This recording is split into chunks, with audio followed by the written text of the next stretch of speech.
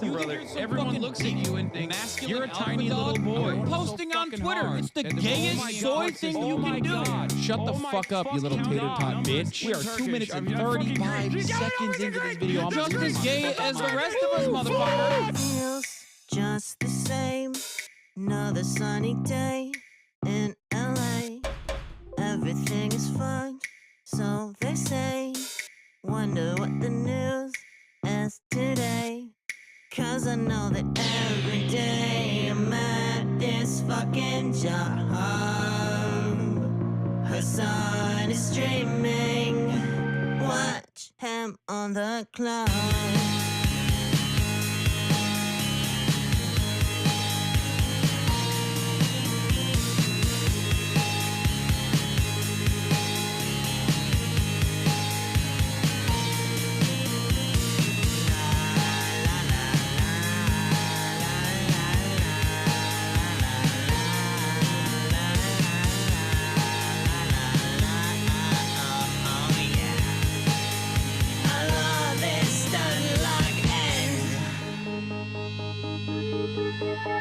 Listen, bro, the Lyra does not need this. Trans people love playing Hearts of Iron 4. Eating pussy is the basic, bare minimum thing you can do. You can be like, you Where have a did they fucking fat find these penis, people, dude? and women want to have sex Your with you. job is posting, you're gay. Okay, God, I don't make the fucking rules. so much.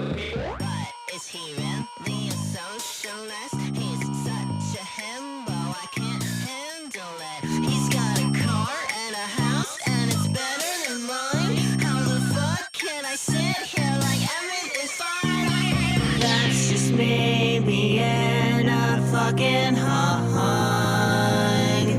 Hasan is streaming. Watch him on that clock.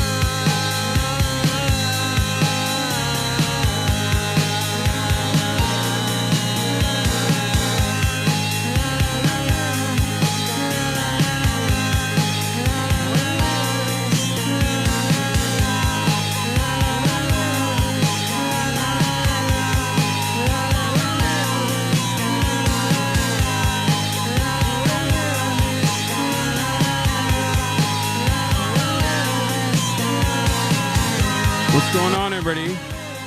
I hope everyone's having a fantastic evening, fantastic afternoon, fantastic pre-noon, no matter where you are in the world. I'm Hasan Piker, and this is the HasanAbi broadcast coming to you live from sunny California, Los Angeles, folks. We're live and alive, and I hope all the boys, all the girls, and all the MBs are having a fantastic one, because today is a beautiful day. Today's a wonderful day. Today is Wednesday. That's right, folks. Today is Wednesday, February 26, 2025. We fucking did in a video game, whatever, hypothetically, politically. We fucking 11 a.m. on the dot, folks. I'm live, I'm alive, and I hope everyone's having a fantastic one. This is the part of the broadcast where I tell you about my personal news, about what's going on in the world of HasanAbi Piker in between the time period where I press the stop streaming button and pressed the start streaming button. Okay?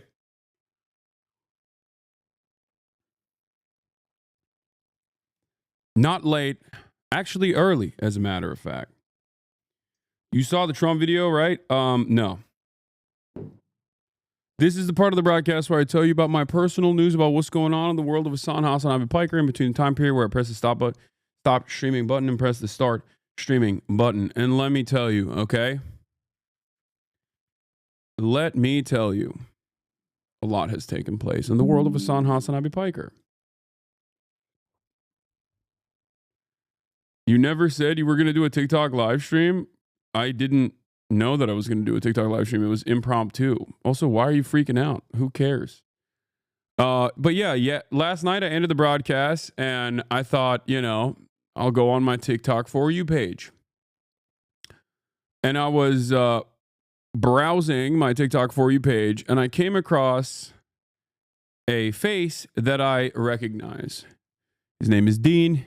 He's liberal Spider-Man, if you guys remember. Okay? Liberal Spider-Man.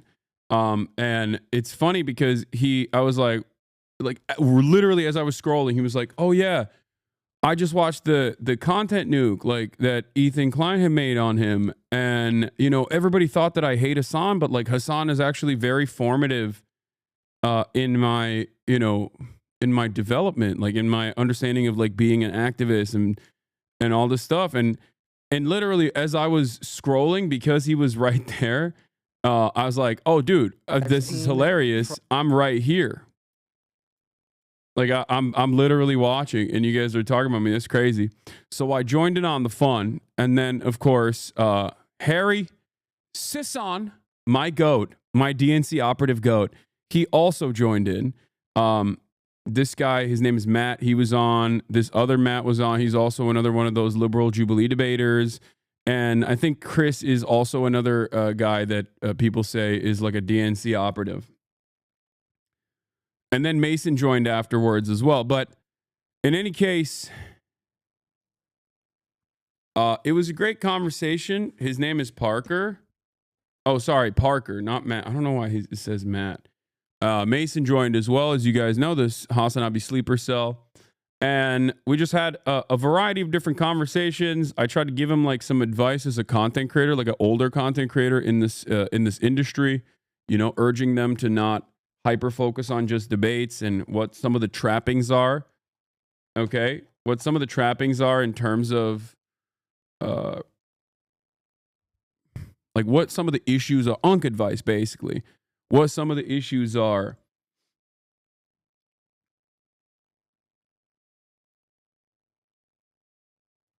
When you do like predominantly debate content, stuff like that. You know, talked a little bit about the way that people perceive me as well. People gave you money during it? Yeah.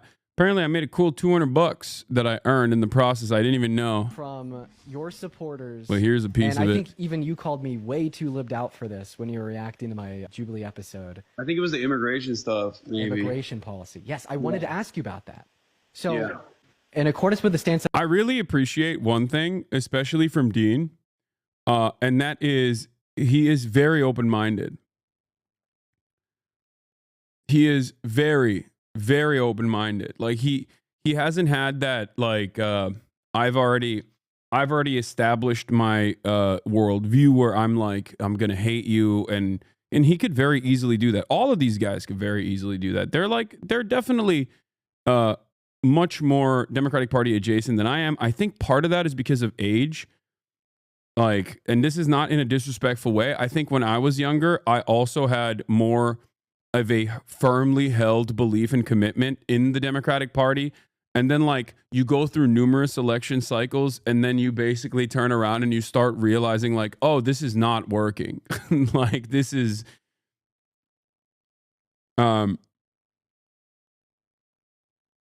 truly disastrous. But it's nice to see them be open-minded. Stance that I either shared on the Jubilee episode, or I could just kind of reiterate my thoughts on immigration now. I'd love for you to tell me why I'm wrong. Okay, go ahead. Okay, first, I guess, okay, we'll start with border policy. So border policy, what I want in my best version of the world is as many ports of entry that operate as efficiently and as quickly as possible with screening processes that specifically expel and do not allow people into the country that have committed violent crimes. And then for undocumented migrants that are already in America, for undocumented migrants that have committed violent crimes, to deport them. And for undocumented migrants that have not committed violent crimes, to offer them a pathway to residency or citizenship. Okay, so you don't want to deport undocumented migrants that haven't committed crimes, but undocumented migrants that have committed crimes, you want to deport them. Specifically violent crimes, yeah. No, specifically. By the way, TikTok debates are such a funny and such a deeply unserious way to do this, though, because the format itself, is so funny because they just keep slapping stuff on your face, like by gifting you emojis. They just like they kept putting like a cowboy hat on my head and a mustache. They had like a panda that just like kept kissing me. It was so funny. TikTok live UI is so unhinged. There's like corgis shaking asses all the time. Yeah. For my boomer ass, for my boomer ass, I was like, this is the most insane thing that I've ever encountered. Like, this is the most insane thing that I've ever done in my life. Megaphonics kept paying for a corgi that shaked its ass. It was weird. Yeah. And then he just comes in here and acts like this is something that, you know, randomly happened. I just want to know how we even knew to get set up for monetization on TikTok. Like, do we really think this guy knows how to set that up? I don't know if it might be HasanAbi that set it up, but if he did, it's probably going to his pocket, and more power to him if he did. But I don't think we monetize on TikTok at all. If we do, I have no idea how we do it.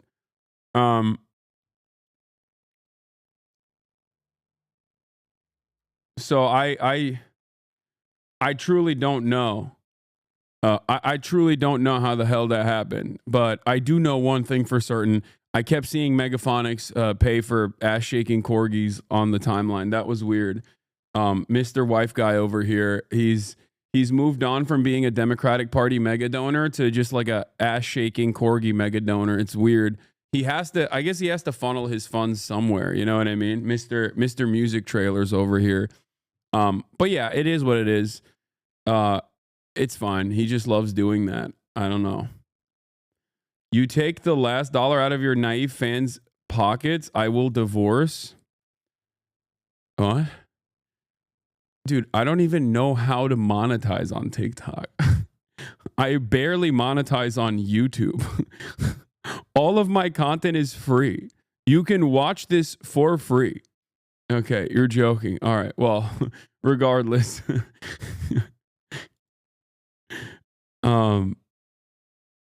Let's keep going. Right. Okay. Because I had a good bar here. It's you guys are familiar with my counterpoint on this, but I got the debate. I got the debate bros to put some respect on it. You know, the old dog still got some tricks up his sleeve. All right, watch this. Specifically violent crimes. Yeah. No, specifically W. Dean. Okay. So, well, I guess the only thing that I would disagree with is if an undocumented migrant has caused a violent crime, I would want the American court system to handle it and actually imprison that person rather than allowing them to be free. Like, I don't want this to get a trip back home. You know what I mean? And then just be like, all right. You know what? That's a good point. You know, if so if we would do like the deportation of undocumented migrants that have committed violent crimes, it'd be conditional given where they're deported would be where they land in a jail cell. Or I would rather house them in the American carceral structure to ensure that they are actually serving, like to ensure that they're just served. Here's a good debate package. That's actually a great argument.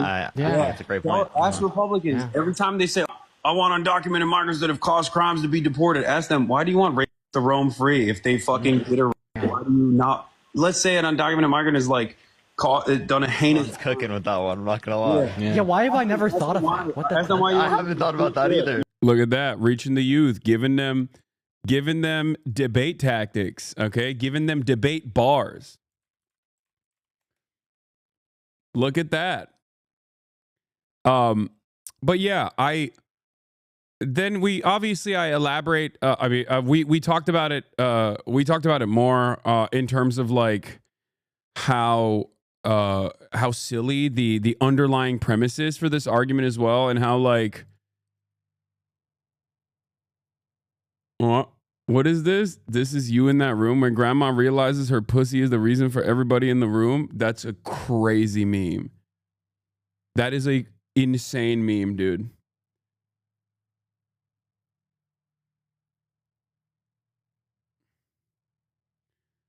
I know someone raped and killed by an undocumented migrant. I'm not Republican at all, but they gotta go if they not undocumented. I don't understand. Why do you want them to roam free, man?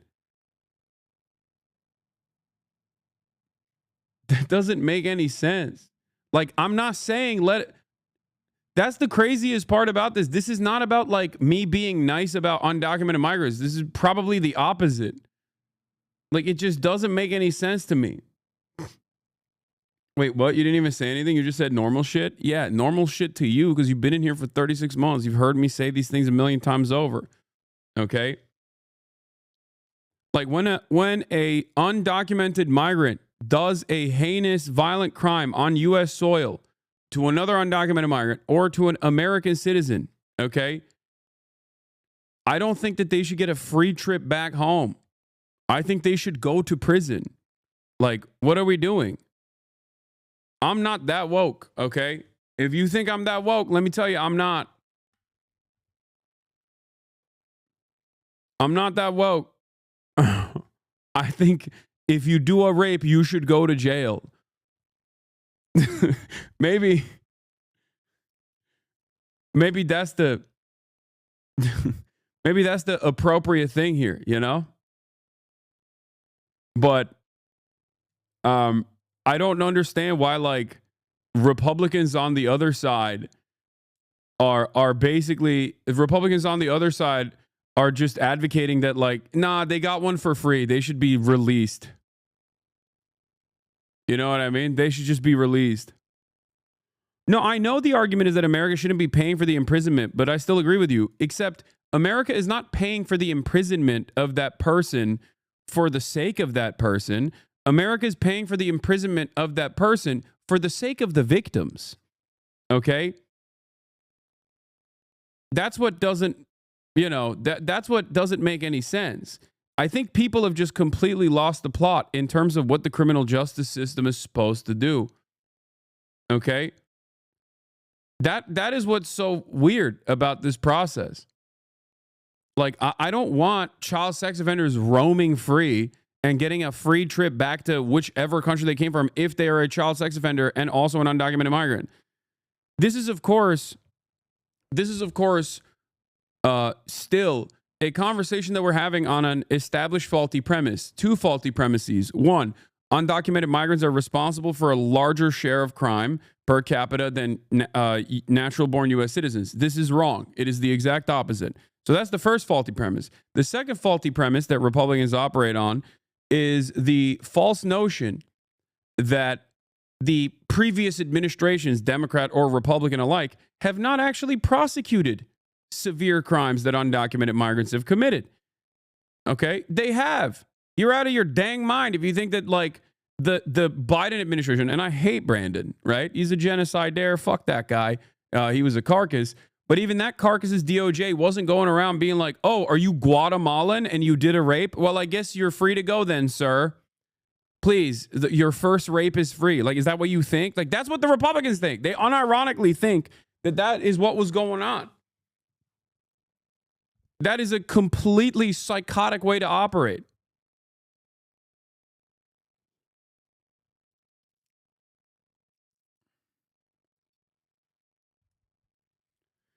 It's a great debate tactic, but how does this line of reasoning not fall into the NIMBY mindset that people don't care if it's not in their perceived community? I don't understand how this has anything to do with the NIMBY mindset.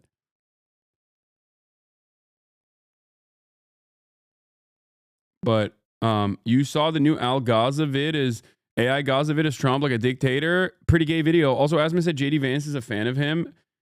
That is two incredibly insane things. I think everyone is going crazy over the AI Gaza video. I will talk about it. Yes, of course I will talk about it. Calm down. We're going to get there.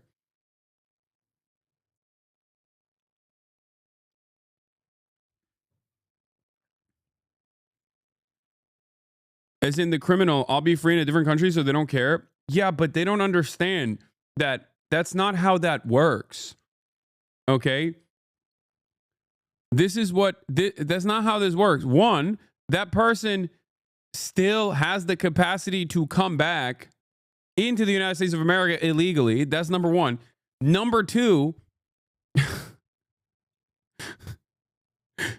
what do you mean they should get to roam free after doing a crime? That's just, you're doing harm to the victims in that situation. It don't make no dang sense. Okay. Anyway, this is when I didn't understand what the number was above my head. So that number above your head is $200. Yeah. Bro, why are you guys giving money to a millionaire? What the fuck's wrong with you? Because that's crazy.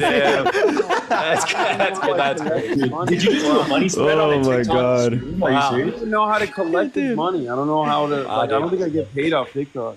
Yeah, bro. We got. Yeah. I'm such a boomer, dude. I don't know what that 44K was, but apparently it was like bits.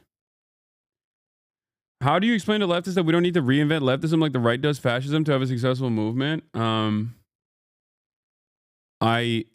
don't know. Who's trying to reinvent leftism? But yeah, that's it. And then look, I did that until late into the night, until like basically 11 p.m., which was bedtime for me. Went back to bed. Went to bed, passed out. Woke up early. You already know what I did. Woke up early. Oh, yeah, this was crazy. I saw this Daily Mail article, which is insane. YouTuber Destiny, 36, is accused of revenge porn by 4 women, but claims he's the victim of the leak. That is an insane article title. But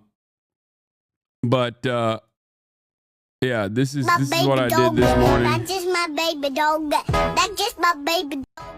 That's just my baby. Look at this hoe. Yeah, and then pump some weights as always.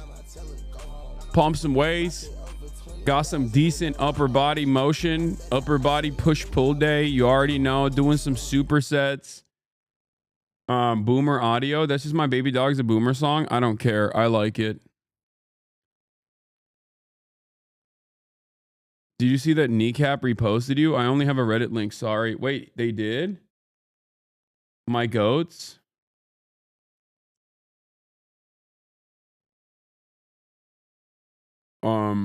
I watched some highlights of Luca from last night. I worked out. I did the damn thing. Hit the weights. Dripped up. And now we're here, okay? How's the shoulder doing with the barbells? It's actually pretty good. I do a bunch of activations beforehand, so it helps.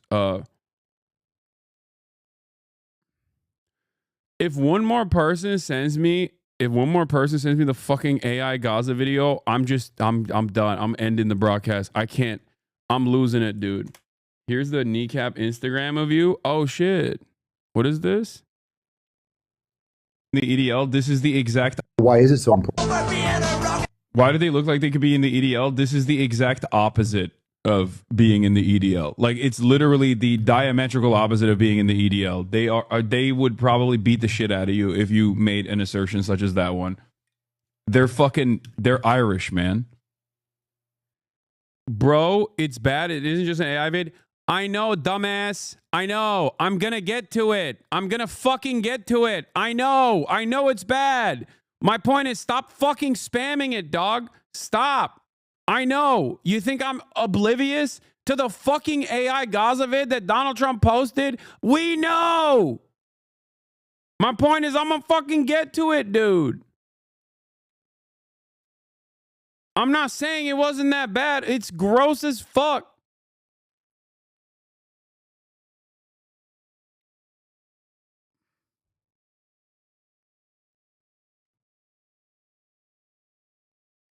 Anyway, calm day to start. I know. I'm already flying off the handles here. God damn it.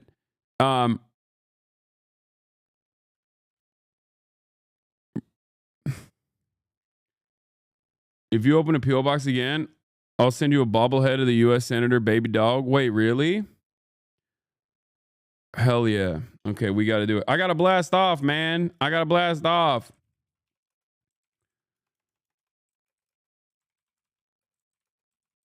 I'm a TikTok live guy now. Elon X Trump cabinet meeting.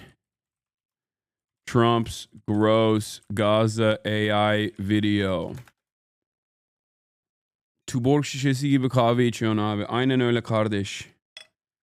This is a cold brew double concentrate from Stumptown. Okay? Not an ad.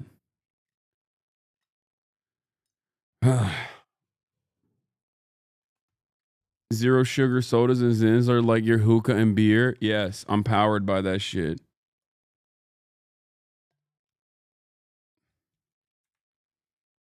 Good Trouble really wanted to meet you and showed up like 5 minutes after you left. Oh shit, I miss Good Trouble. I like his content. I like a lot of the TikTok left. They're all pretty good. They're all pretty decent. I mean, I might have my disagreements, but look at this. Another person. Did he react to Trump's Instagram post?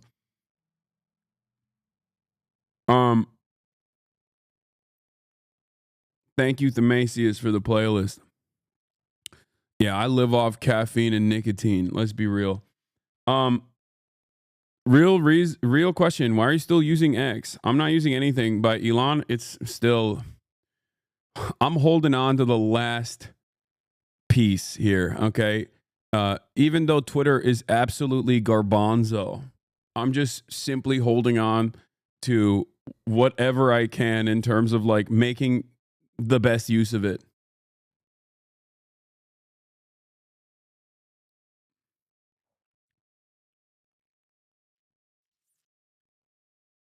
But yeah, drama. I'm a TikTok live guy now. Elon X Trump cabinet meeting, Trump's gross Gaza AI video.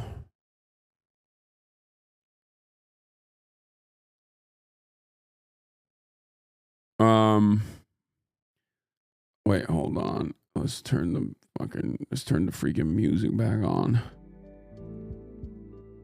Okay. Trump's gross Gaza AI video.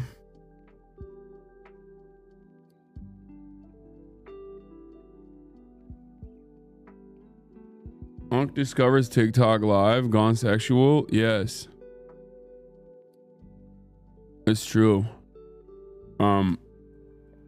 Budget cuts pass in-house.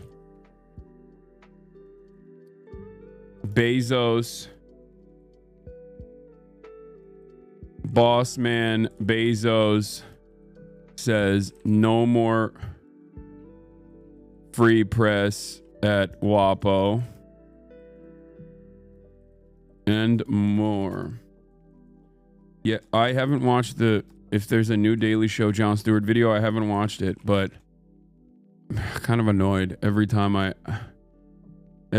Jon Stewart comes out with a new video, y'all are like, oh, you got to watch it. And then the video is just like literally a 22-minute video of the past week's statements that I've made. All right. Yeah, okay. Here it is. Yeah, Bezos censoring WAPO. We'll talk about that. We got so much to cover today, dude. And my head's hurting a little bit, as I've told you guys, because of the dental work. Every time I do the dental work, like my sinuses explode. Not a fan of campus, but I like you. Well, possibly because I'm not a campus. If that's what you think I am, guess what? I am not. Also, campus is a term like tanky. It's mostly just utilized by liberals to talk about people who have a broader perspective on imperialism, like Western imperialism. Just a way to, you know, attack them without actually addressing the claims being made. Like there are people who are like that, for sure. Okay? There are certainly people who are like that, who are just like unconditionally anti-America and align themselves like with even the likes of Assad, right? And I think that's silly. You'll still be right more often than not, but when you're wrong, you're really wrong, you know? How many cavities do you have? It's not cavities.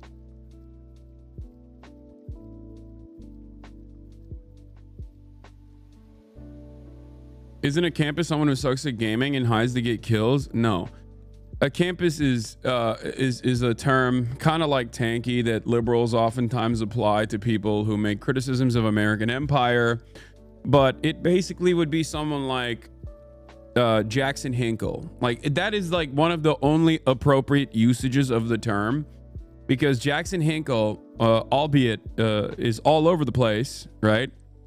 He's completely all over the place with his ideology, with his worldview. He's like a MAGA communist, but like he is always finding himself aligned with whoever the fuck is anti-America. And for that reason, he will be right in many instances, but when he's wrong, he's really wrong. Like he's pro-Russia, which is, you know, completely ridiculous. Yeah, old bullshit, mostly reserved for people still scared of the USSR despite it dying decades ago. Yeah. I like that we do bring back old terminology like that here in American discourse, though. We got to find new ways for the liberals to be like, the real fear, the real people you should be afraid of are the leftists. They're scary. Okay, dog. Like, have fun. Have fun with your fucking Social Security getting eradicated. You know what I mean? We're over here talking about the Trump administration, and they're like, you know who's the real problem? Not the growing fascist movement in America, but fucking leftists, dude. The real fear. You must fear leftists at every given point. Dumbasses. Anyway. Yeah, scary. Scary. Ooh, people that say we shouldn't do war. Those are the guys you should be afraid of. They're secretly pro more war, actually. Anyway. What is this? This is Sean the Black getting harassed? Is that what it is? You're a dumbass. Okay? I can say that. It's not slander. You're a fucking moron. I can say that and it's not slander. I can say that statistically, your people are dumber than other people. And that's not slander either. Okay.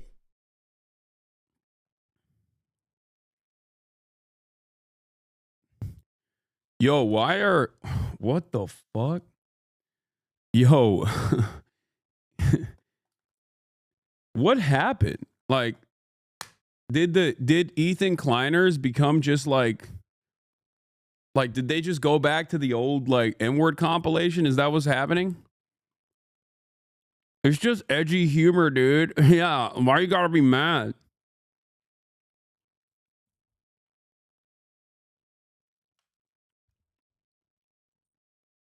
Bro, I don't understand. That dude got a 7-day ban from Twitch.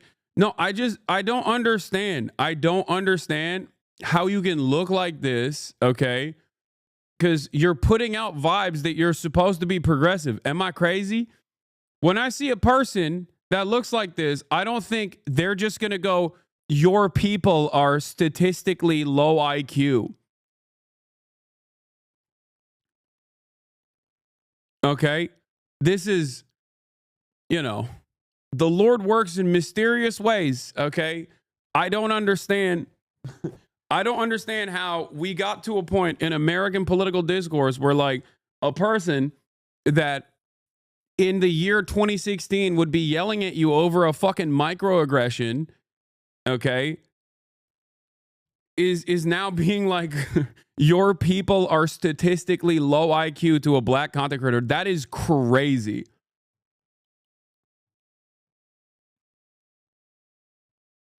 How did this happen? When did this happen? Also, it's so funny because like Twitch will literally ban someone for making a fucking hummus joke, okay? And act like it's the most anti-Semitic thing for 30 goddamn days, capitulating to the ADL, which is an apartheid defense institution. And then dudes on the platform would turn around being like, yeah, your people are statistically low IQ. Okay. Oh, this is a YouTube streamer? Okay, my bad. Always talks about how Okay, my bad. No disrespect, Twitch. Didn't realize.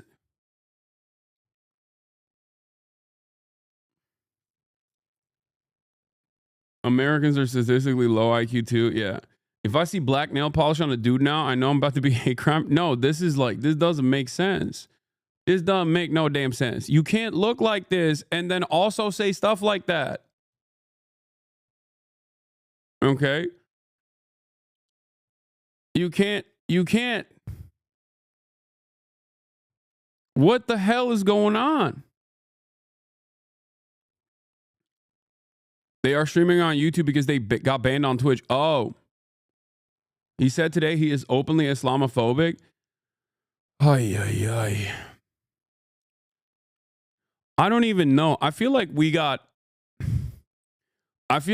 officially arrived at a point where, the ship has too many fucking holes in it. I don't know which hole to plug. Like, I don't know where to start with a conversation like this. Do I address the like obvious race science, like faulty race science that this person is engaging in? Okay. Do I try to address the fact that like this dude looks progressive? Like I think they're progressive, but all of a sudden they're saying some of the most like Nazi shit I've ever seen. They're also like a Ethan Klein head. Like, do I address the Islamophobia? Like, how did this happen? What is going on with like fucking progressive content creators? Like, what the hell is happening? Why are they like this?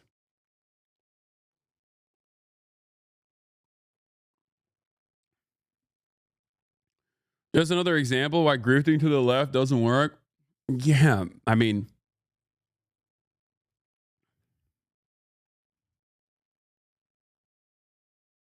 it's giving conservatism is punk. Yesterday, did you cover how the right wants to only allow some social media outlets to cover White House press conferences? Want to check the VOD if you did? I think briefly I talked about it. He is not progressive. He is a gaming anime guy. But I don't get it. You can't look like... If you look like this, I suspect you're progressive, okay? I suspect you're like woke as a pejorative, okay? Am I crazy? Like, am I too old? Has the world passed me by? I feel like if I see someone looking like this, I'm like, okay, that's a progressive person, okay? That's such a progressive person. They're going to stress me out about something that they think I'm lacking in terms of like not being woke enough on an issue. Like, this is a new type of person that we have unlocked again at the HasanAbi broadcast. Like, how do we unlock a new person, a new type? Looks are deceiving. No, I agree.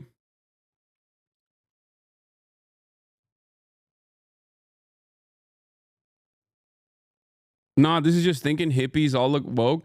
This is a very specific look, okay? This is a very specific, like, I have a non-binary roommate that doesn't clean the goddamn dishes type of look, okay? This is a very, like, I'm in a polyamorous relationship look. It's not like, this isn't just like, oh, this person's a hippie, so I assumed they were woke. Like, this is a, unironically, very specific type of look. I mean, if you can be an alpha male conservative looking leftist, why can't we have a fruity looking racist? Well, the reason why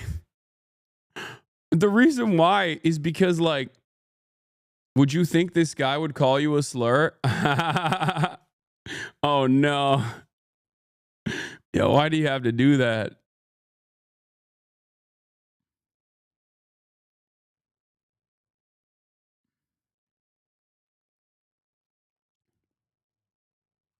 Nah, he looks libertarian. No.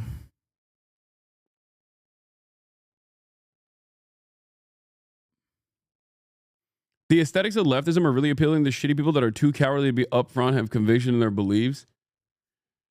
Oh.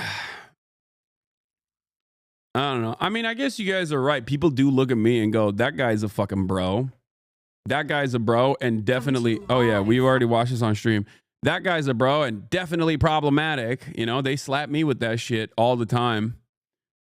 So, you know, I guess, yeah, you can have like queer presenting fascists, but like a very specific type of queer presenting fascists where they're not like there's gay fascists out there, plenty of them, right? This is something different.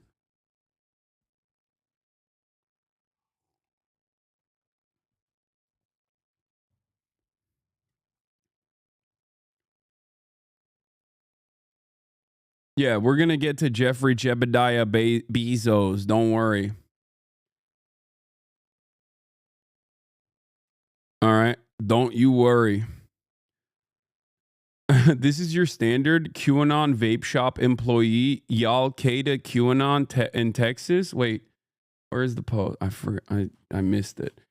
There's some utility to having a bro aesthetic, but espousing leftist and progressive ideals. What the fuck does that person gain from giving they them fascist? Yeah, that's what I don't understand. Because like every other fascist person is gonna look at you and be like, "You're gay, dude. I don't want to listen to you. You're gay as fuck." You know?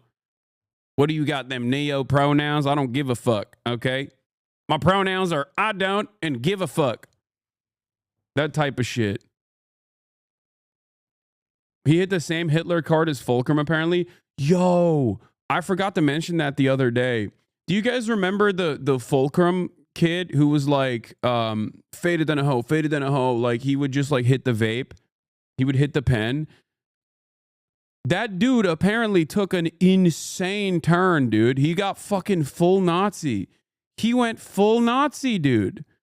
How did that happen? In such a short period of time.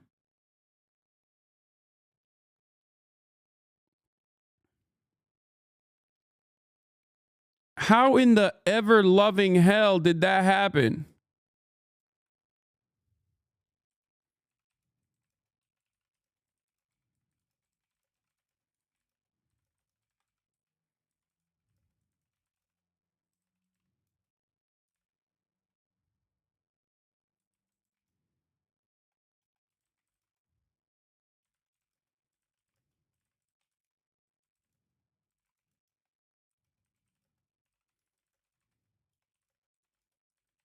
Hold on.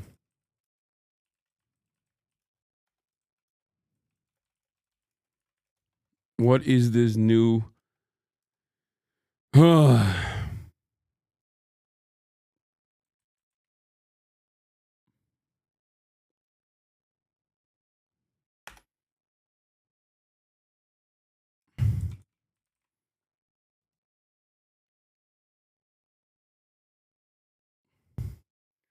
Amaranth also caught brainworms.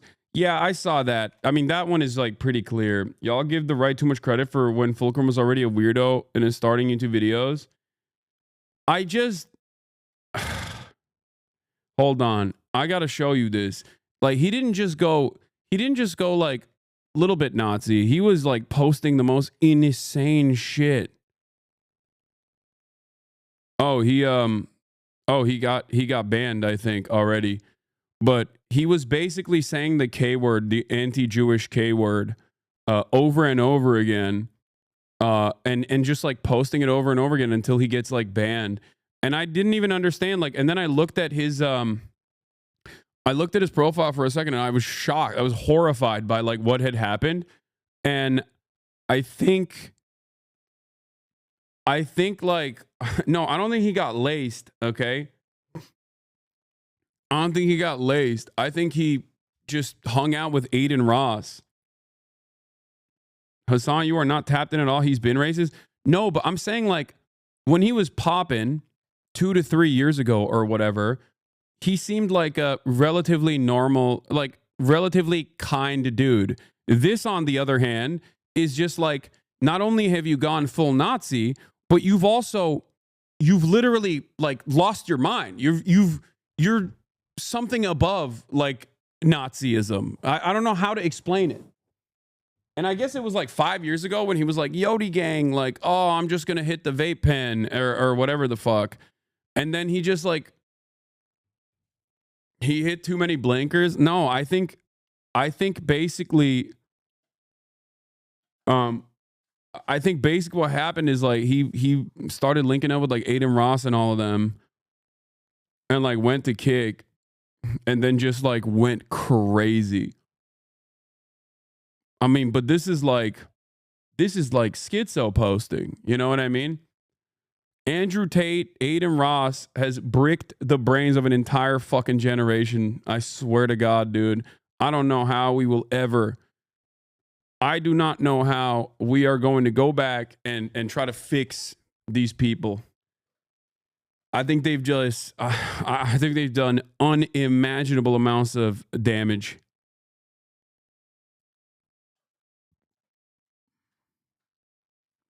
Gen Z is so cooked.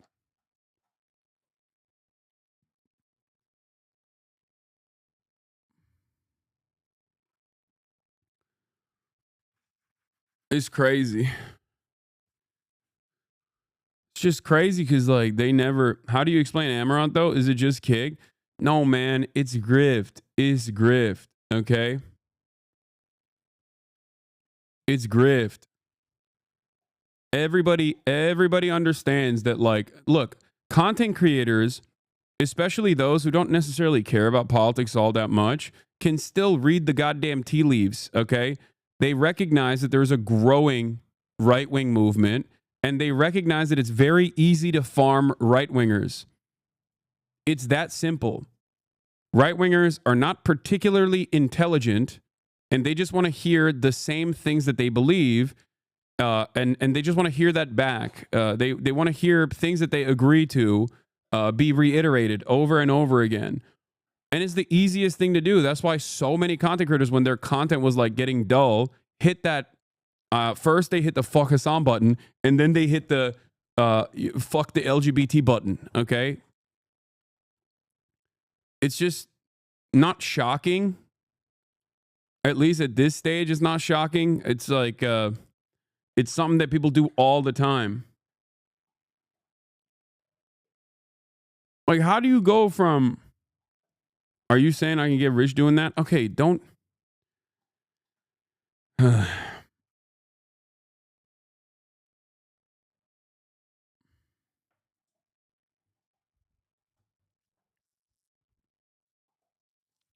As a big fan from long ago, it is kind of frustrating when chatters say that colleague of yours sucks ass and you insist on good faithing them and scream at us just for them down the line to show their true colors. Not saying it's the wrong approach, but that it feels weird, and I don't know what would be the sensible solution. I mean, you can be more of a hardliner. I'm still going to fucking maintain I'm still always going to maintain my position. You know? I'm always going to try to be as charitable as possible to people until they just, you know, go completely insane. That's just how I do it, you know?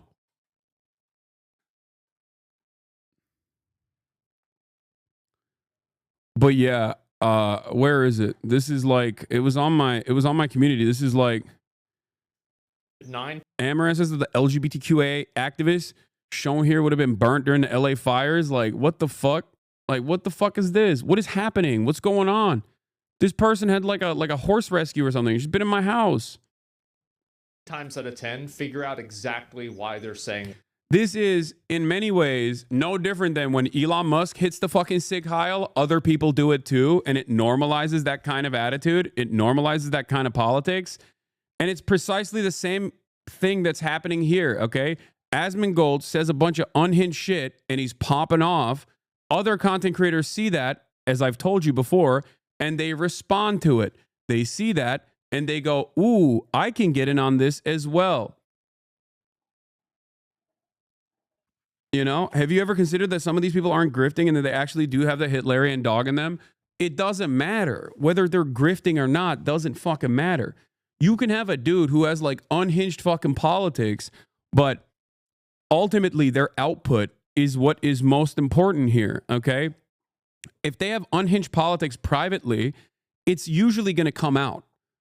But what matters is what they're saying, because they're content creators. They have platforms, they have influence, they have prominence, they have audience members who love them. They have audience members who will be swayed by their attitude. Okay?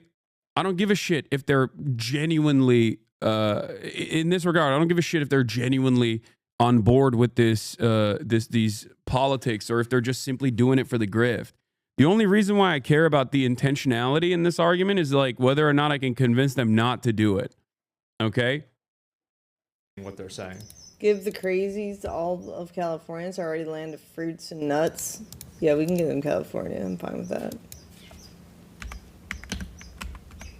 They can live in LA. That's fine. It has been 1 month since Southern California exploded in a fierce fire tore through the Palisades and beyond. Just a few hours later, on the other side of LA County, another deadly fire breaks out, the Eaton Fire. This is also like such a lame way to be like, oh, they're burning in hell. Like, I mean, it's an implication. It's not even like direct. Just, you know. Across Altadena and Pasadena. The two fires charred more than 37,000 acres. They can all live. That's like a lovely community. Structures and cost 29 people their lives. Too bad it didn't cost the right people their lives. Months ago, she became an Asmongold watcher. Her biggest hits include saying that deportations are like evil people going to hell. Trans people should not have access to HRT because it's unnatural, being part of the deplatforming campaign, etc. I know this is drama, but I wanted to make people and well-meaning streamers who I like aware, like Mike from PA and others. Right-wing streamer radicalism. Step 1, go to Hassan's house. Step 2, get divorced. Step 3, watch Asmongold once. No, it's... I promise you two things. One, if there wasn't such a fucking high density of hogs that were looking for hog content, right-wing content, what the fuck's going on my camera today? If there wasn't such a high density of hogs that were like literally looking desperately for some kind of hog content on Twitch, which led to a massive amount of people gravitating towards Asmongold and Asmongold getting like fucking 50K every day doing right-wing commentary, none of these motherfuckers would do this, okay? They just wouldn't. That's it. For a lot of people, it's not like a genuinely held perspective. For many of them, they just don't care. It comes from a place of like, I don't really give a shit. I don't really necessarily give a shit about politics, but I see that this is like getting clout. And the perfect example I can give you is when the most prominent voice of politics on the platform before this last round was myself. Back then, did you think that every single streamer was hyper woke? I mean, there are plenty of streamers who were, but there were a lot of streamers who didn't necessarily give a shit, but basically played ball with that kind of politics. I think a lot of people in this community, because we're so intentional and so hyper aware of politics, assume that content creators in their fucking communities of rather apolitical people don't just like swing in every direction simply because, you know, that gains them more prominence. Okay? That is it. In many circumstances, that's precisely what's going on. Yeah.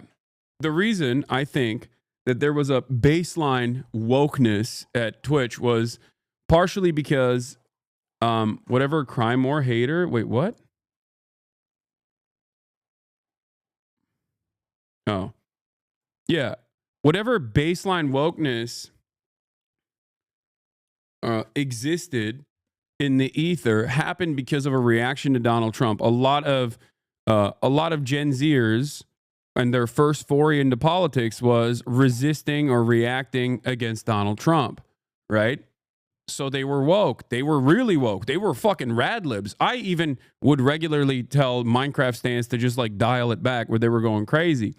But basically, it swung in the opposite direction. And then the next wave of young people were annoyed at Brandon and the Democratic Party. And in that process, there were a lot of content creators who hit the, you know, fuck this woke nonsense button over and over again. And, you know, they did that when their clout was going down. And they got rewarded for it, which led to a bunch of other content creators who saw that and went, oh, I want to do that too.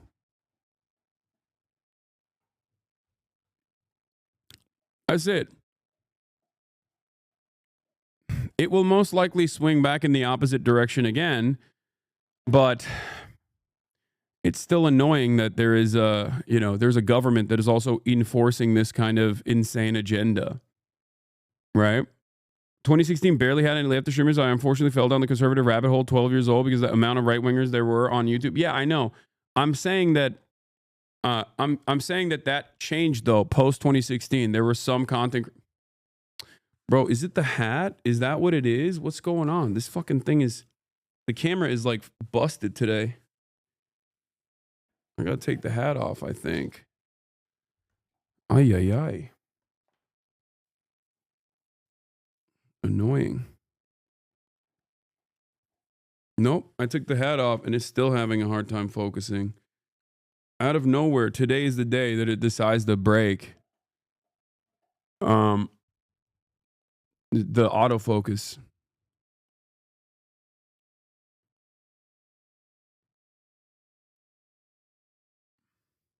What makes you think the culture will swing back in a leftward direction? Just that's how usually things work. Like I said, it's a lot of people just basically react to whatever the fuck's happening.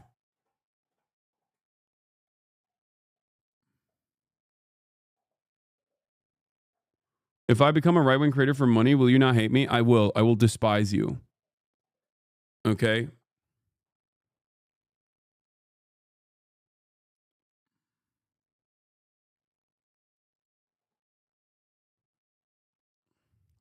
Yeah, don't do that. Anyway, yo, what the fuck were you doing at the Twinks for Harris convention last night? We're trying to circle the wagons and have like some serious resistance against this growing fucking fascist movement. That's what I was doing.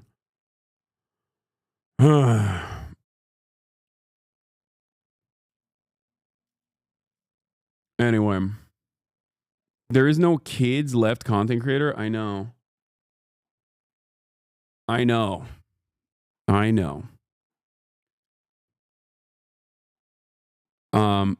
These young Trumpers have also never voted in years where their job prospects and salaries have gone up considerably. They haven't experienced austerity as grown-ass adults.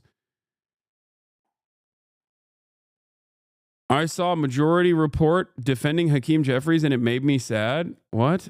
No, they didn't. Majority Report would never defend Hakeem Jeffries. I don't think Hakeem Jeffries has ever done anything that is defensible.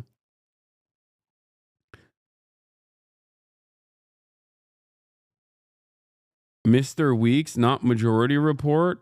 Who's Mr. Weeks? Oh, I saw MR and I didn't understand. Here's a full TikTok VOD. Yeah, they were probably clowning on Jeffries. Anyway, Donald Trump holds his first cabinet meeting of his second term, which streamed about an hour ago. We'll start there, of course. And, of course, Elon Musk, from what I understand, was also supposed to be present there. I don't know who the fuck Mr. Weeks is, but... We're going to solve a lot of problems. We're doing... Came in. They hadn't spoken to President Putin in 2 years. And so we'll start here. We'll keep you advised. I got to go pee first. Before we begin the cabinet, I'd like to have Scott and a couple of people say a few things, but most importantly, where are you? This is a gentleman who's going places, the head of HUD, and he's going to say, you all know him, and you're going to say grace, and then we'll have our meeting, right? Thank you very much. Thank you, Mr. President. Let's pray. Father, we thank you for this awesome privilege, Father, to be in your presence. God, thank you that you've allowed us to see this day. The Bible says that your mercies are new every morning. And Father God, we give you the glory and the honor.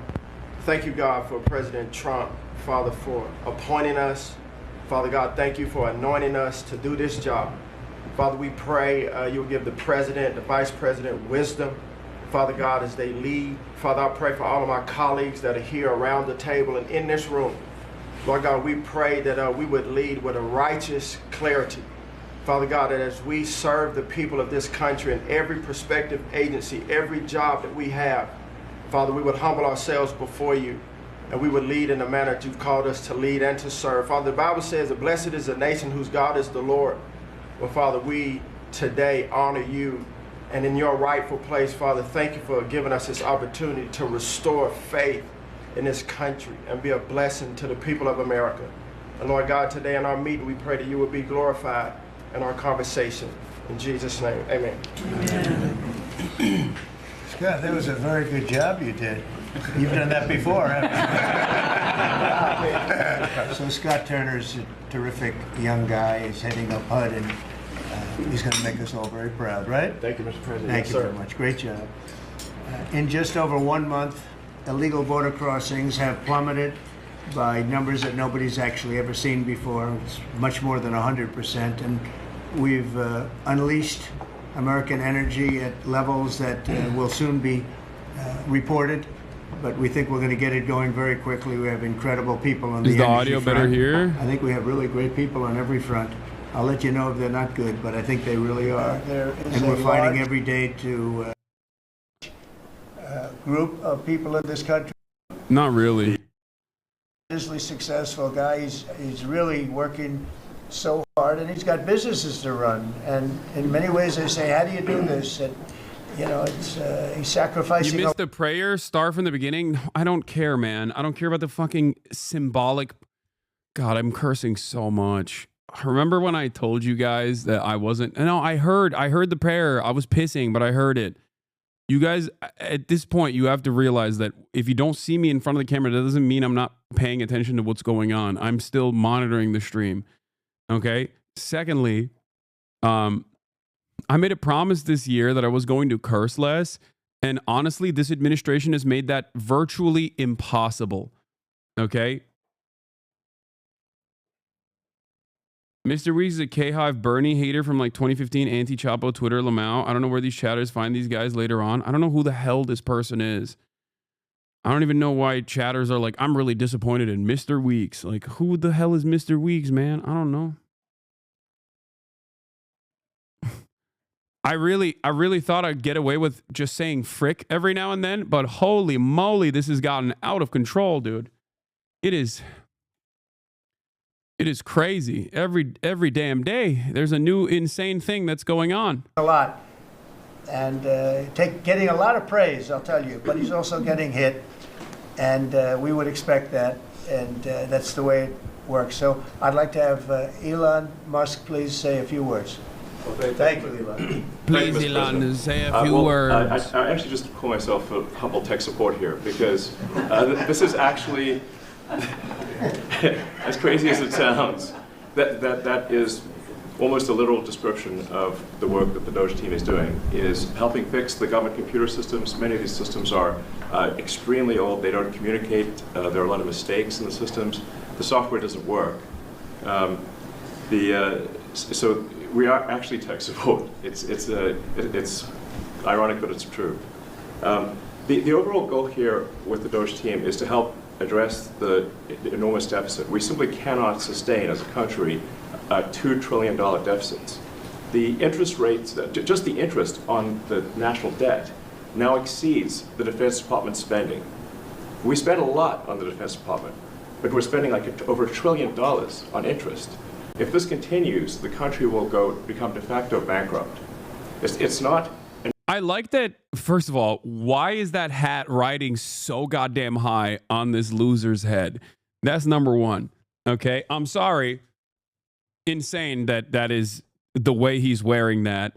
This dude cannot behave like a human, cannot appear like a human, and he is the wealthiest person on the planet. It is shocking that he does not have a single person in his corner that goes, hey man, maybe take the dunce cap off. You look like a goddamn goon. Okay? That's number one. Number two, I also like that we have just taken the oldest conservative commentary that Donald Trump's first administration actually completely eviscerated. This whole notion of like deficit, we're budget hawks, we're deficit hawks. Like Donald Trump destroyed that. Okay. He destroyed that. He was like, I don't care about any of this stuff. And now he brought it back in a very fashionable way, in the corniest, most like technocratic, annoying ways possible, by having the world's most autistic man come up and be like, yeah, we have to cut the deficit. Yeah, because your grandparents, they're stealing too much money from Medicare. And yeah, it's just like, how the fuck is anybody responding to this positively? How? It doesn't make any sense. Like, how are you a guy in Arkansas sitting around watching Fox News on the television, okay, and this guy shows up with his hat about to fall off his dome and going, the deficit, yeah, we need to cut expenditures so I can make more money. I need more of your money. And the guy's like, hell yeah. That's right. That's my artist right there. I love him. What the hell?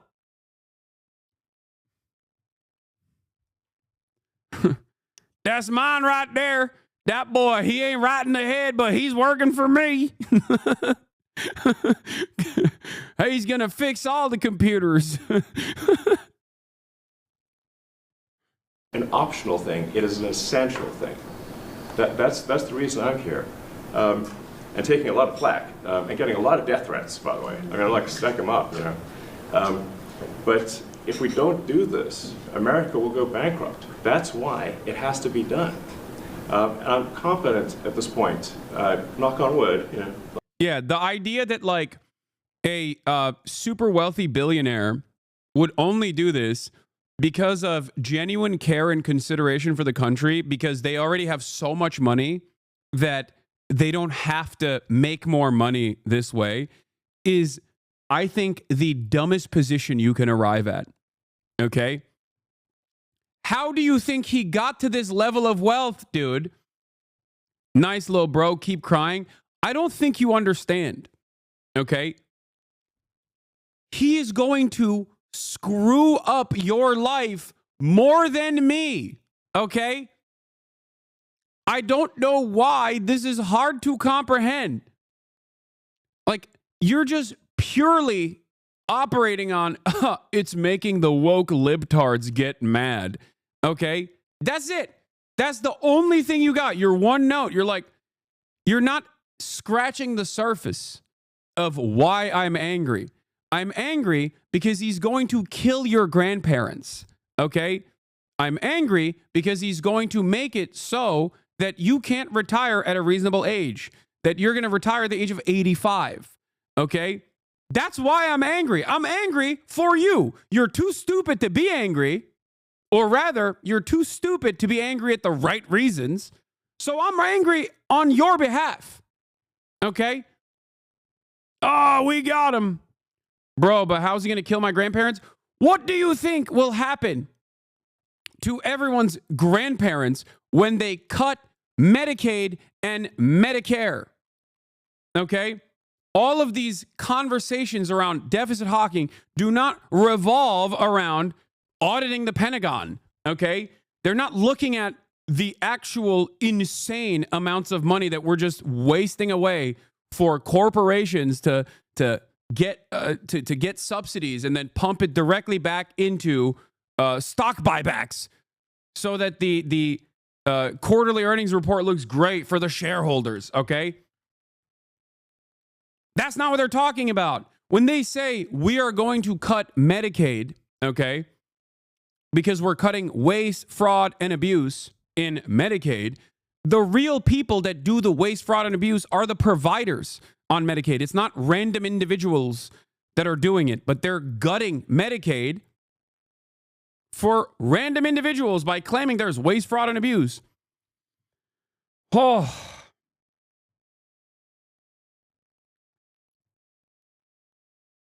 But many of you do not have the fucking foresight. Conservatism revolves around being selfish and harming others. And it revolves around not having, I think you're trying to take an emotional argument which doesn't hold up.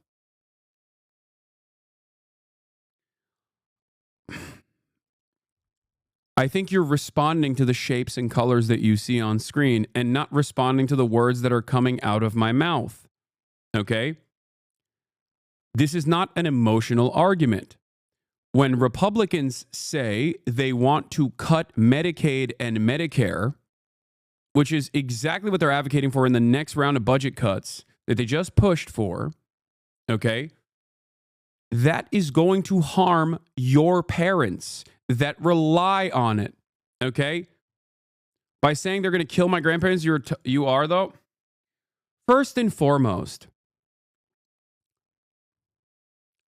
cutting Medicaid and Medicare means cutting health insurance and health care for your grandparents. What do you think happens when they don't have health care? These are people who desperately need it. What do you think happens when they don't have it? This happens in America all the time. It's a thing that happens in America that doesn't happen elsewhere, as a matter of fact. There are people, for example, that say, hey, I have a wedding coming up, so I'm just not going to pay for insurance. Okay, I'm just not going to pay for my insulin. You know what happens when you don't pay for your insulin? You die. Okay? You die. It's that simple. Medicaid covers 21% of Americans nationally, 83 million low-income Americans, 4 in 10 children, 1 in 4 adults with disabilities, nearly 50% of kids with special needs, 41% of births nationwide, 5 in 8 nursing home residents, 32% of people in Mike Johnson's home state. Okay? This is all information from the KFF, the Kaiser Foundation. Kaiser Family Foundation, okay?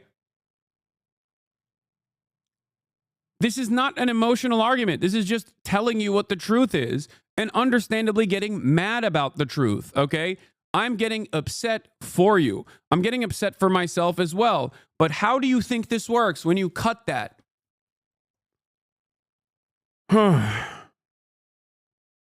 Just because you think it won't touch you because you lack the foresight to understand doesn't change the reality, okay? So listen to what I'm saying.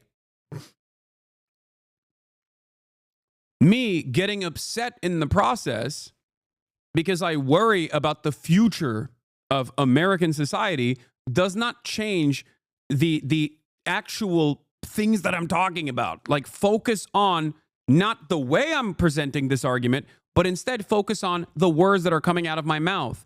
Some of you literally just want to hear a Ben Shapiro type, okay? That's right, I'm giving you a logical argument.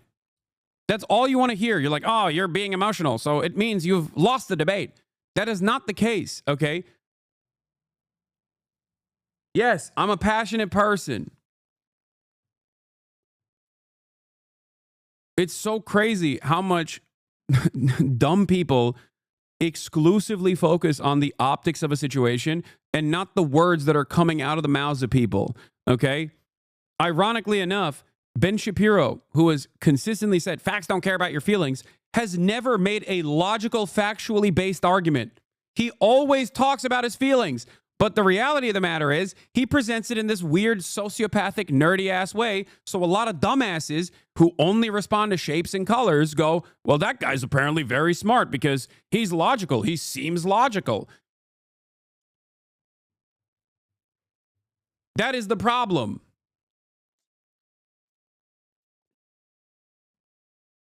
People are just tired of the emotional argument. So I'm not presenting an emotional argument. I'm not presenting an emotional argument.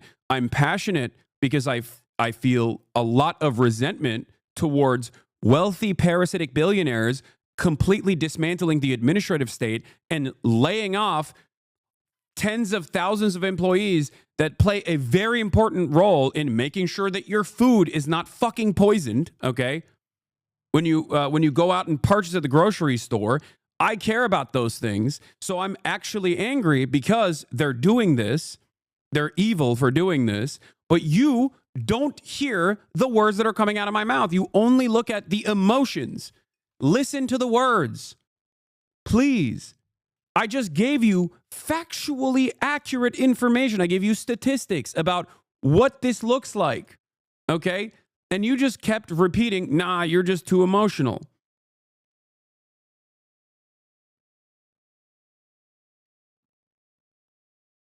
All these fucking losers love to rolling on the floor laughing emoji about all this shit like it will never hurt them. Just the libtards. Fast forward 6 months when their sickly built malnutrition wife can't stop vaping while pregnant and their son is born early and they end up not being able to hold him before he dies 3 weeks old and they're left with no kid and a bill for 113 grand. Hypothetically, of course. Yeah.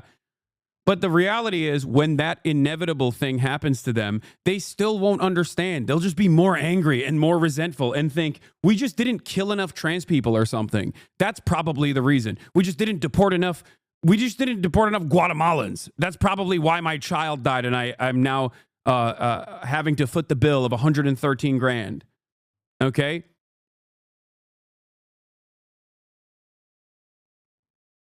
Yeah, I'm sorry that the reality that you are facing is impossible for you to comprehend, and you think you're just never going to be harmed by this system. And when you do inevitably get harmed by the system, you're probably too stupid to recognize who's doing the harm, because many years ago, you thought a guy was being emotional when he was trying to describe it to you piece by piece, okay? Calm down, please.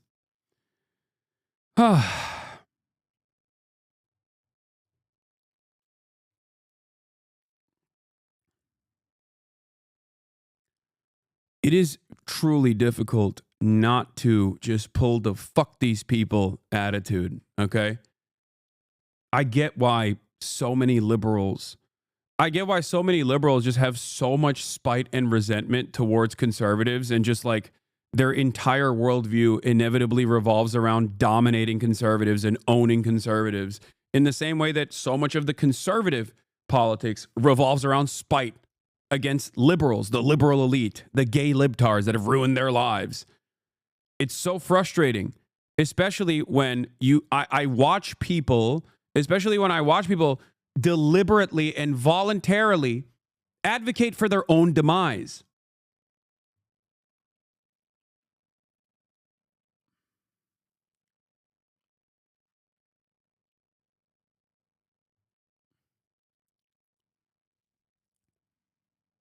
Look at my wooden head.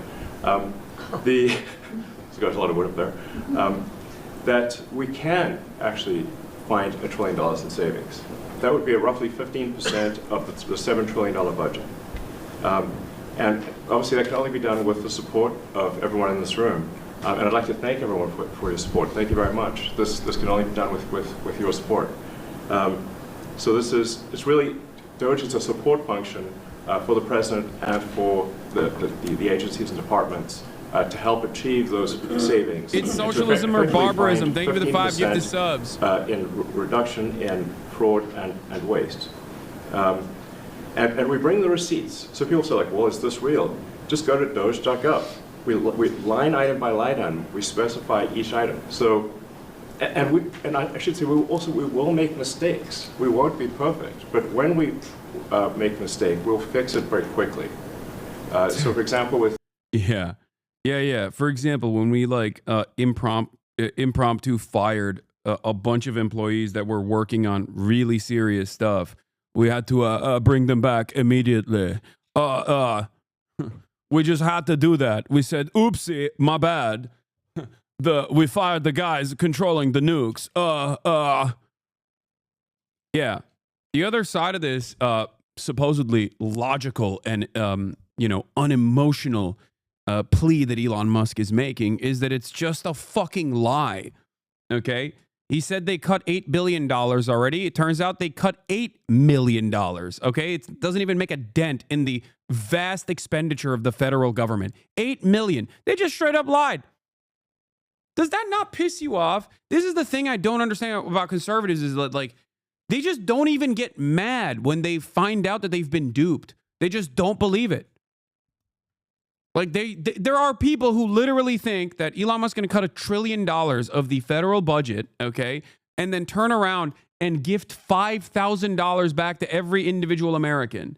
Yes, the facts are facts, and I don't think cutting Medicaid is good because of the facts you brought up, not because of that dumbass argument you had of they're going to kill your grandparents. Brother, the facts that I brought up is going to lead to your grandparents dying. That is my point. You're so out of touch. Yawn. Give me something better. It is the same argument.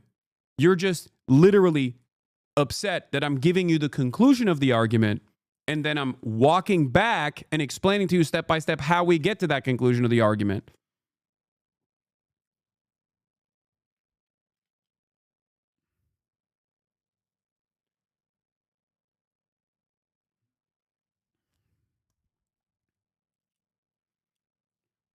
I think we truly do have a crisis. We do definitely have a crisis of people just not caring about the truth. We do have a crisis of people who are simply too stupid. That is a real issue.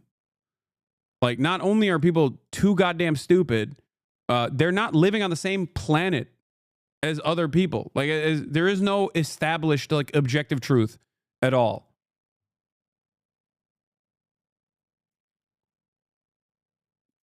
USAID, one of the things we accidentally canceled very briefly was Ebola, Ebola prevention. Is this the Houthi and the Hamas broadcast? Yes, Papa Vincent. This is the Houthi and the Hamas broadcast.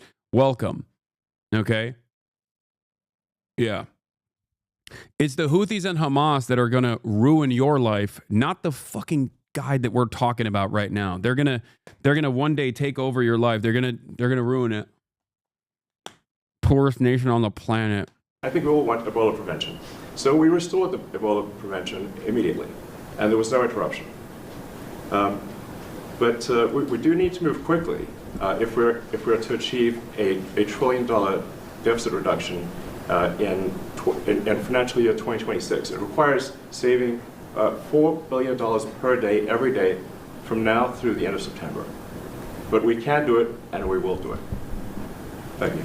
Would you have any questions of Elon while we're on the subject of those? Because we'll finish off with that. And if you would, he is literally brown nosing Elon, dude. I mean, maybe there isn't a lot of friction between Trump and Elon because he's just glazing Elon. As long as Elon's pockets keep funding Trump, and as long as Elon maintains Twitter as this like insane neo-Nazi platform that is constantly pumping out within the algorithm pro-Trump propaganda, he's just always gonna stand by. If you have any questions, please ask. You could ask me or Elon. Go ahead, please. Thank you, Mr. President. Thank you, Mr. Musk. I just wanted to ask you, the President Trump put out a Truth Social today saying that everybody in the cabinet was happy with you. I just wondered if you had heard otherwise, and if you had heard anything about members of the cabinet who weren't happy with the way things were going, and if so, what are you doing to address those any dissatisfaction? Elon, let the cabinet speak just for a second. Yeah, exactly. Is anybody unhappy with Elon? If you are, well, throw them out of here. Is anybody unhappy? Ooh. Oh my God, bro. This is literally, listen. Don't get mad at me for showing this, because I know a lot of like hard leftists are gonna maybe get mad at this, but like we are officially at this stage, okay? We are officially at, let me see if I can find don't you dare say Stalin. No. North Korea. No, I was gonna show you the old lady, the famous example. Where is it? God, all of these videos are so annoying. I just want to straight up show the old lady that always does the broadcast. It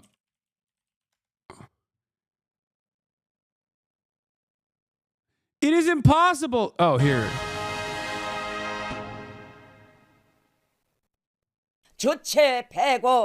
I love her. She's amazing. Kim Jong-un gave her an apartment in Pyongyang. It was awesome. I wish her well, and this lady has had a wonderful blossoming career, and I do love her, and I think she's done an incredible job, all things considered, and she deserved the new apartment that she got in Pyongyang. I was like legitimately excited. Remember when Kim Jong-un actually brought her to her apartment and she was crying? Tears of joy. Amazing. My queen. 16년 1월 6일 10시 주체조선의 첫 수소탄 시험이 성공적으로 진행되었다. Anyway, but that's like, what is this? What is this? Clap for Elon now. Look at this. And if so, what are you doing to... Speak just for a second. Yeah, exactly. Is anybody unhappy with Elon? If you are, well, throw them out of here. Is anybody unhappy? Clap for him now. Hey, yo. Hey, yo.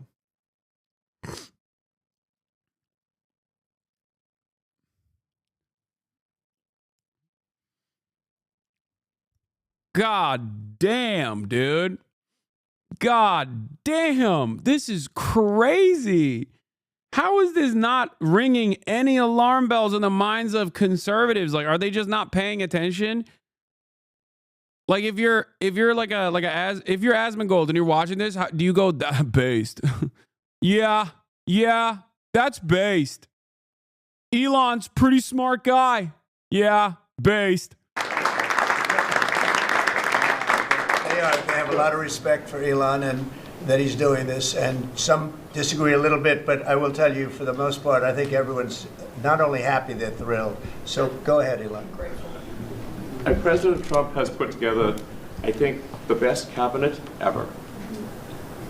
Literally. So, I do not give false praise.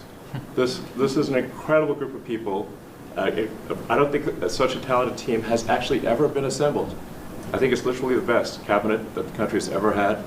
And we've already been forced to be this guy's test subjects by having to share the same roses as spontaneously exploding cars. Very awesome. This dynamic is now official government policy.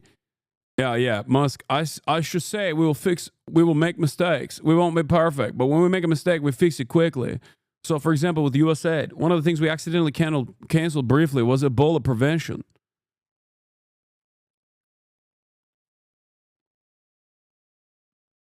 I feel like it's getting to a point where I guess if everyone is crazy, then the only sane people remaining are going to be seen as the abnormal people.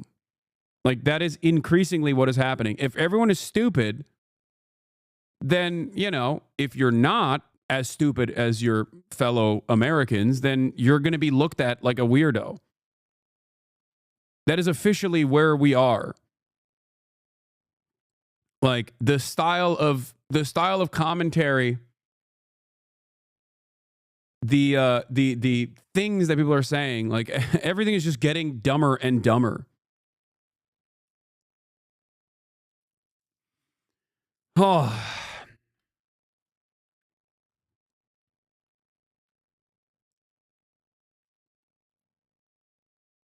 Ay, ay, ay.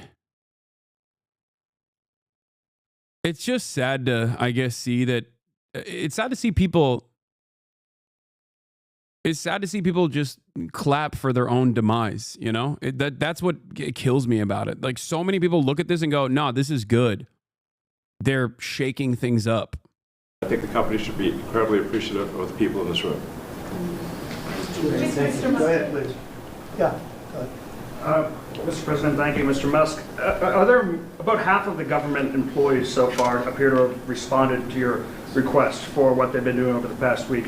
Is there a timeline in place for next moves for people being fired, and when can the American people expect to see results from that? Yes. Well, to be clear, like I think that email perhaps was misinterpreted as a performance review, but actually it was a pulse check review. Do you have a pulse? Do you have a pulse and 2 neurons? So if you have a pulse and 2 neurons, you can reply to an email. This is, you know, I think not a high bar, is what I'm saying. This is should be anyone could accomplish this. But what we are trying to get to the bottom of is we think there are a number of people on the government payroll who are dead, which is probably why they can't respond, and some people who are not real people, like they're literally fictional individuals that are collecting paychecks. Well, somebody's collecting paychecks.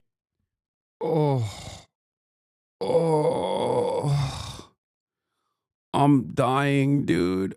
It's just, again, I'm going to repeat this point, but lying is OP. Please nerf, okay? You can just straight up say whatever you want. Nobody's going to fact check you. What are you going to do? You're going to write an op-ed at the Washington Post? Nope, you can't do that. Jeff Bezos decided that is not allowed anymore, okay? New York Times is too busy eating Israeli propaganda on a daily basis, okay? Doing as much Hasbara as they possibly can. Where are you going to go? Who is going to correct the record on this? Okay?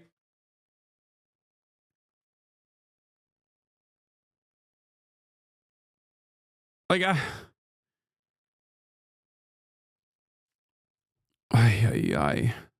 does he know he's lying, or does he believe this? I don't know. He's probably too stupid to know the truth, but it doesn't matter. Okay? Like, the notion that there are, you know, tens of thousands of people that are working at the federal government and getting paychecks that are just simply dead is insane. If that was the case, they wouldn't have mass fired probationary employees. Okay? They would have immediately hired people, because that's how you're supposed to do this. For the record, just so you understand, the way you're supposed to do this, if you were to do this at all, which I'm not an advocate for like mass firing of federal government employees, but if you wanted to do that, if you wanted to figure out if there was any fraud happening, you would have to hire people, not just like a bunch of Doge dickheads, but like actually hire auditors, okay? Forensic accountants, auditors that would have to go to these highly specialized fields and talk to the management to figure out and make an accurate assessment of who is actually working and who is not, okay? They're not doing any of that because the goal is to just rip it apart.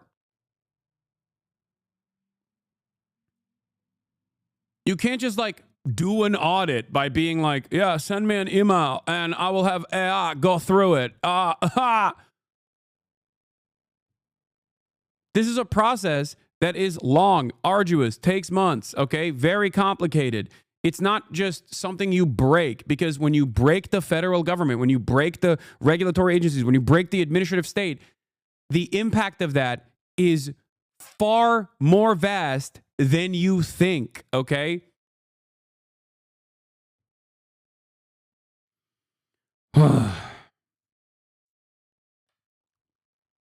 Having said that, however, the notion that there are tens of thousands of dead people working for the federal government and just like collecting a paycheck is ridiculous, okay?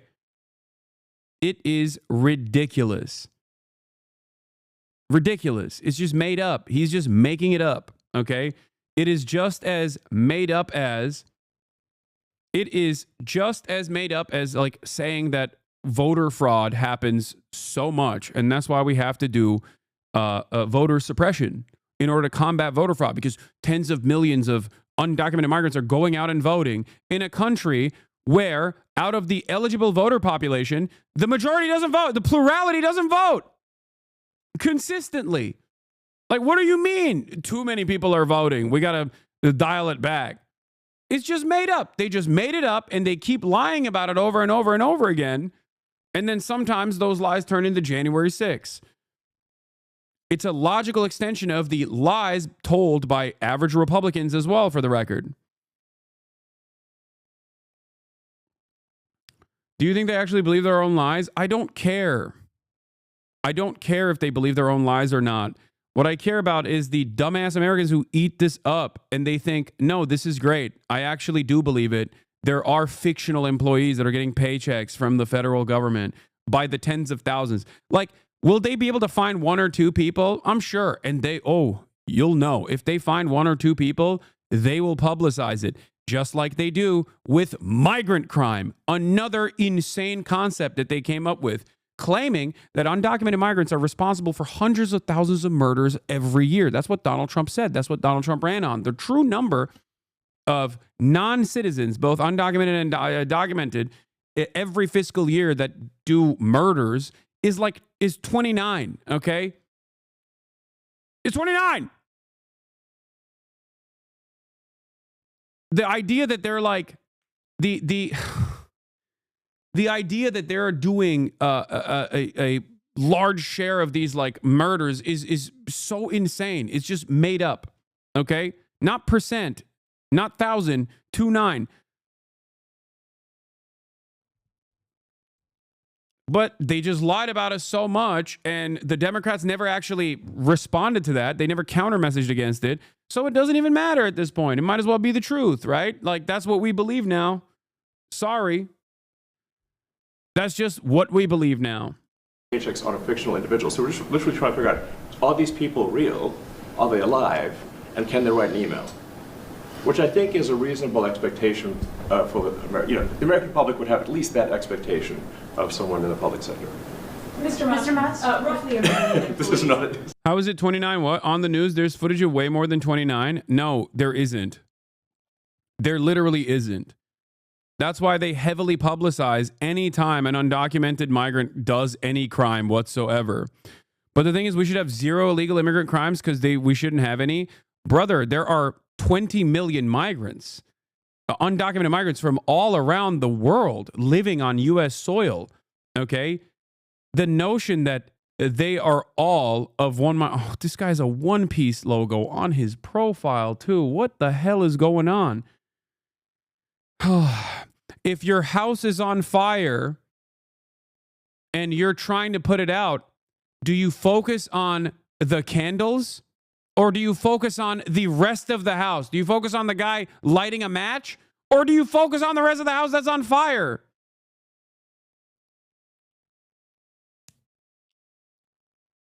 It makes no sense. America has a very high murder rate, okay? It does.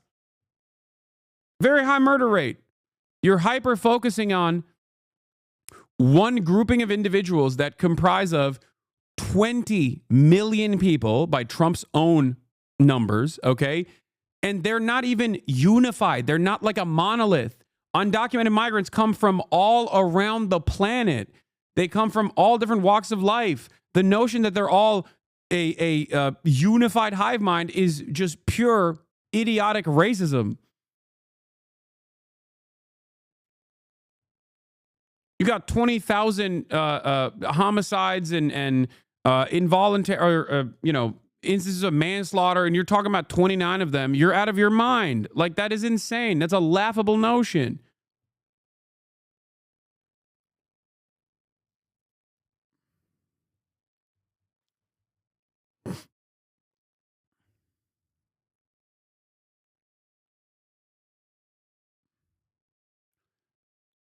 Ay, ay, ay. Yeah, one is too many is a ridiculous argument to make regardless. Like you're arguing from a very stupid position. Like, yeah, I know one is too many. I agree. The problem is you can't group an entire 20 million population as though they're all responsible for the crimes of, 20 people, 30 people, let's say 1,000 people. Okay. This number also includes car accidents too. Yes. And this number also includes documented non-citizens as well as undocumented non-citizens. It is so crazy to me that we have approached this level of normalization for stupidity to this degree where people are just like, yeah, I don't get it. Yeah, kick them all out. It doesn't make sense. It's like saying we should arrest and we should just immediately arrest every white man, okay? Because white men are overrepresented in the child sexual assault cases, okay? White men are overrepresented in pedophilia cases, okay? So we should just automatically arrest all white men. That's crazy. That's a crazy thing to advocate for, okay? Stop. Guys, please, whenever I say this, everyone goes, yes, now you're cooking based. And then dumbasses see that and go, see, they're being serious. Look at Hassan's radical community, okay? Don't even fucking meme about it.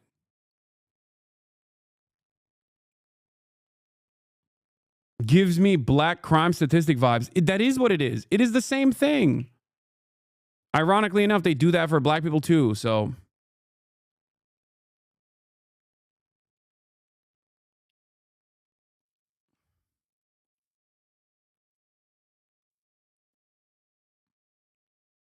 Men are responsible for the overwhelming majority of crime. Men across the board. Not just white men, but men across the board. I guess we have to jail all men, okay? It's ridiculous. It's not a high bar, guys. Come on. 1 million employees have responded so far to this email. Does that mean that the remaining 1 million or so federal employees now risk being terminated? And is it your understanding and expectation when you post a directive on X that the cabinet secretaries will follow that order? Because several agencies have instructed employees that this is voluntary or not to respond. Yeah, well, I mean, I guess there was like last week, the president encouraged me via Truth Social and also via phone call to be more aggressive. And I was like, okay, yes, sir, Mr. President, we will indeed do that. The president is the commander-in-chief. I do what the president asks. And I said, can we send out an email to everyone just saying, what did you get done last week? And the president said yes, so it did that. We got a partial response. We're going to send another email. But our goal is not to be capricious or unfair. We want to give people every opportunity to send an email. And the email could simply be, what I'm working on is too sensitive or classified to describe. Like literally just, that would be sufficient. I think this is just common sense. And what is your target number for how many workers, employees you're looking to cut total? We wish to keep everyone who is doing a job that is essential and doing that job well. But if the job is not essential or they're not doing the job well, they obviously should not be on the public payroll. I'd like to add, wait. I'd like to add that those million people that haven't responded, though, Elon, they are on the bubble. You know, I wouldn't say that we're thrilled about it. You know, they haven't responded. Now, maybe they don't exist. Maybe we're paying people that don't exist. Don't forget, we just got here. This group just got here. But those people are on the bubble, as they say. You know, maybe they're going to be gone. Maybe they're not around. Maybe they have other jobs. Maybe they moved and they're not where they're supposed to be. A lot of things could have happened. I wouldn't say that Biden ran a very tight administration. They spent money like nobody's ever spent money before, wasted money. The Green New Scam, all of the different things they spent money on. And you've seen that. You've seen that with some of the things that I read in speeches. I read them and people can't believe when I read them. 20 million here, 30 million here for, you know, a little educational course on something. Circumcision, right? Circumcision. What? $20 million to inform the people of such and such a country on other things and other things other than that. So, yeah, those people are, right now we're trying to find out who those people are that haven't responded. Now, there'll be some age. Bro, this country is run by the stupidest people. Oh, my God. This country is run by absolute dumbasses and a sea of absolute dumbasses who love these absolute dumbasses and are just going, hell yeah, king. Hell yeah, king. Do the damn thing. Own those libtards. Hell yeah, brother. Oops, I lost my job.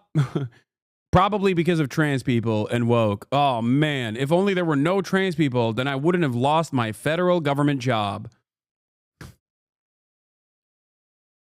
Agencies like Marco has people within state that are right now doing very classified, very confidential work, and we understand that. We've talked, and you know, we're being a little more surgical.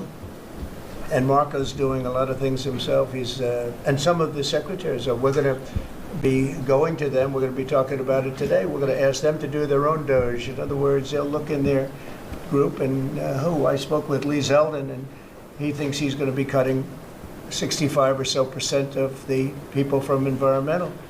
And we're going to speed up the process, too, at the same time. You had a lot of people that weren't doing their job. They were just obstructionists, and a lot of people that didn't exist, I guess, Lee, too. You found a lot of empty spots that the people weren't there. They didn't exist. And I think education is going to be one of those. You go around Washington, you see all these buildings for the Department of Education. We want to move education back to the states where it belongs. Iowa should have education. Indiana should run their own education. You're going to see education go way up. Right now, we're ranked at the very bottom of the list, but we're at the top of the list in one thing: the cost per pupil. Cost per pupil. Yeah, we're at the bottom of the list, which is true, which is why we should not move in the direction of what those other countries are doing. You know, robust, expansive public education across the board, but instead move in the direction that made our education worse to begin with, which is rampant privatization, budget cuts, charter schools that are unaccountable. Okay? Incredible stuff. We are, once again, advocating for our own demise over and over again, and people clap for this like seals, dude.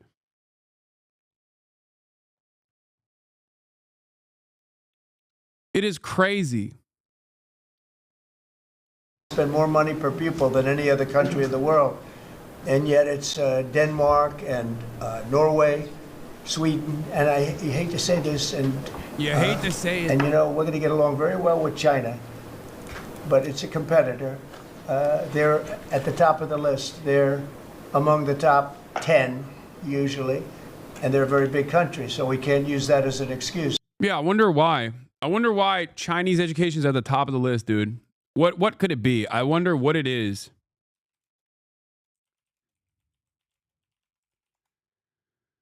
Huh.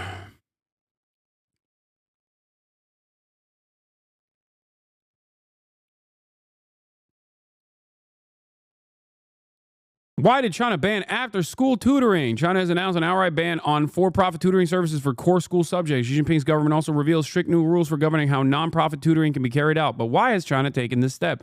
While nothing is certain, the regulations are probably due to a combination of factors, according to reports from various sources. To alleviate the pressure on young people, to increase the birth rate, to protect the country's interests. It's also to ensure... As the President of the United States. I mean...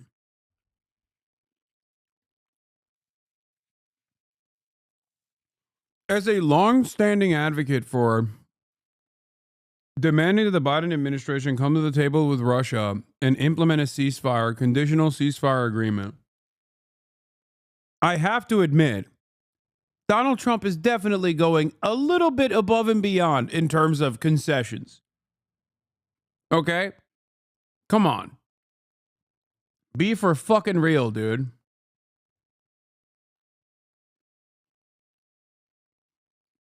Donald Trump has all the power to control Israel.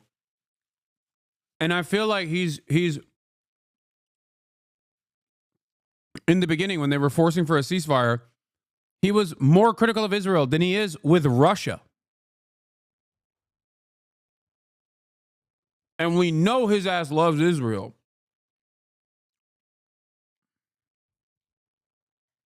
Like, in terms of the expectations, like, him forcing Israel's hand into a conditional ceasefire agreement was unironically a little bit unexpected. And in this situation with Russia, the ways in which he is talking about the situation is certainly going way above and way beyond my expectations. It's a shocking level of glazing.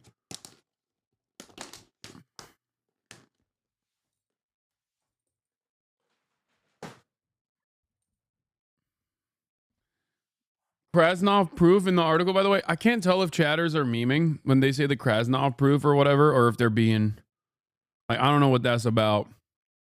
Also, gold cards, sir, a little bit more of a vetting process.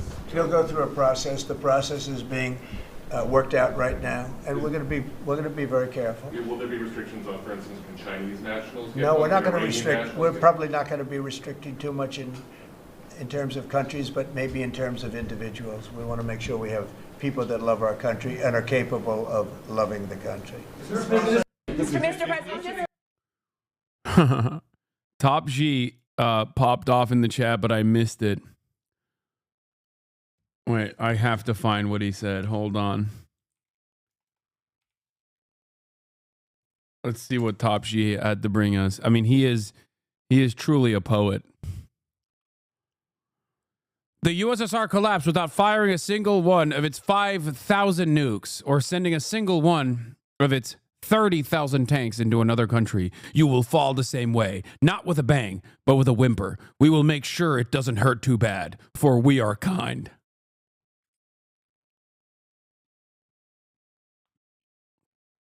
Elon is one of the few Americans allowed to maintain 100% control of business operating in China. Premier Li Qiang saw a potential asset. 6 years later, he is in the Oval Office while Sun picks his nose, and the U.S. government applauds him.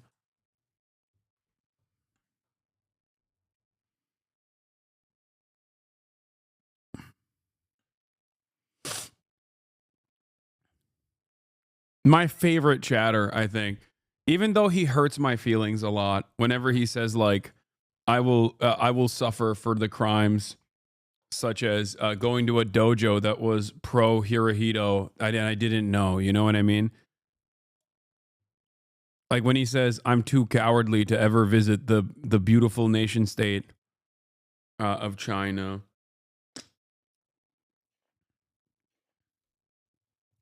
The U.S. isn't ranked as low as Trump claims it is. How could it be? You have Chinese students in that country. The roads have no traffic markings, but there are moving vehicles. This video makes me sick. The West has a fundamental belief that they have the most moral of all cultures. and they are the apex of human progress and development. They believe this is inherent to them alone. In their mind, in order for any nation to modernize, they must first westernize. First thing he says this on this beautiful day, he says, this stream is overrated. Classic fake socialist, posts on social media owned by a fascist, doesn't use Blue Sky or Xiao Hongshu, traitorous Turk. And this is how you know this motherfucker's not really Chinese.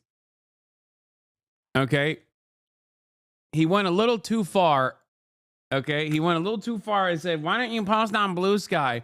That's how you know this motherfucker's not Chinese. And he is just like us, white Chinese, okay? White guys who are Chinese. It's called RCTA, race change to Asian. Okay, some might say it's race change to another.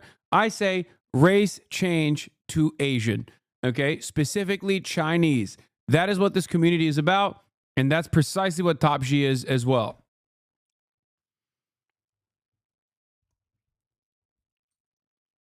We pushed out traitorous Turks like you from East Asia before, and we will continue to do so today. You are no different from your colleague NS Contact Freedom. Contempt for the Chinese, hated by Erdogan, and no talent for basketball. That's disgusting that you compared me to NS Contact. You fucking piece of shit. I've never... This is what I mean, by the way, when I say he's hurtful, because he says lies. Like, I display contempt for the Chinese.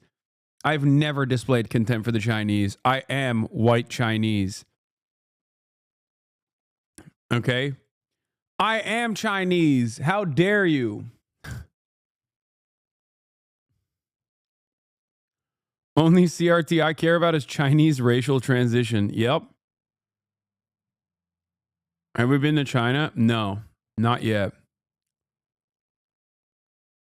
I'm actually holding back on going to China because I'm going to like it too much and want to stay there and become a white monkey. Live out my white monkey dreams.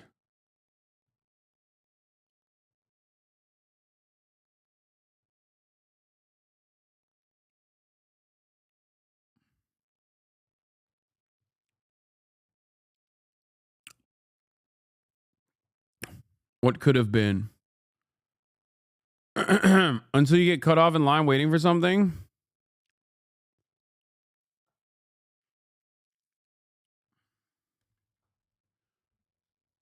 What will all of the USA people do that wrote all the anti-China stuff now that they don't have it? If I'm the Chinese Foreign Ministry, I'm immediately going, yeah, no, don't worry, King. I got you. I'll give you some money. I'll give you some money. Start glazing China.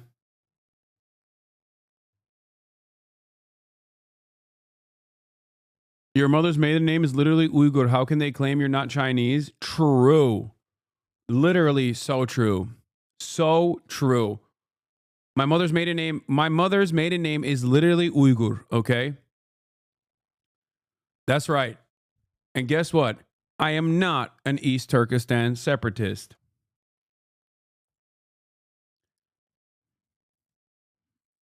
Xi Jinping, I love you. I am basically white Chinese, low key.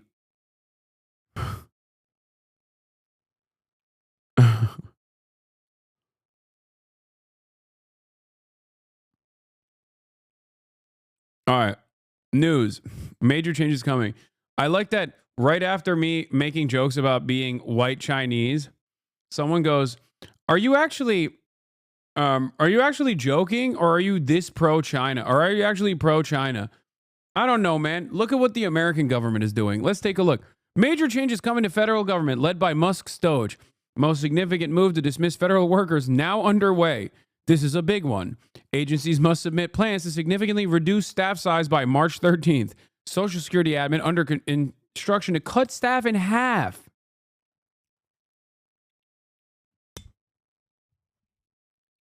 Labor Department eyes gutting the EEOC office by 90%. Mass lease cancellations of federal buildings underway. 100 plus IRS leases to be nixed per records. Helps make sense why Musk and Trump wanted unified front today with the cabinet secretaries.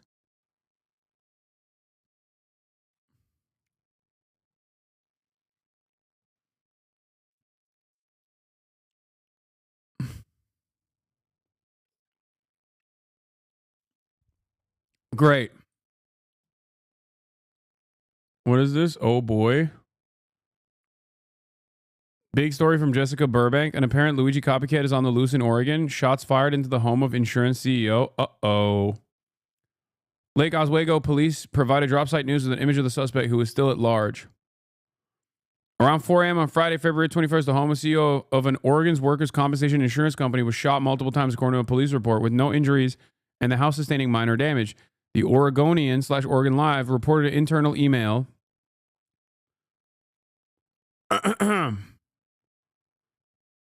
At around 4 a.m., I heard what I thought were rocks thrown at my house, but discovered they were gunshots, he reportedly wrote in the email. An investigation is underway, and we don't know if this was specifically targeted to me. Okay. We don't know if it's a potential Luigi copycat or not. We don't know anything. So. And chat, do not fucking Fed post, you dumbasses.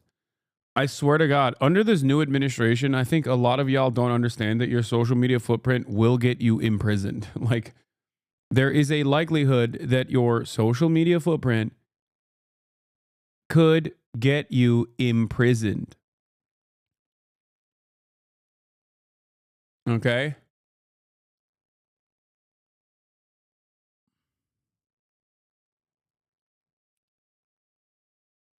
Anyway.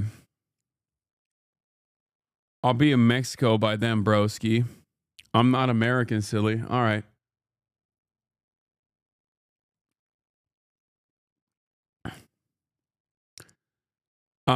Let's get to after this.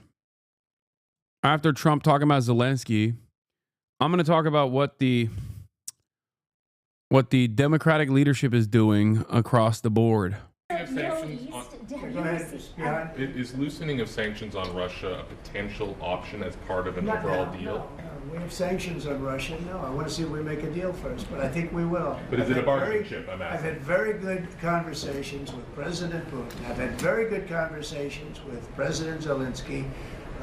And until 4 weeks ago, nobody had conversations with anybody. It wasn't even a consideration. Nobody thought you could make peace. I think you can. But if Mr. Putin gets to keep the land that was claimed by force, if the Russians get to keep the territory that they claim by force, doesn't that send a dangerous message, let's say, to China about Taiwan? You try and take it away, right? We're gonna do the best we can. We're gonna do the best we can to make the best deal we can for both sides, but for Ukraine, we're gonna try very hard to make a good deal so that they can get as much back as possible.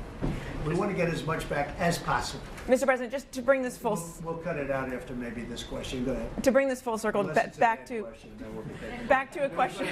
You always like to finish on a good one. Sir, they wish you to negotiate with him instead of with President Putin. Back to a question about these... Peacekeepers. You have a lot of confidence in us because you assume there's going to be peace. You know, it's possible it doesn't work out. There is possibility. I had a question. I hope it does for the sake of humanity, because if you look at the pictures that I've looked at, you don't want to look at them. Go ahead. I had a question back on these cuts to the federal workforce. You mentioned you're interested in doing another round of this. That's a great cut. And then a great next video. Classic Channel 4. Not a Russian missile attack, but a controlled explosion in a Ukrainian mine for graphite, a mineral used in lithium-ion batteries and nuclear reactors. Ukraine also has titanium used in the aerospace industry. But the draft deal doesn't surrender control over Ukraine's mineral resources to the US, as President Trump initially demanded. Rather, it's an attempt to ensure that both countries benefit. Today, President Zelensky was posing with a map of Ukraine's mineral. Look how quickly Big Homie played ball, by the way. Am I crazy? I feel like last week he was talking about, Mr. President, you are living in world of lies. Mr. President Donald Trump, you are living in Vladimir Putin's lies. Next week he's like, look at my mineral map. I love Mr. President. I love these minerals. Please help us extract, Mr. President. Trump is out here being like, dude, you're a fucking dictator. You suck. You're the reason why your country got invaded. You ain't shit. Your comedy's got horrible letterbox reviews. Okay.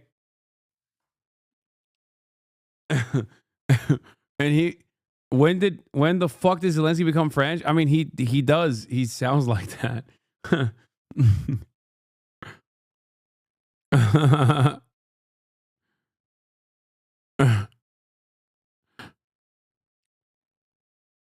What happened? I thought Ukrainian sovereignty, Ukrainian autonomy. I mean, what is he supposed to do? To be fair, he ain't got nothing. But just saying, Zelensky approval down 20%. Last week, Republicans were about evenly split on Zelensky, unfavorable to 38% favorable. Today, after Trump's attacks, Republicans dislike Zelensky 56% to 20%. Yeah. I think part of it is that Trump let slip yesterday when talking about Zelensky coming to D.C. on Friday that they were going to provide another $350 billion in support. Mentioned Zelensky could fight as long as he wants. Oh my God.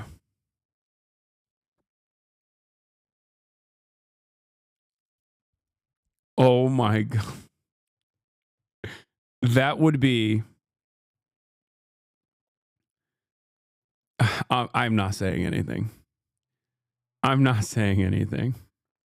Oh my God. Are they going to lower the draft age? If they actually end up lowering the draft age for Ukraine, I'm going to lose my fucking mind. All right, let's...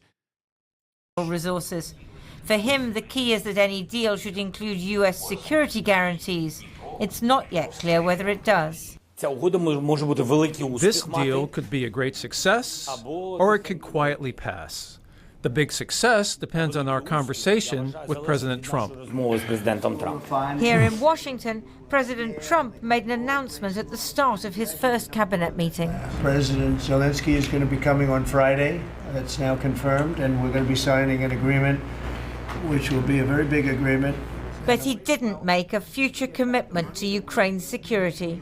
Well, I'm not going to make security guarantees beyond very much. We're going to have Europe do that because it's we're talking about Europe as their next door neighbor.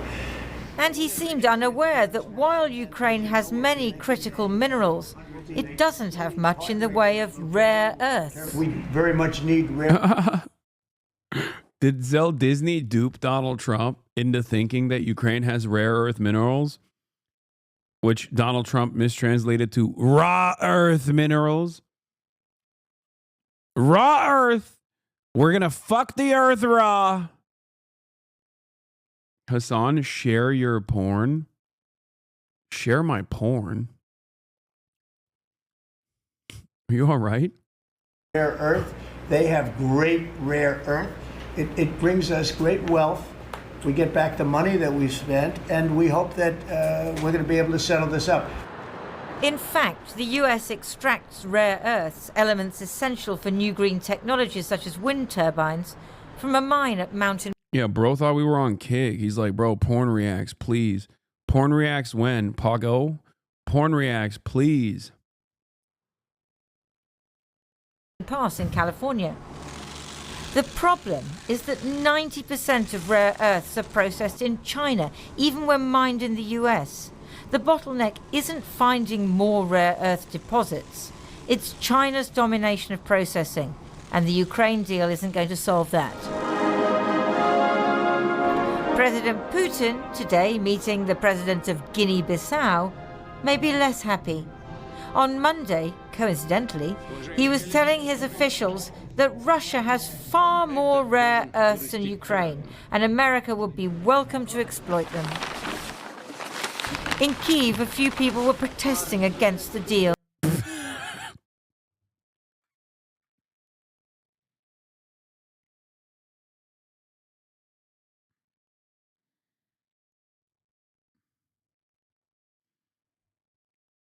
They fear that President Trump wants to loot their country's mineral resources.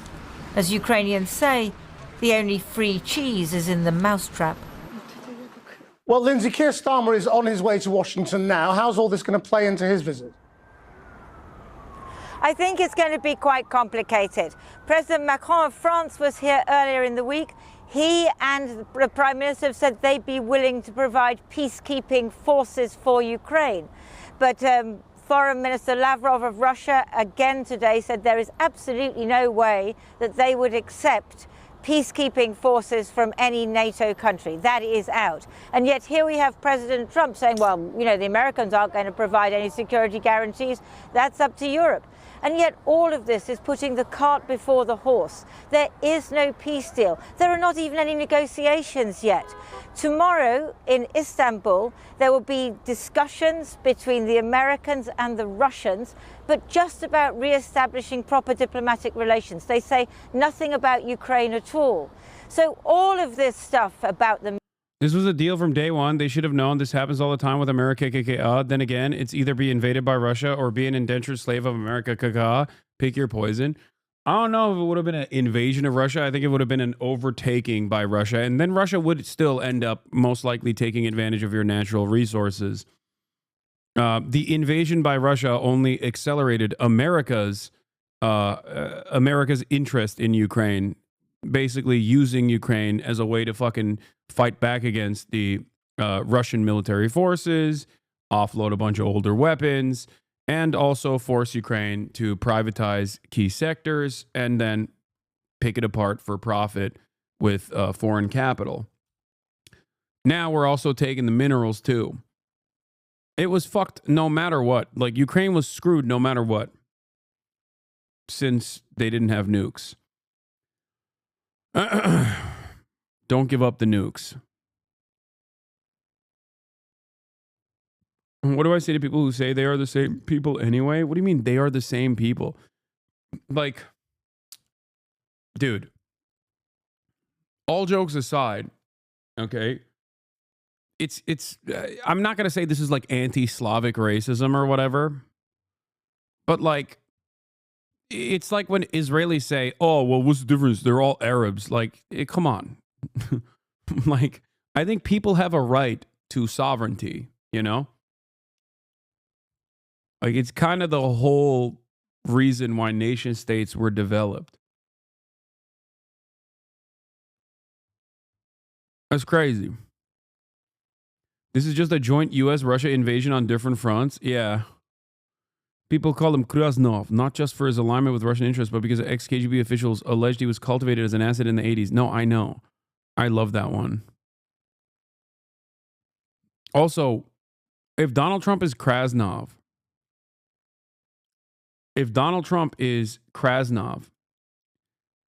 then was Biden also Krasnov? Was he also a Russian asset? Because apparently Biden was also quietly trying to cut the same mineral extraction deal with Ukraine while he was also in charge.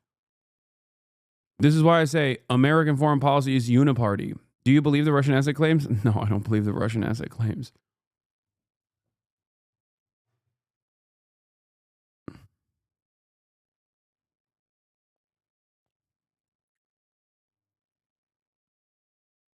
Anyway, HasanAbi, the double Krasnov theory. Oh my God. Misunderstanding my point that way is really funny. Yeah. Brandonovsky and Krasnov are both KGB assets. Is there anything you like about Trump and or his admin? Yes, I like that he is the real Manchurian candidate and that he actually is not a Russian asset, but a Chinese one. And he is literally undermining American hegemonic superpower status every day of the fucking week, dismantling America KKK's U.S. aid soft power capabilities. Wait until he sells the vassal state of Australia to Chinese protectorate.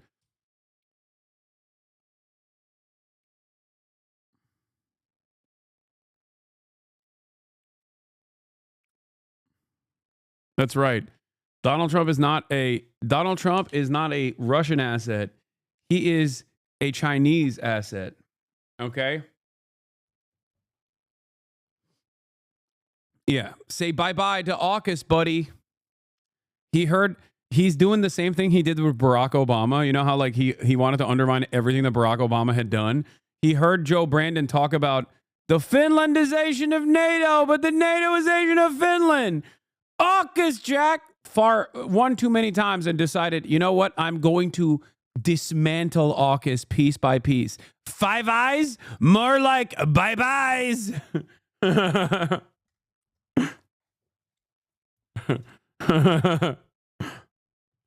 Agent Orange, dude. Don't lie, Hassan. He's our big, beautiful Russian Ollie baby.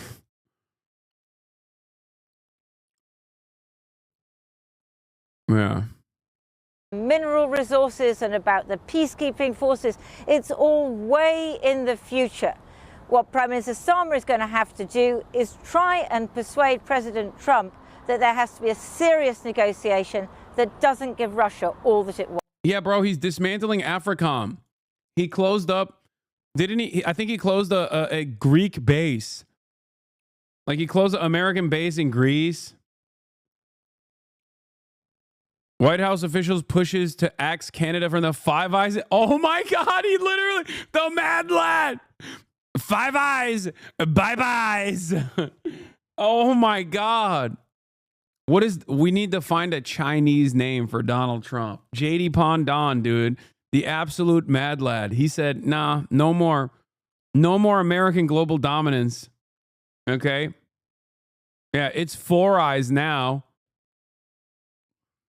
Five Eyes, bye-byes. It's Four Eyes. Oh my God. I feel dumb as fuck. What even is this and what does it mean? Five Eyes is, as the title suggests, a intelligence group of 5 nations, Canada being one of them. America seemingly is interested in taking Canada out of the equation. A top White House official has proposed expelling Canada from the Five Eyes intelligence sharing network as Donald Trump increases pressure on the country. He talks about turning into the 51st state. Peter Navarro, one of U.S. president's closest advisors. You know what's really funny about Peter Navarro? He is like the OG China hawk. Like, is Peter Navarro the original Chinese asset? He wrote like 1 million books on how we have to fuck over China now, like many years before, when American capital owners were enjoying the bounty of outsourcing manufacturing to China. Peter Navarro was busy writing books about how devastating this is. This motherfucker's been on the anti-China tip far before it was even a consideration, like far before China developed and became a competitive superpower. Okay? And now he's the one who's saying, fuck Canada, take him out of Five Eyes. And Donald Trump loves Peter Navarro.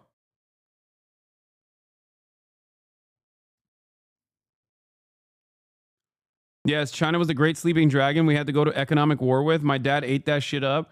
Yeah, it turns out he was saying all of that specifically to gain favor and make Americans think that he wasn't a Chinese asset.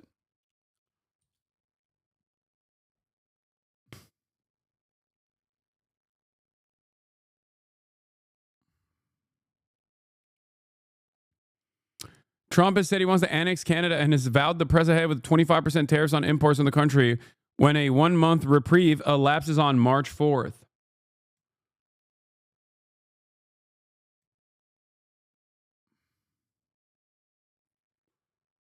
I truly don't know. I mean, I do think that they're going to increase militancy against China. I think a lot of this stuff that they're doing is because they want to increase militancy against China, including the stuff that they're doing with Russia. Partially because like they did something, they do a lot of like aesthetic things. Okay. They do a lot of aesthetic shit that I think basically show their hand. Like they eliminated from the State Department website a statement that has existed in perpetuity that the United States would not defend Taiwan. I think they deleted that because, you know, they're basically gearing up for that. I suspect they increase pressure on the Philippines and use the Philippines to dismantle any sort of security partnership that China tries to China tries to create in the South China Sea in an effort to no longer have the, boat ramming operations that happen all the time, or like the fucking water cannons that they spray the Filipino boats with. And then they also increasingly apply pressure through Taiwan. That's what I think. All jokes aside, I don't think that Donald Trump is dismantling America, like America's hegemonic superpower status. I think that this is, I think he's going to increase the pressure and go hard power only. Even though, ironically enough, in the interim, it seems like he's just isolating our allies.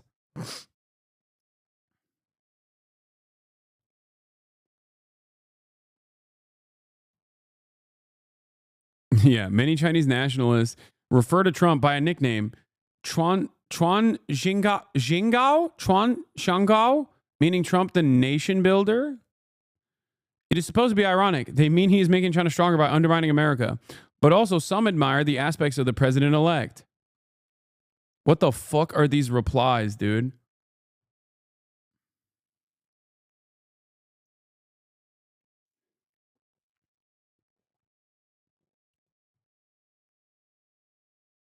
To be honest, I don't think there was ever any question that they would defend Taiwan just for the chip manufacturing alone.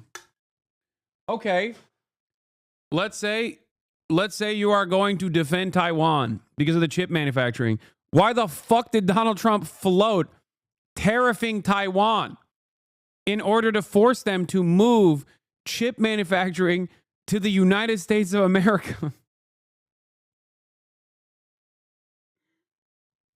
If I'm an administrator in Taiwan and I hear that, I'm like, get the fuck out of here, dude. Yeah, no. Chinese unification now. Peaceful reunification tomorrow.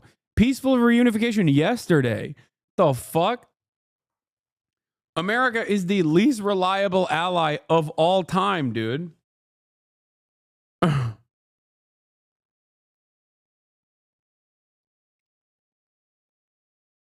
Anyway. It just genuinely, a lot of this stuff genuinely doesn't make sense. Okay.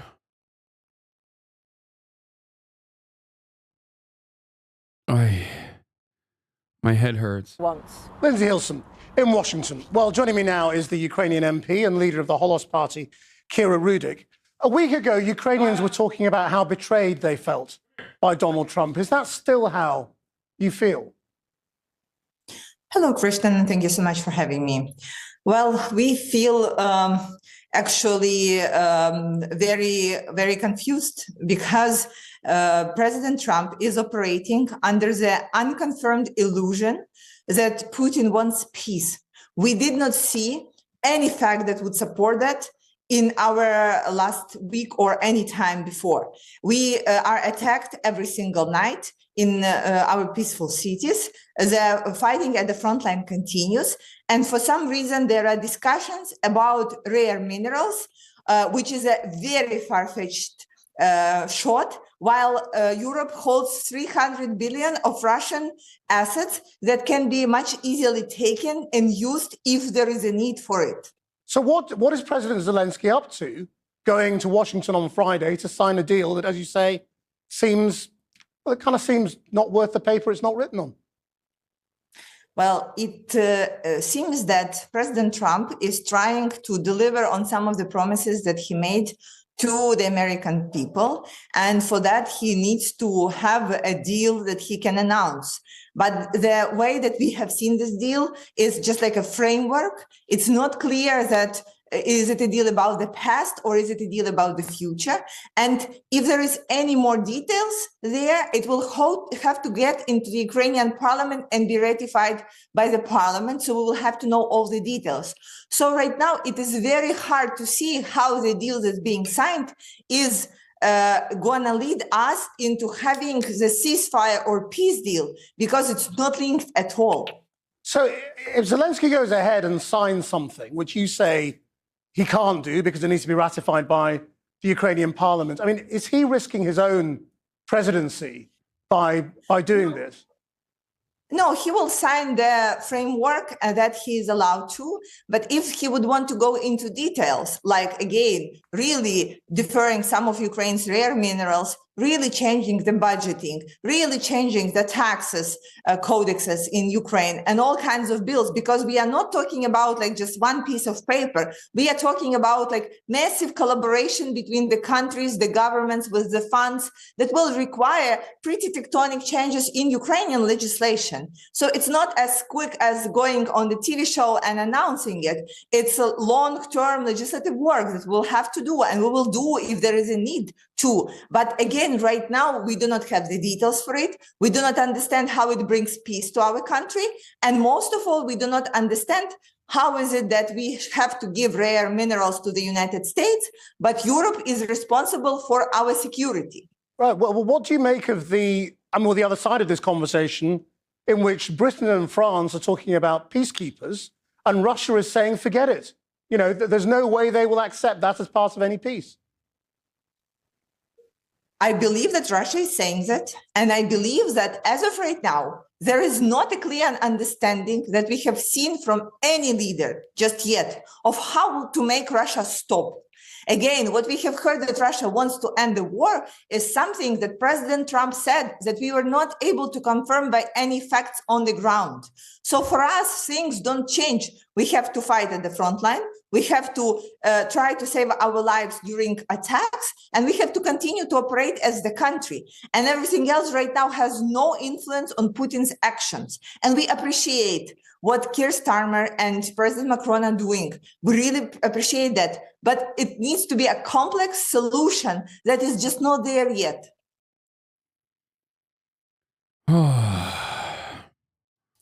Who has given what to Ukraine, and what will they get, and will they get their cash back? This right here, by the way, explains two different things. Okay, one, that Donald Trump is basically accelerating certain things that were already in motion in terms of like American foreign policy being uniparty and simply saying the quiet part out loud. And two, it proves once again that when Donald Trump says something, okay, people inevitably play catch up after he says it. At first, people resist it. Okay. At first, people turn around and they resist it. They're like, what the fuck do you mean? Zelensky comes out and is like, what do you mean? We're going to give you minerals. Get the fuck out of here. That's crazy. Why are you promoting Russia? And then lo and behold, a week later, Zelensky is signing the mineral deal. And now you got our European allies and their state broadcasters, their private broadcasters, basically talking about like what this process is going to look like.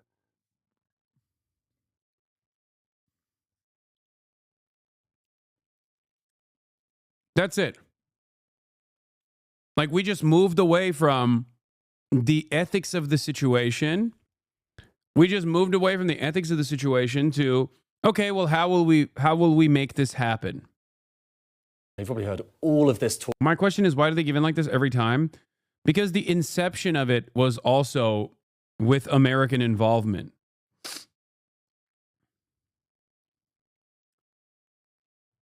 Because what are you going to do about it? Might is right politics is what dominates the world. Okay? And America is still, at this stage, the #1 global superpower. So whether they play ball and make nice and make you feel like you came to this conclusion on your own in the way that Democratic administrations do, or whether or even previous Republican administrations used to also at least apply a little bit of manufacturing consent, or you do it in the hardball style that Donald Trump engages with, it still doesn't change the outcome at all because America still holds all the cards. Talk recently about the amount of aid that's been going to Ukraine, about whether the US is going to be able to get billions of dollars back for that aid. What's really going on? Well, I'm going to give you a little primer here. Quick guide to all of this stuff, starting with how much money has been given in terms of aid. There's various different categories of aid. So military aid, that's Europe, 62 billion euros. The US slightly further ahead, 64 billion euros of military aid from the US. But of course, that's not the only kind of thing and the only kind of support gone out to Ukraine. There's also other aid. There's humanitarian, there's financial aid. That brings up the European total to about 132. And it's higher than the US, okay? And if you include other things, so the aid that's been promised but hasn't yet been delivered, Europe looks even further ahead. And interestingly, if you look back through the kind of history of this conflict and just how much that aid has crept up, that's European aid, and how much it's crept up since 2022, that's Europe. It's gone up relatively steadily. Look at the US. That's gone up. It was steady for a while. Then it was flatlining, and then went up again. What was going on there? It was that when Congress was blocking the new support. So you really see it there kind of visually in terms of the aid that was handed over or wasn't handed over to Ukraine. But kind of back to this, the big picture here, okay? So this includes a lot of different countries. So if we want to get a better sense of comparing different countries and how much they've given, you really need to divide it by every single individual nation. And we can do that here, okay? So this is individual countries, not just Europe as a whole, individual countries. And it's clear the US is comfortably the single biggest donor in cash terms. There you've got the UK down there, and Germany are kind of among the biggest donors, but nowhere near where the US is. But that's the key point, cash terms. Okay, now do it as a percentage of the size of the economy, and it's a different picture. Okay, so same data, but as a percentage of GDP. And look, it's different. Okay, so the US and the UK about 0.5% of their GDP, which is a better way of comparing it, really. Whereas it's countries like Estonia and Denmark, the Baltics, Finland, Sweden, places like that, which are giving much more of their national income to support Ukraine. And then places like Germany, even further down, because it's got a bigger GDP. So quite striking there. Worth saying, though, to get a bit of a historical context here, let's compare how much aid has been given this time around with previous conflicts. So this is specifically US aid to Ukraine this time around. That bar is there. It's 0.3 because it's just that's the annual figure rather than for the entire period. This is World War II. So World War II Lend-Lease, far more. US and Korea, far more. Vietnam, far more. Gulf War, far more. Ukraine is tiny in comparison to all of those things. Yeah, because this is a proxy war. These are America instances of conquest. Yeah, no shit. Yeah, ultimately, when you compare it to instances where you literally deployed the military, yeah, it's going to be fucking way more expensive. It's still, sizable in cash terms, but compared with those, really quite small. And it's not just the US. So take the Gulf War. Yeah, no, World War II is not what I'm talking about. World War II is not, obviously. I didn't even bring up World War II because that's a fucking stupid-ass comparison to make in comparison to the US and Korea. Okay? Like, that's a totally different thing. Says an actual terrorist. I don't support America. I don't support Israel. It's so funny to be like, says the actual terrorist. Meanwhile, we're literally covering how America is currently fucking over an entire nation with 40 million people and just completely eviscerating their sovereignty and nakedly extracting the remainder of their natural resources. And you're like, pah! You fucking terrorist. Why am I a terrorist? Because I think Israel shouldn't do a genocide, which America also is, funding and facilitating. Like, how can you not respond to anything that you are seeing on screen? How are all these guys who turn around and say, Hasan doesn't have any analysis whatsoever, he just says America bad and moves on, when in fact I do actually explain why I say America bad in most circumstances, with notable exceptions. And this is one of the very glaringly obvious instances where America is, as a matter of fact, very bad. Okay? We are doing very bad things to Ukraine. We are doing very, very bad things to Ukraine. And you're still like, nah, you don't understand, dude. America good. Shut up. And look at how much different countries paid for the Gulf War in terms of support, particularly for Kuwait. US, Germany, UK, Japan, That's Gulf War, those bars. Now compare it to Ukraine. Look, this guy goes, yeah, you actually support terrorists. It's on video. Yes, dude. Anyone and everyone that engages in any sort of emancipatory act against America and their allies are terrorists. You cannot fight back against being dominated. You will be branded a terrorist. You got me. Okay? The IRA, Nelson Mandela, the Algerian Liberation Movement, all terrorists. I know.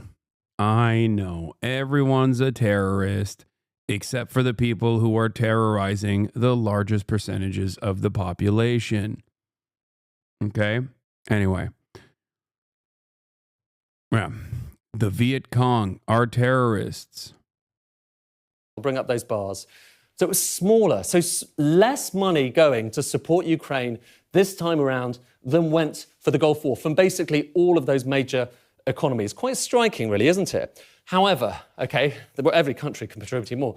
Worth just saying, okay? So when gotta love these downstream effects of your former podcast co-host constantly broadcasting you with a Photoshop Qassam headband and calling you a literal terrorist for the past 6 months to his baby-brained audience that can't put together a single thought without the help of a Slav video. I know. And the thoughts themselves are not particularly interesting, unique, or clever. Okay? Terrorist. You are terrorist. You are terrorist. You want terror. Okay? You like terror. You support terrorists 100%. Same with the echo chamber chat. You are doing terror. Have you seen the quilts? At the United Nations, have you seen the children and the quilts that they've made? They are doing terror quilts.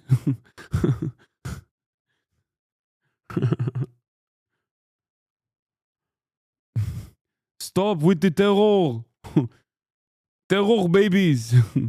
Terror babies. They are doing they are doing terrorism. Look at this baby. This baby that we destroyed with GBU-39 Boeing rockets actually was on his way to reading the copy of Mein Kampf. This baby, as you can see in this pile of blood, was reading this perfectly annotated copy of Mein Kampf that is somehow in English. That's right. It is okay to kill this baby. When it comes to these bars, there's been so much debate recently, particularly from Donald Trump, a bit of a conversation with Emmanuel Macron about this, about how much of this European money was actually a loan, so it's going to come back. And that's what Donald Trump claimed. It's not entirely true. It's about kind of 1/3 true, because some of this money, particularly the financial aid, was structured as a loan. So some of that money theoretically will come back to Europe after a long period. It's a pretty lax loan, but still, it is a loan, whereas that's a grant. And that is why Donald Trump is saying, look, we take that money, we need to get something back. Okay, and he says he's done a deal, or at least he's in the process of doing a deal, certainly nothing's been signed yet, with the Ukrainian president, where he thinks that it could be $500 billion back in return for all of that aid given. You're probably wondering at this stage, how on earth do you get $500 billion out of Ukraine? Well, the answer, he says, is rare earths. What are rare earths? They're a type of critical mineral, mostly used in electronics, in military equipment as well. And there are some rare earths deposits in Ukraine. I like that the entire piece revolves around, actually, there might not be any rare earth minerals at all. Okay? Raw earth! It's funny because it's like the only mineral maps that exist, I guess, about, from what I understand, okay? I'm not the most knowledgeable about Ukrainian minerals, I will admit. I am not the talented crackhead Hunter Biden who knows all about the energy dominance of Ukraine. That's why he got 80 grand a month or $200,000 a month in pay from Burisma. But from what I understand, the only evidence that there is a lot of minerals in Ukraine also comes from like USSR maps, which could be true. I just don't know when this became like the major thing. They have a lot of stuff that China produces. Heroin made RFK good at school. Crack made Hunter good at energy. Yeah, he knows. Right, and this is a kind of mineral map of the country. If we zoom into this area here, it's in actually the occupied territory, which is, I think, part of the point here. And the Ukrainians were suggesting this. Old Soviet deposit here supposedly has lots of rare earths.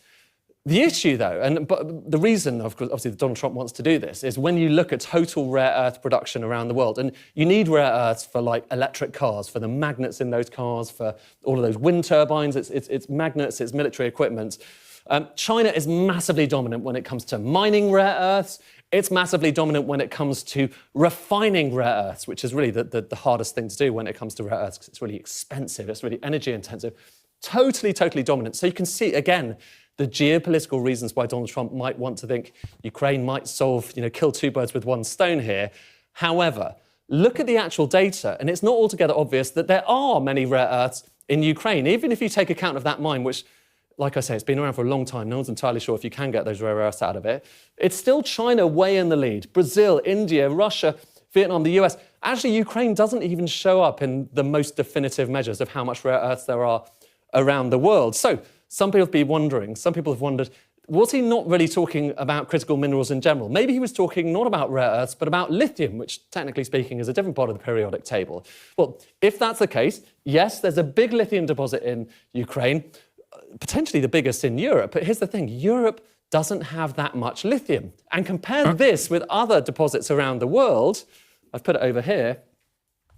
And that, by the way, is a best case scenario. And Ukraine is still a minnow. It's smaller than Canada. It's smaller than the US when it comes to lithium, even bearing that in mind. And so perhaps it just might be, there are lots of minerals in Ukraine, but for the most part, it's the old-fashioned stuff. It's coal, it's iron ore. There's lots of iron ore around there. And it's also things like titanium. And so probably the most plausible explanation is that the president maybe thinks he can make some money out of those things, but I would still question. So we're just like picking apart a carcass. This is fake news. Show the raw earths graph. What? Like, is there a lot? I don't know.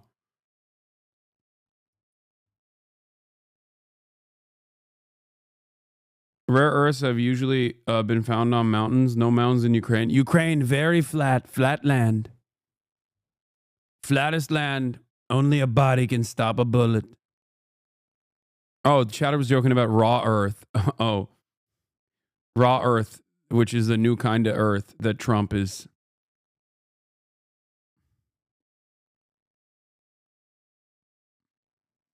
I can't look at the situation in any way, shape, or form, but make the assessment that it's just a double fuck situation, an Eiffel Tower, if you will, where America is on the one hand, is on the one side, and Russia is on the other side, and they're basically ripping Ukraine raw of the seemingly minuscule amount of rare earth minerals or critical minerals it has to begin with. That's what it looks like.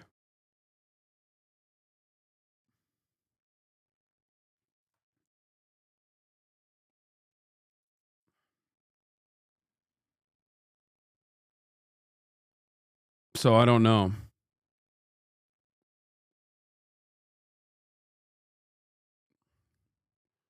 I just don't understand. I mean, beyond the fact that, like, obviously a ceasefire is an inevitability if the Ukrainian manpower is diminished, which I think is the real reason for why there will ever be a ceasefire. Because if Ukraine still had the standing forces and the capability of continuing to put up a fight against Russia, then yeah, America would keep shipping weapons because who gives a shit? You know what I mean?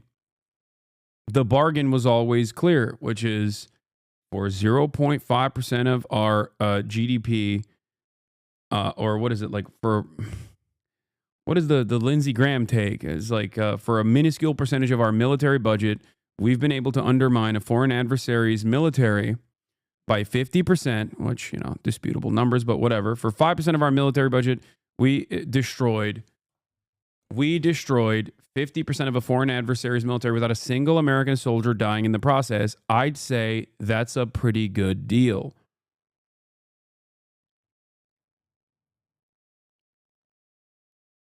Even bearing all of that in mind, it's going to be very difficult to get to that $500 billion total.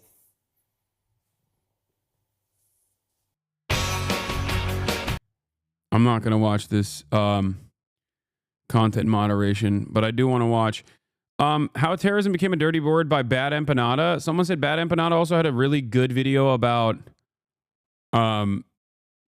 Ukraine as well.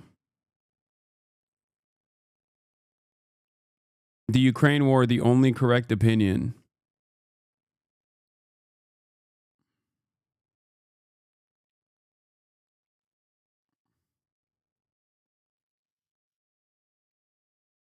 That's what Bad Empanada looks like. Not as ugly as Ethan said. I mean, why would you ever trust Ethan with anything?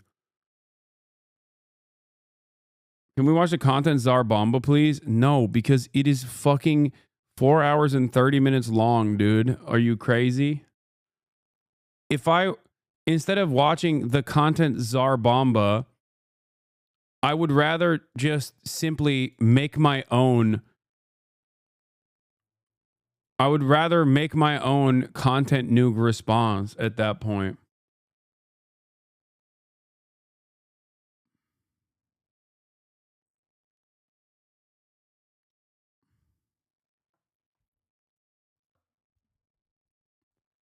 Another overzealous banger. There was, where is it? Is it Bad Empanada? It's Bad Empanada Live, right? That's the other channel that he has. Where is it? Where he did a playlist? The nuke playlist that he has. There was something in there that you guys wanted me to watch yesterday that I was going to watch. There's a big difference. You will E3 to watch BE. What does that mean? Yeah, he has 5-minute shorts.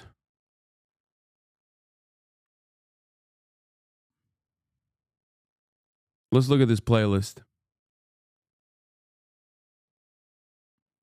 Ethan Klein spreads Saudi genocide propaganda content nuke destroyed. Oh, this was the one you guys wanted me to watch yesterday. So I just want to make some shorter clips here, going over some of the most egregious parts of Ethan Klein's supposed content nuke. And I'm going to start out here with Ethan Klein doing Saudi Arabian propaganda. So Ethan Klein, in his video, he was really desperate to sort of paint the Houthis in the worst light. Bad Empanada would also hate the stealing of labor that you reacting to the Tsar nuke content. Yeah, I think he's backed away from that position. I don't think he cares as much about me reacting to his videos. Hello. I think, ironically enough, when I did react to his videos, he saw an increase of support. And I think initially he was a big, like, anti-react guy. I think, you know what's really funny about this? Initially, the reason why Bad Empanada and I were not on good terms, regardless of the fact that I had actually enjoyed some of his older videos in the past and thought that he was, brilliant in terms of like all the historical analysis that he puts into his long, oftentimes convoluted, even history videos that he does. But what's interesting is the major fissure that we had was over Reactgate, because at the time when everyone was yelling at me about like reacting to videos and whatnot, at the time when everybody was fucking yelling at me, he was like, yeah, you are stealing the labor of like other YouTubers. It's really fucked up. And he was like, I don't want, I think it's disgusting that you're doing this. Not realizing that, not realizing that like, when a community such as this one does react to his videos, it probably does promote. What? He said on Do Not Worry Pod that he doesn't mind you reacting to it because you don't do lazy reacts by letting the video run and not adding into it. Yeah, that's the funniest thing. I think he just didn't know. He just kind of got whipped away by the I think there's two reasons. One, he got whipped away by the frenzy. Like, he got clickbaited a little bit and thought that I don't add anything to the fucking political videos I react to, especially, or even like non-political videos in general. And also I think he truly thought that like this community and myself reacting to videos such as this one are not actually a mutually beneficial, if not incredibly beneficial story or a situation for the content creator themselves. So those are the two reasons why he initially was like, I don't like it. But now I think he's changed his stance. He's a streamer who hates the streamer class, a true class trader. Yeah. I thought it was because you went to the DNC. Oh, there was that too. I mean, look, we have our disagreements. We have our disagreements. He is, I believe, Greek after all. So, of course, it is always going to be in the heart of a Greek to never give full credit to the Turk. Okay? It makes sense. He might even, is he a Greek Cypriot actually? Like Drew Pavlov?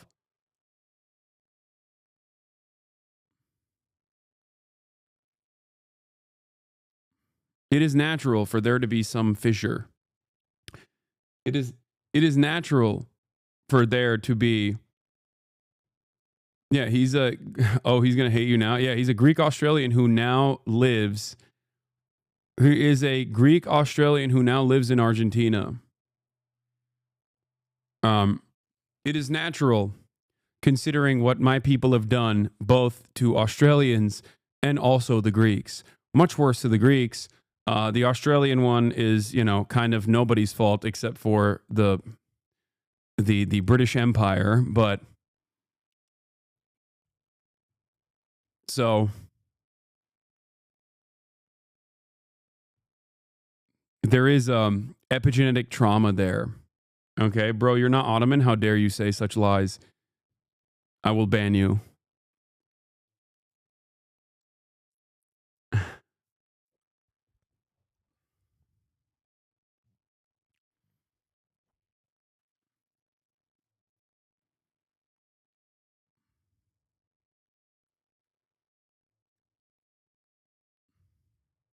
He is a supporter of the Janissary program. He has a video on his YouTube channel. Well, considering that he is my Janissary,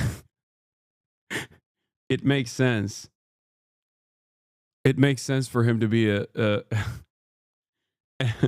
as my Maoist third world is Janissary, as my strongest soldier. Yikes, bro. Stop. I'm fucking joking, man. God damn. Shut the fuck up. Stop, Hasan. He's going to hate you. I'm not being serious. Is he a Nazi? No. He's... He's going to make a content nuke on you now? I would not be surprised if he did.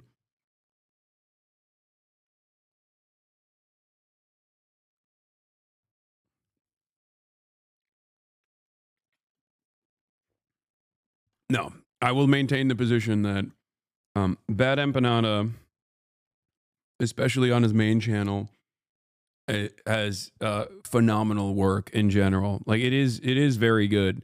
He is very well read. He puts a lot of thought and effort into his content, and I think that, I think that he might be. I can't speak for his other social media footprint, but he is a very impressive content creator in terms of the work that he puts into his long YouTube videos.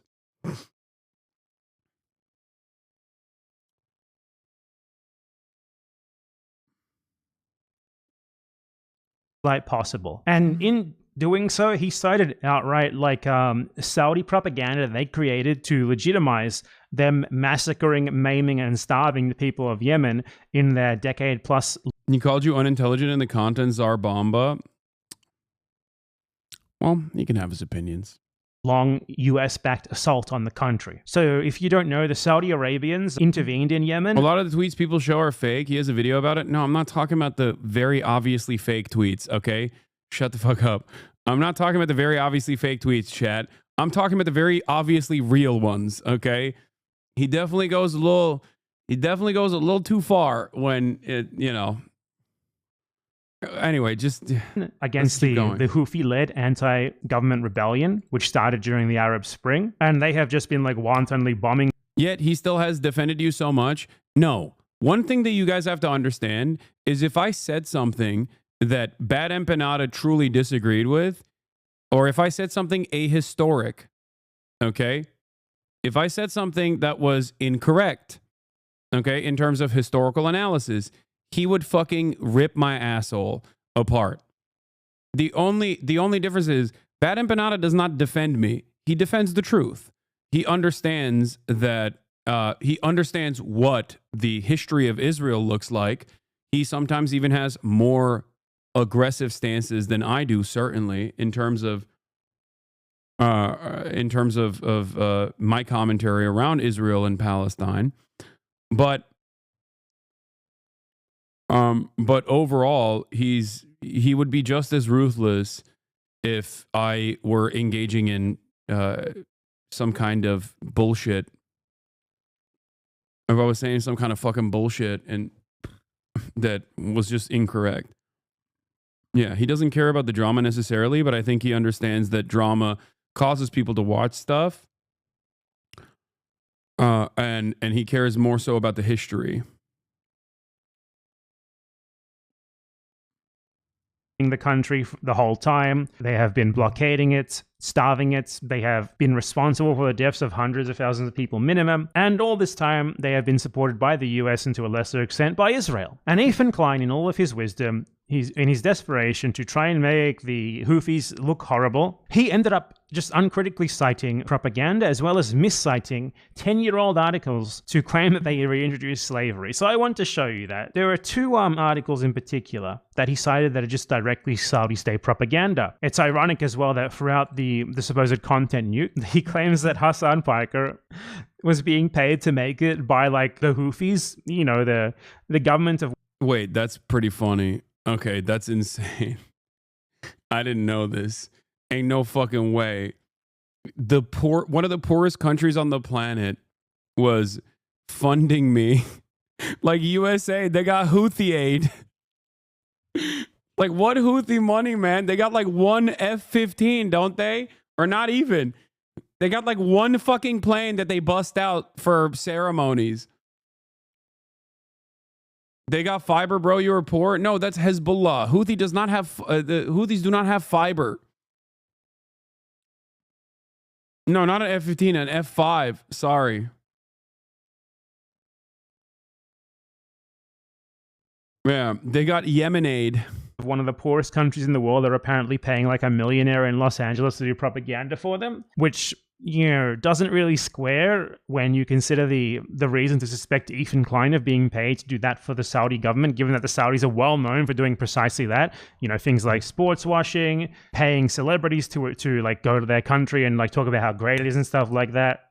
Like The Rock does that, for example. Cristiano Ronaldo does that. I think even Lionel Messi does it. Plenty of celebrities who do that, who they pay to do that for them. And now we have Ethan Klein suddenly just citing like Saudi government made up propaganda to which they use to like justify them massacring the Yemeni people over the last 10 years. So let me show you what I mean. The first direct Saudi propaganda that he cites, and he might have even cited more. I want to make clear here, I suspect that he cited more. I did not check literally every single headline, because his whole thing is that he flashes a headline on the screen for like a half a second, just like rapid fire 20 in a row, just hoping that no one actually looks them up. So let me show you. They've also set up landmines in agricultural spots, making the fields virtually worthless. Women have... Landmines in agricultural spots making the fields virtually worthless. That's an interesting claim, isn't it? So let's check that out. So the headline here is Yemen Army removes 300,000 Houthi landmines in liberated areas. Now, you can immediately tell that... Like, a lot of this stuff that that Human Rights Watch and many other NGOs talk about in fucking Yemen, and especially the like even stuff like slavery and all these other things that are happening in terms of like Yemeni domestic affairs.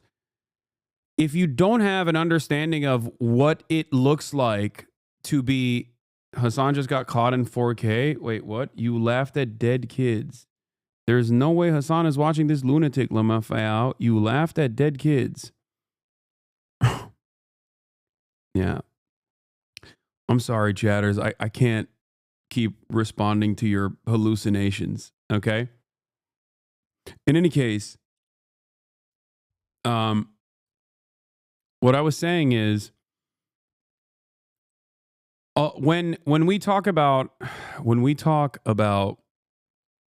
like what happens in the countries, like Iran is a great example of this because it's a nation state that has like developed outside of the sphere of Western influence after the Iranian Revolution. And a big part of this, like a big part of the fundamentalist approach that they have, is directly born out of American and Western intervention. You know what I mean? This is one of the major issues when you this is one of the major issues when you look at countries that have just been ravaged by war. Okay? When you look at countries that have been absolutely eviscerated, ravaged by war, and the ways in which their governments are trying to rebuild, and oftentimes are rebuilt directly by some of the more fundamentalist elements, it happens as a direct consequence of their material realities. So we judge it as though, you know, the fucking country that has been under a man-made blockade with Western forces and Western weapons by Saudi Arabia and the UAE is, we judge them on the metrics of America, basically. Like, why won't the average Yemeni have the same exact attitude as like an American living in New York City? Why won't the average why won't the Yemeni government be able to fucking behave in the same way that like my local administrators behave? You know? Compared to Hasan, dude is 34 and tries to speak and dress like a Zoomer. What is oh, okay. We got the stands in here, I think. I don't think I try to dress like a Zoomer at all. I just dress the way I dress. But like, am I a terrorist who is an Islamist fundamentalist, or am I trying to dress like a Zoomer? Because stands basically hold these two things in the same to the same severity. You know what I mean? Like, you kind of betray like the major points that you're making.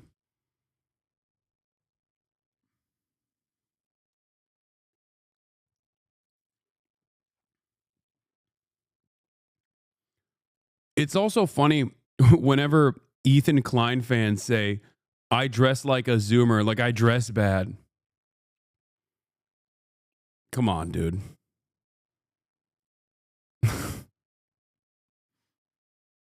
Like, how are you gonna throw rocks from glass houses like that?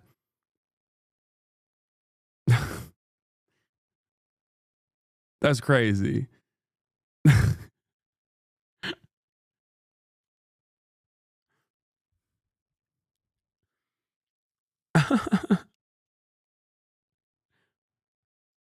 They came for your tabbies today? Yes.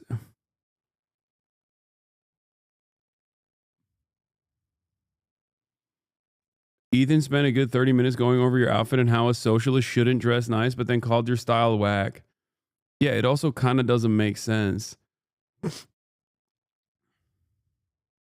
Let's continue. There's something weird here because it's like citing the Yemen army saying this, and the Yemen army is the Saudi-backed, deeply unpopular Yemeni government that basically the entire country rebelled against. So that's already a bit weird, right? It also doesn't say anything about agricultural areas. So let's check out the actual article. So looking at the article itself, it doesn't actually say anything at all regarding agricultural areas and making the land useless. Ethan literally he made that up completely. It's not even here in this article, which, to be clear, is Saudi propaganda. So this article does nothing but cite the Yemeni government itself, who obviously are just going to say bad things about the Houthis or their opponents. And it's from April 2018, which is right at the height of the Saudi genocide in Yemen. Basically, this is genocide-enabling propaganda, particularly when you look up what Arab News is. Let's look up this outlet. Who is Arab News? Arab News is an English-language newspaper published in Saudi Arabia, and it is owned by Turki bin Salman Al Saud, the brother of the ruling crown prince of Saudi Arabia, Mohammed bin Salman. The newspaper promotes the Saudi government. This is Ethan Klein's source. I assume Ethan Klein is talking about me because his foot soldier stands are in here going, Empanada isn't reliable. Empanada isn't reliable. Please turn off this video right now. Stop platforming this guy. Stop. Hey, maybe you guys will actually fucking understand a normal, maybe even by pure accident, you might be able to learn a thing or two by watching a fucking YouTuber who unironically knows the fuck they're talking about as opposed to Ethan Klein. Okay? He's threatening to open your stream right now. Saudi government propaganda outlet just printing anti-Houthi propaganda that based on nothing but the government of the people who the Houthis are fighting against said so. This is one of the greatest minds of our time, clearly. But don't worry, there's more to this, there's worse. Ethan Klein claims that the Houthis brought back slavery. Check this part out. Oh, I almost forgot the most fun one. They brought back slavery. The evidence of this is two articles, and one article rather, and one video. A video called article from the Saudi royal family's own propaganda newspaper, and also article from an actual reliable outlet, Al Jazeera. Except the Al Jazeera article is from 2014, which is even before the Ansar Allah movement overtook leadership in Yemen. So one side of the story is literally the genocidaires doing propaganda. The other side of the story is actually the previous leadership that escaped to Saudi Arabia.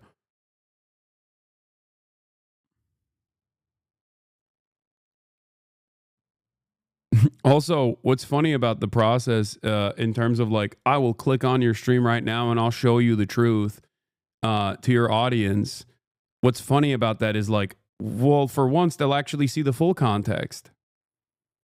You know, for once, they'll actually see the full context, maybe recognize that seeing me in 2-second to 10-second clips is probably not going to help them arrive at the appropriate conclusion. And also simultaneously, the only way to make sure that there aren't things that are clipped out of context would be to talk to me face to face instead of just watching me on a 30-second delay on your stream.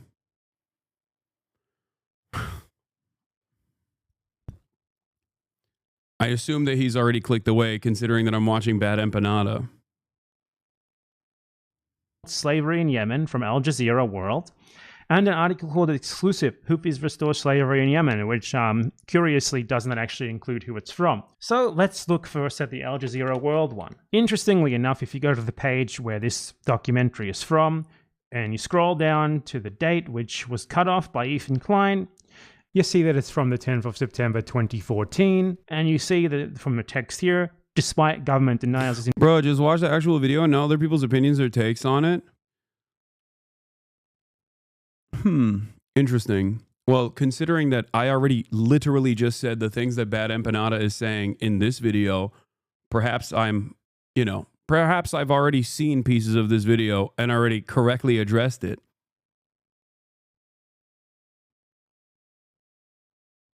He's just saying you won't watch the nuke because it would cook you? That's interesting. Why won't he actually talk to me where he can't clip me out of fucking context? Is he too afraid? This is fact-checking, by the way. This isn't like someone else's opinions on the nuke. We can talk right now if he wanted to.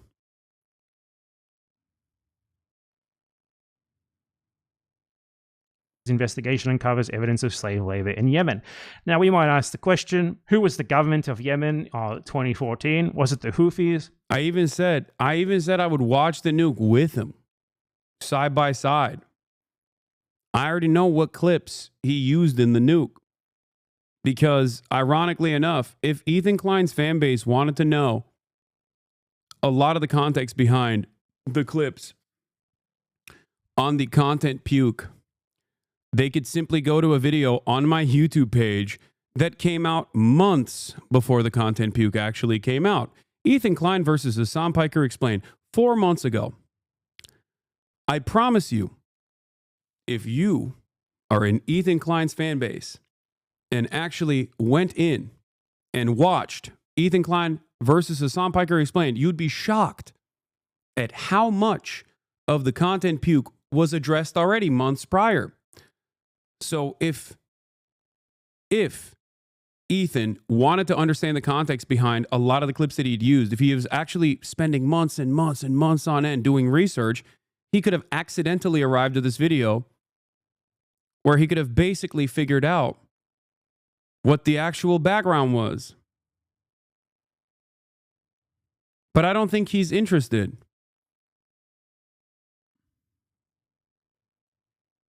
I don't think he's interested in the context behind the clips that he used. I think he just wanted to do Hasbara.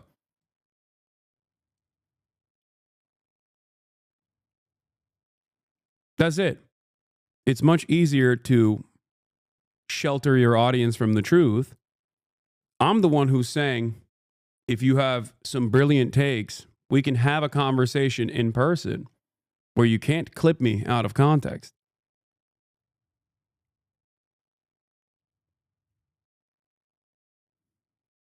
I made this video before the content puke. It's out there for everyone. It's out there for everyone to see. And maybe if they watch this video, they'll come to the conclusion, they'll come to an interesting conclusion where they'll go, wait a minute, if there was all of this extra additional context to a lot of the clips that I saw in the content puke, why didn't Ethan do his research? Perhaps he doesn't care about the truth at all. Perhaps he doesn't know about the history of Israel at all.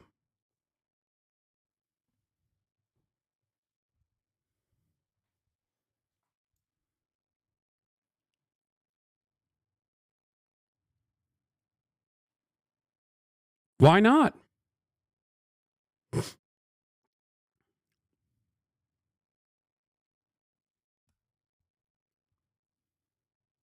He's not watching anymore.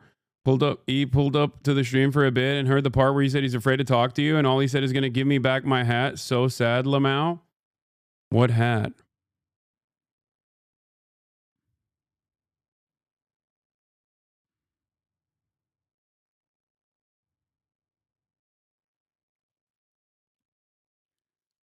The irony, of course, is that there's also literally conversations that we had face to face that people can go back and watch. Ironically enough, he literally fucking clipped those conversations out of context as well. How do you clip chimp a convo that you were a part of a year later to completely change the actual points that I was making?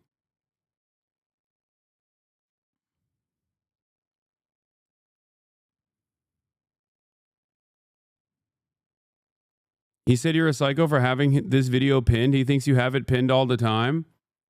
No, one of the things I learned from the unethical Reactgate that I participated in was better standards and practices.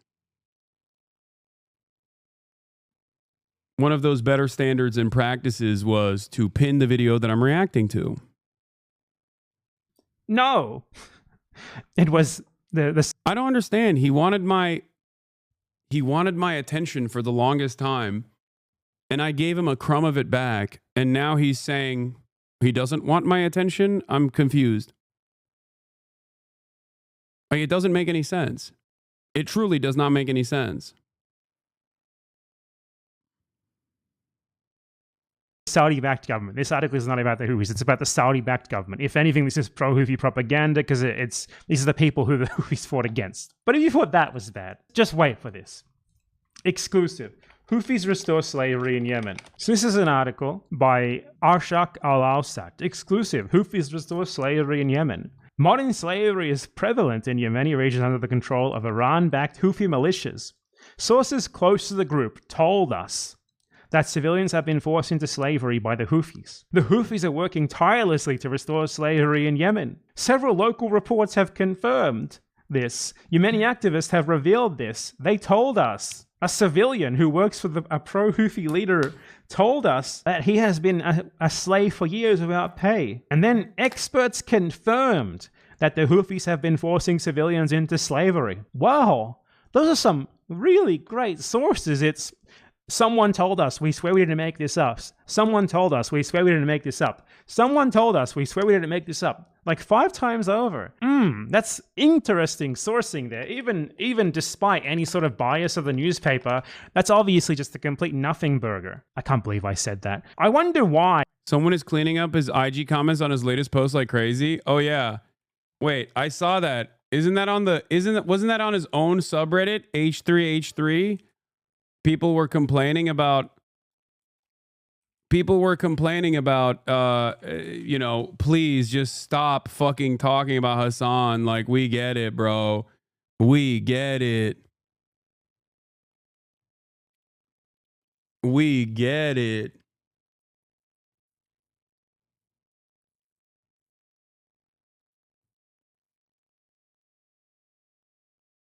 Like, holy shit.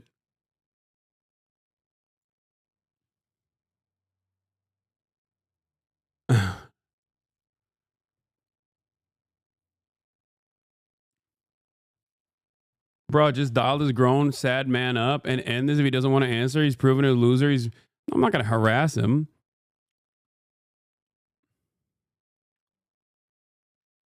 On the H3 podcast IG, I wonder if they deleted the comments now.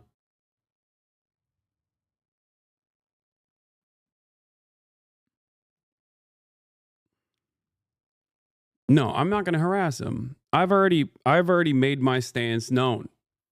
If he wants to talk to me about the content puke, we can talk about the content puke. He can have the clips ready to go. This newspaper would just say stuff like that so brazenly based on nothing except trust us, bro. I wonder why. I'll tell you why. I don't actually wonder. I know why.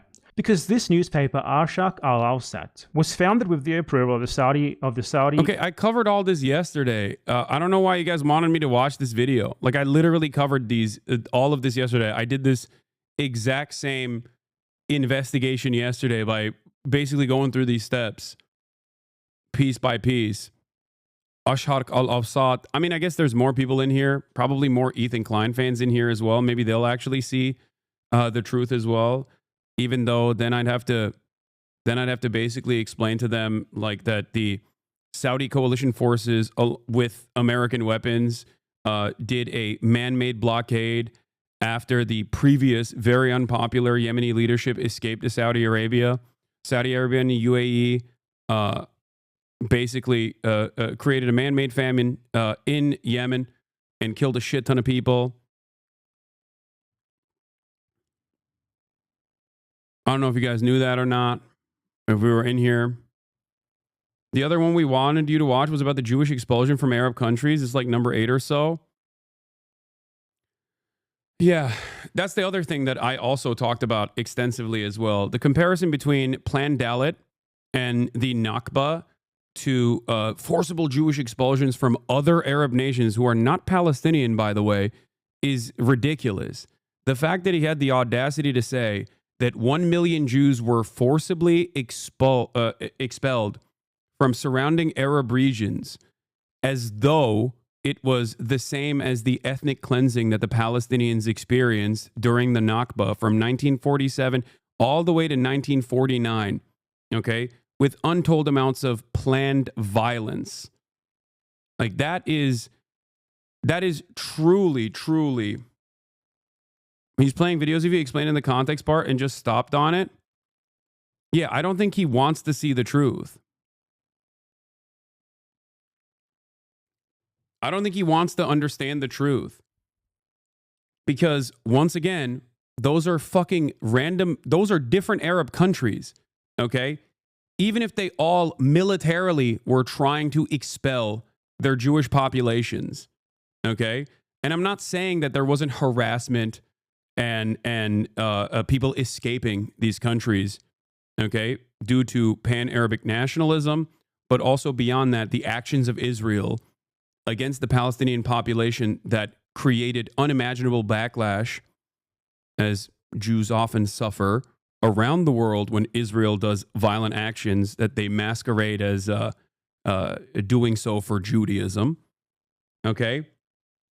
But the notion that this is even remotely comparable to the military actions of Zionist brigades, early Zionist brigades, is insane. Okay? There is no way to look at that. There is literally no way to look at that other than just pure Hasbara.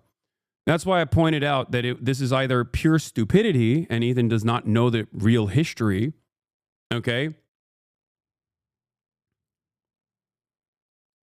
Like, if he's calling me anti-Semitic for saying that the Israeli government also participated in collaborating and in some instances applying pressure from European countries, or rather directly blowing up synagogues in Iraq, for example, then he's not calling me anti-Semitic. He's calling Avi Shlaim anti-Semitic, for example. Okay?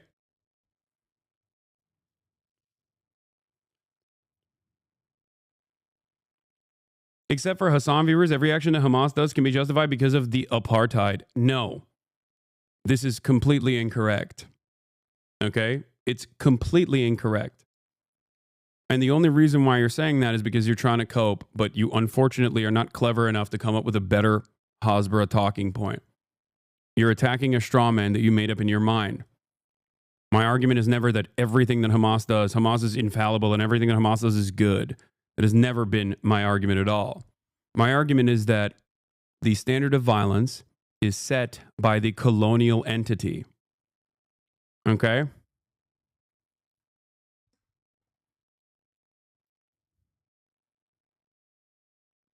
He is too afraid of addressing the truth. He's too afraid of educating his chat on the truth. I think it's an incredibly irresponsible thing to do as a massive content creator who has, you know, now a smaller audience, but still a relatively sizable progressive audience. Okay?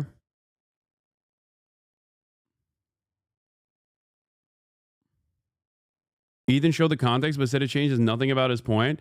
If I can't call Klansmen inbred, what the fuck can I do?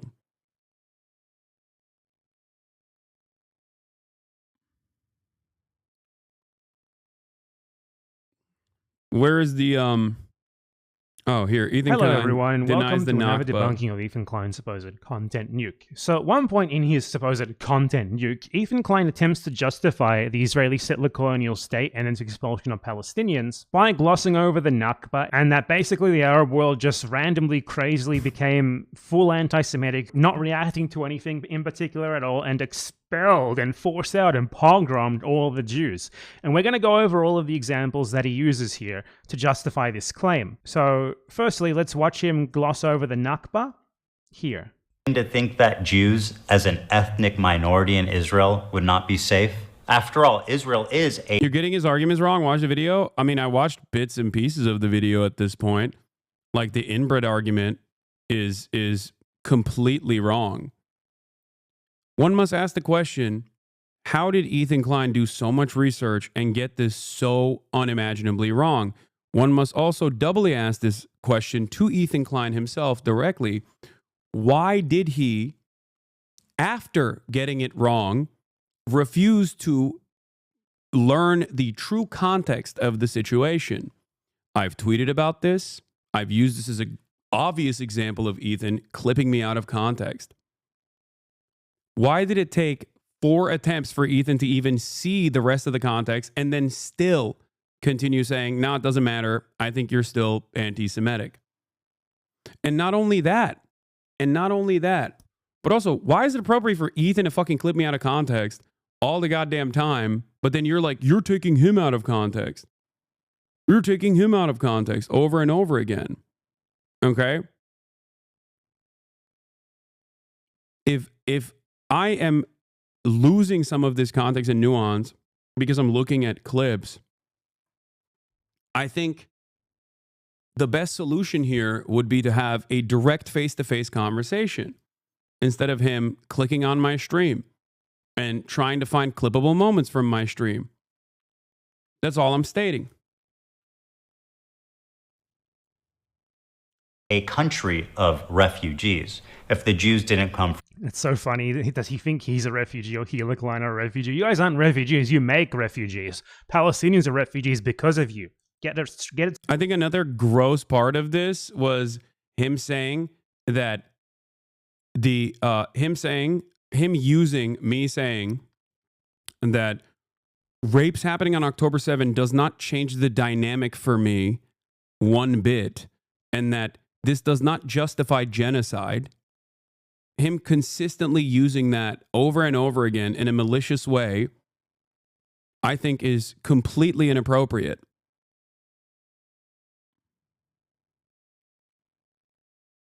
Completely inappropriate. You can say, bro, watch the video all day. I said I would watch the video with him. Okay? I said I would watch the video with him. It's straight, okay? From Europe after the Holocaust, they came from the surrounding... He is... Guys, listen. You can come in here and say, oh, you're crashing out or whatever all day, every day. Okay? The reality of the matter is, I think most people, reasonable people, can understand who has been on an extended crash out for the past 6 months, perhaps even longer. I'm not the one trying to fucking dox Reddit mods. I'm not the one going after random Redditors and declaring war on random Reddits, random subreddits, okay? I'm not the one posting at fucking 3 a.m. Instagram stories every single fucking day. As a matter of fact, I didn't even know that he was doing half of this shit for the longest time because I deliberately avoided looking into it, okay?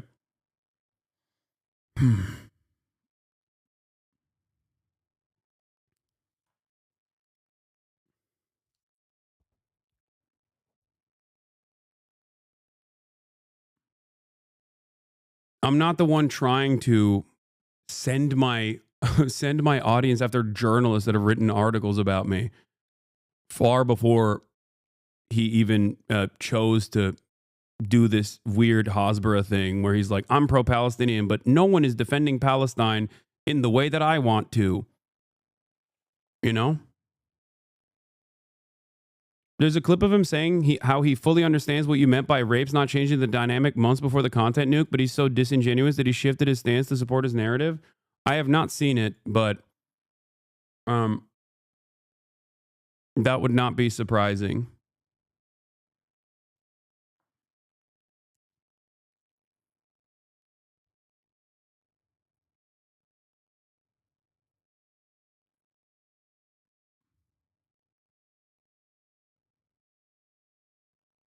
He literally said he's considering getting journalists on Slate to do a retraction, calling them names live. That's so insane.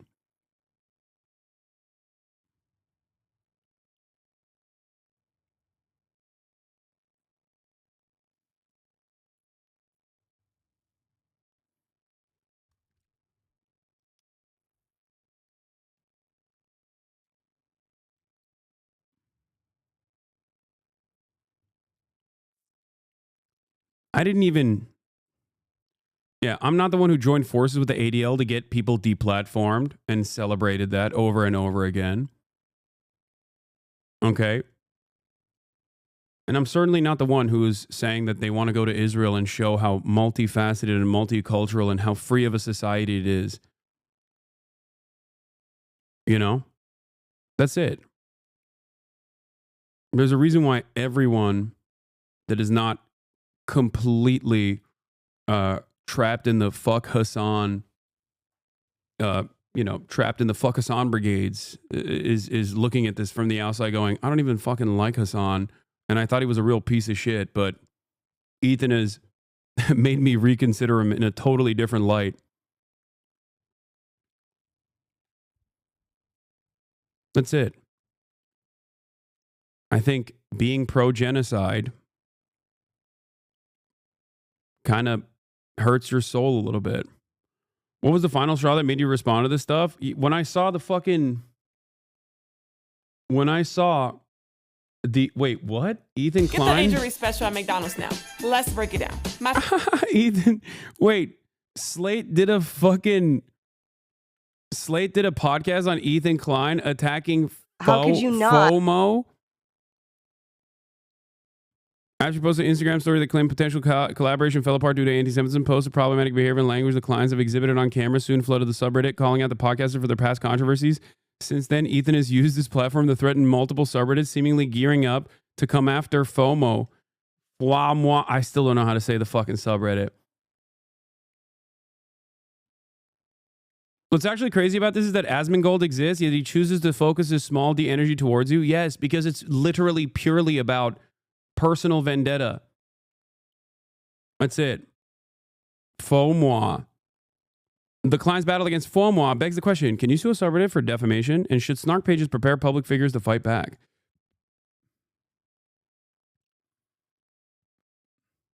Wait, was Hassan's poop sock actually linking this? Oh my God, and I banned him for the day? Shut the fuck up. I'm going to click on this link now. Hold on. I'm going to click on his link. Oh my God. I'm so sorry. I'm issuing a retraction. I'm unbanning Hassan's poop sock. I'm issuing a fucking retraction and unbanning Hassan's poop sock. I apologize. Justice served. Justice delayed is justice denied. But yet, justice is still served on this day, okay? Wow. Vindicated. Hassan is a woman.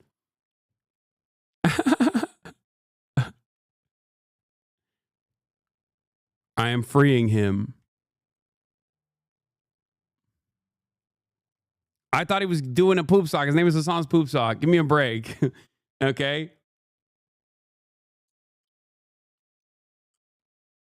You know what? Hassan's poop sock, if you're still in here after you got a 1-day ban, and I don't know if you are, but if you're still in here, you have one poop sock, like an actual poop sock that you can send me at any given moment.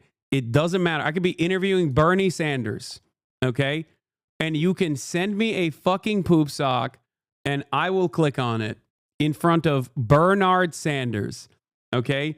You have a lifetime, one usage poop sock, okay? I think that is a appropriate IOU for the 1-day ban that I very quickly resolved after finding the truth. After 2 hours, his 1-day timeout turned into a 2-hour timeout, and I'm giving him reparations. Okay? And I'm telling him he has a one-time poop sock opportunity. He's currently watching an out-of-context clip of you yesterday, explaining the context of a clip he watched out of context. I can't make shit up. It's ironic because I also called this ahead of time that he was going to do that.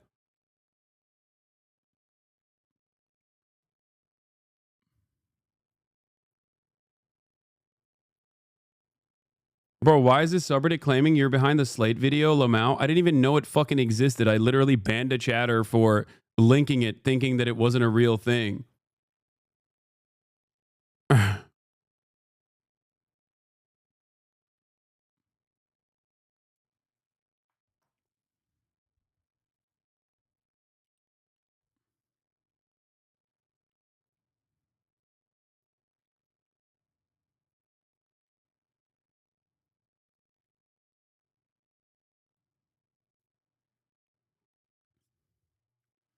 You were all here when the lifetime poop sock allowance was given.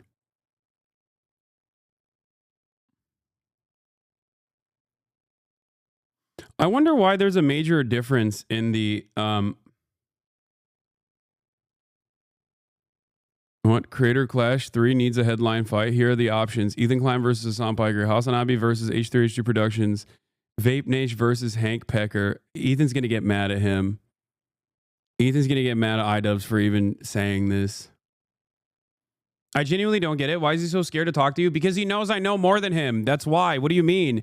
This way he can shelter his audience from the fucking truth about all the lies he spread, not only about me, but also, more importantly, because I don't give a fuck if he lies about me. Who gives a shit? Okay? I'm just one person. But I think what is abhorrent is to literally misinform your audience, either deliberately or because you simply have not fucking done enough research on Israel and the history of Israel. Ethan plays devil's advocate agreeing with Hassan. Hila doesn't like it and puts words in Hassan's mouth. What is this? For sexual violence and savage R words on October 7th. Doesn't matter if R words happen on October 7th. It doesn't change the dynamic for me. What's interesting about that quote specifically is that I get what he means in that one. Like, I felt like he said worse stuff than that. Because he's saying, he's saying even if the R words happened, well, I think the way he phrases it is fucked up. Even if it happened. They did happen. Yes. But he's saying, even if they did happen, it wouldn't change the calculus for him, which I understand what he's saying. But I guess the way he's saying it is, even if it didn't happen, is fucked up. Yeah, because I was debating a person who was saying, why do you not deny that sexual assaults have happened? That's interesting. Hassan's poop sock. Not only did you get untimed out because you were correct, but you also got a lifetime poop sock opportunity. Stop pretending there's even an iota of chance it's not deliberate. His rhetoric is extremely careful and shut up out of the Ruth Wise playbook on how to do Hasbara. Yeah, no, it's just like, yeah, he knows what's up. Like he has to. Yeah, I would not argue that. I'm just trying to play out. Oh, so they agree with me. Wait, do they both agree with me that like genocide is completely unjustifiable, even if sexual assaults happen on October 7th? Because I think that's a pretty normal position to have. Devil's advocate here. It's just a devil take, not devil advocate. I don't even think this, but just to play devil's advocate for a second. I mean, just imagine to the girls that did survive, somebody's saying, that's a very I don't care if it happened. You know? Well, so like the ones that I guess. The last thing that I would want to hear. The ones that jumped out to me as more offensive when he's just like, basically, he was like, what rapes? Like, yeah, he's just straight up saying like, So like all of it combined is problematic. Yeah, all of it combined, definitely. That's not what I said.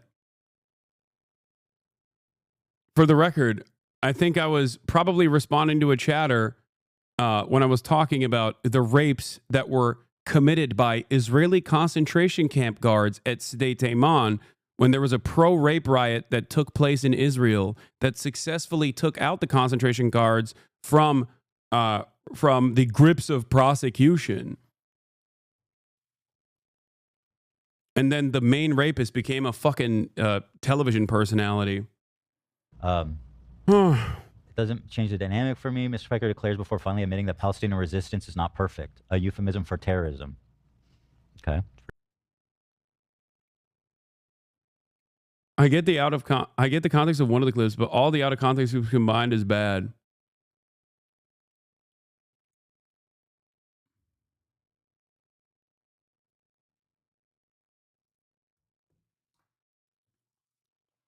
Also, for literally this entire process, like we're now going back and forth about like I think he is slipping up in this clip by giving you the benefit of the doubt, then Hila is correcting him to make sure they stay on message. Yeah. What's really fucked up about this process, by the way, is that one, I don't even know if they've like talked about the rape riots in Israel. I doubt it. Okay. But two, there literally is not even any fucking personal evidence so far, with one exception from the UN report. Israel literally denied independent investigators to actually investigate the sexual violence that happened on October 7. And also, Israeli newspapers literally revealed a couple months after the fact, or not even a couple months, like literally a month after the fact, that one of the organizations that was handling the bodies ruined the fucking forensic investigations that could have taken place. Okay? That is completely ridiculous. Why the fuck would I be... why in the ever-loving fuck would you ever assume that I would not want justice for victims, regardless of what nation of origin they're from, even if they're from an apartheid state that's conducting a genocide? Okay? It doesn't fucking matter. I want justice. I want the truth. The Israeli government has denied the opportunity for the truth time and time again. Take it up with them and not me. That is fucking insane.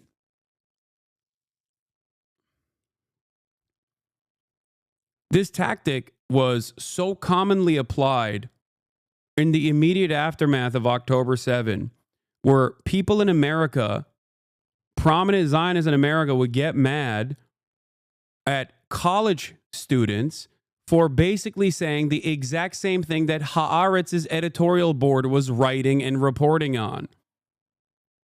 Like, they would say, this is the most anti-Semitic thing that has ever happened in the history of mankind, is what the attitude was for college students that were basically saying verbatim the exact same thing that the fucking Haaretz editorial board was saying.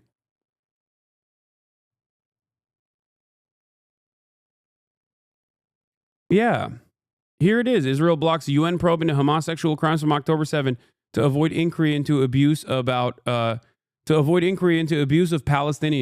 The UN Special Representative on Conflict-Related Sexual Violence asked to investigate Hamas's alleged crimes on October 7 and towards the hostages, but Israel refused their request to access Israeli detention facilities to examine the claims of IDF abuse. Israeli women's rights groups warned this could lead to Israel, instead of Hamas, being added to the UN sexual violence blacklist.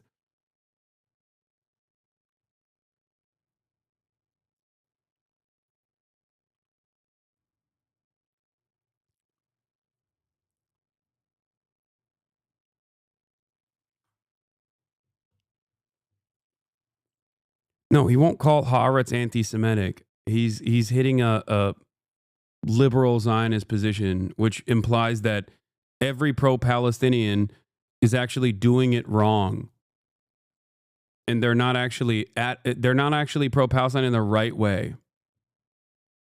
Okay, that's it. It's a very specific type of defending Israel for a very specific audience. That's how you try to capture the attention of progressives, because you can't just outright fucking pull a Michael Rappaport and be like, oh yeah, I'm going to, fuck every Palestinian. They should all die. If you say that, your audience is going to be like, what the fuck are you saying? You're a monster. Okay. So you hit a very different line where you're like, I'm pro-Palestine, but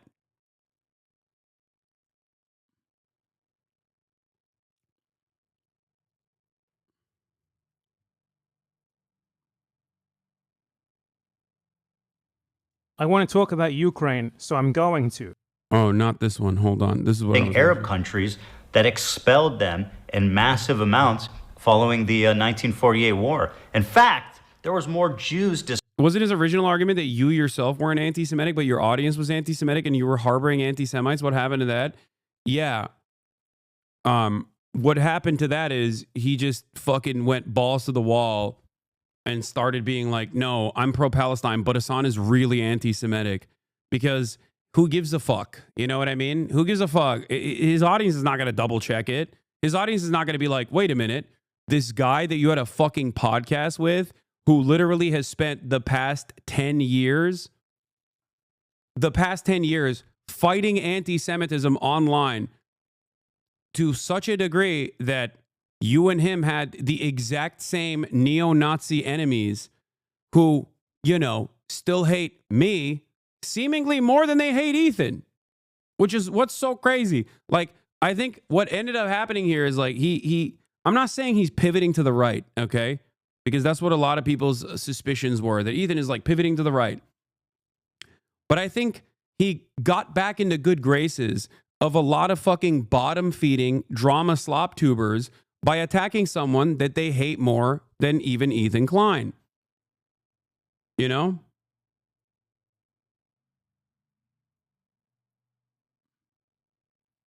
Again, goes into what I was saying with clip farming. Everyone desensitizes each other, so when you hear heinous shit, you don't feel bad for it.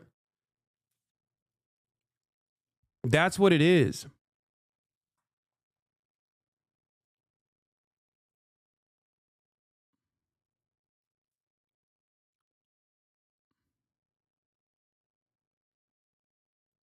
Displaced than Palestinians during the Nakba. So the Nakba for him was just a war, like this long-planned expulsion of Palestinians, which the Arab intervention was explicitly a reaction to. So how is it a nation of refugees when it declared its independence and its own like dominion over land that it had taken from Palestinians, when these people weren't even there yet, obviously? And then watch this. 1 million Jews. All of these surrounding Arab countries had vibrant Jewish communities and huge number, hundreds of thousands.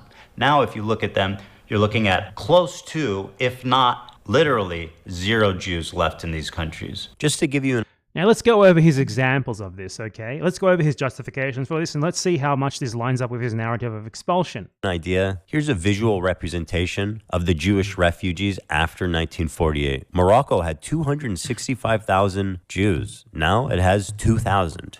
Okay, so Morocco at this time was not self-ruling. It was still a French colonial possession. What happened in Morocco is that the Jewish Agency, which was one of the leading organizations advocating for forming a colonial state in Palestine and trying to further such ends, struck an agreement with the French governor of Morocco to force Moroccan Jews to immigrate. So what this was Israelis working in tandem with the French colonial power to force the Jews out of Morocco. Morocco did not expel them. Israel sent ships there specifically to pick these people up. Israel was an active participant in this expulsion. And the reason why they did this is obviously because it's to Israel's advantage. If Jews are forced out of other places, they want it to happen. Yep. That's why they actively participated in doing it here. Because a Jew elsewhere is not useful to Israel, but a Jew who moves to Israel is. His next example. Algeria had 140,000. Now it has about 50. Algeria. What happened in Algeria? Well, Algeria was also a French colony. And when the French colonized Algeria, they murdered about 3 to 4 million. By the way, literally said almost verbatim the exact same things that Bad Empanada's talking about right here yesterday when I heard Ethan for the first time on pieces of his content puke talk about how like 1 million Jews were ethnically deported from their ancestral homelands in surrounding Arab nations. You know? Algerian Muslims who were the majority population. And in an effort to divide and conquer, they attempted to divide the Jewish population of Algeria from the Muslim population of Algeria when they colonized it by passing something called the Crémeau Decree, which afforded French citizenship to all Jews in Algeria. This turned Algerian Jews into French citizens, and soon after this, they integrated into the French settler society, which was oppressing the Algerian Muslims and Christians. Thus, the French Jews became French, both culturally and by citizenship. And unfortunately, most of them decided to collaborate with the colonial power. Effectively, they were French at this point. Then, once Algeria won its independence from France, the French settlers and the French Jews were given an ultimatum. Either renounce their French citizenship or leave the country. This was not specifically aimed at Jews, it was for everyone. This was not specifically aimed at Jews, it was for all French. And almost all of the Jews chose to go to France. So this was not an expulsion. Nor did these people even go to Israel, they went to France. Again, French colonialism's fault, not the Algerians' fault. Also, not the Palestinians' fault, once again.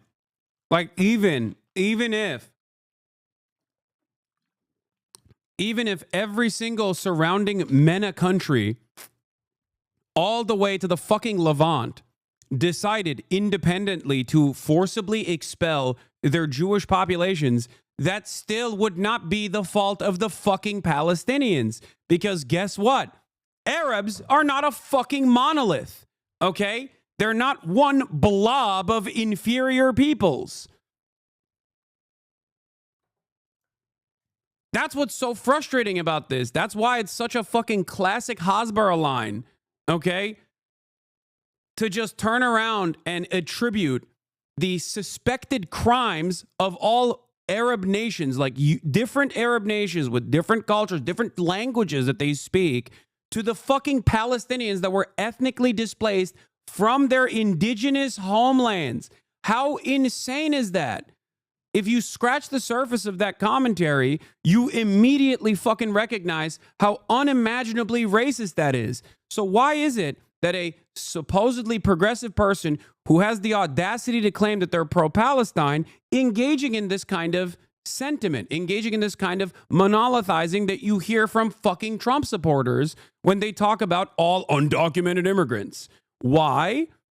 It's because that's how Zionism works. That's why even if you're a liberal Zionist, you still are lapping up a metric ton of fascist, ethno-religious supremacist propaganda.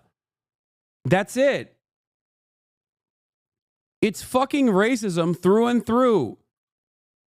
Same as in Morocco. His next example is Iraq. Iraq is actually a country that very desperately tried to keep its Jews. Iraq even passed laws which forbid Jews from leaving for Israel, as you can see listed here in this article. But what happened? Well, Iraq was the target of pervasive terrorist attack by Zionist/Israeli agents in order to create a narrative there of Iraq being untenable for the continued presence of Jews. After a number of terrorist attacks, and the Israeli government lobbying the Iraqi government to allow Jews to leave, they rescinded the law that prevented Jews from leaving for Israel, which then resulted in mass migration of Iraqi Jews. So as you can clearly see, this is... By the way, this was also reported by Israeli academic Avi Shleim, okay? He's British-Israeli of Iraqi descent. Avi Shleim extensively wrote about this, okay? Once again, if you are a responsible, supposedly progressive, supposedly pro-Palestinian content creator in the way that Ethan Klein claims he is, he should have done at least a little bit of fucking reading on the matter instead of going to a person who has done the reading on this matter and falsely smearing him with accusations of anti-Semitism at a time when anti-Semitism is fucking exploding. That's what's so crazy about this. Like, you're attacking the wrong person, okay? And you're also fucking lying. You're lying about the history of the genocidal apartheid state that you're trying to desperately fucking defend. This is nowhere near as black and white as just people being expelled to Israel. The Zionists wanted the Jews to leave. They wanted them to leave by any means necessary, to the point they started bombing synagogues in order to create this sort of fear among the Jews there so that they would want to leave. And then they exerted government pressure, and then they exerted diplomatic pressure on the Iraqi government to that end as well. Iraq had 150,000 Jews, now 10. And I want to give a special shout out to my boy over in Afghanistan, one known Jew. We know him, we love him. So now he brings up Afghanistan. I think it's pretty clear that Ethan Klein doesn't actually know what the fuck is even going on here, because Afghanistan is not Arab. Afghanistan is in Central Asia. Yeah. So it's like Afghanistan is not Middle Eastern, it's not Arab, it's in Central Asia. They don't speak Arabic there. That's also, ironically, Amera brain rot right there. That is like perfect Amerifat. That's like perfect Amerifat sentiment. You know what I mean? They're all fucking, what are they, like Muslim or Pashtun, but that's like a different kind, you know what I mean? They're all the same.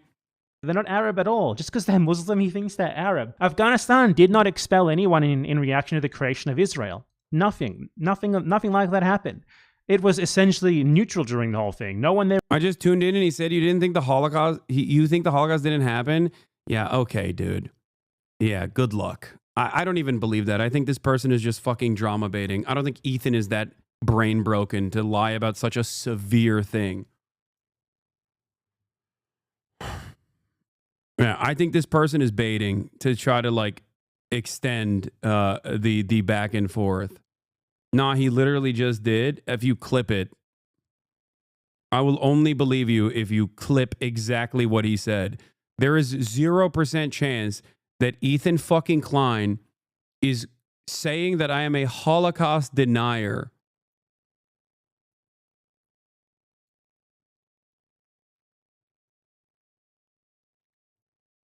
There is 0% chance.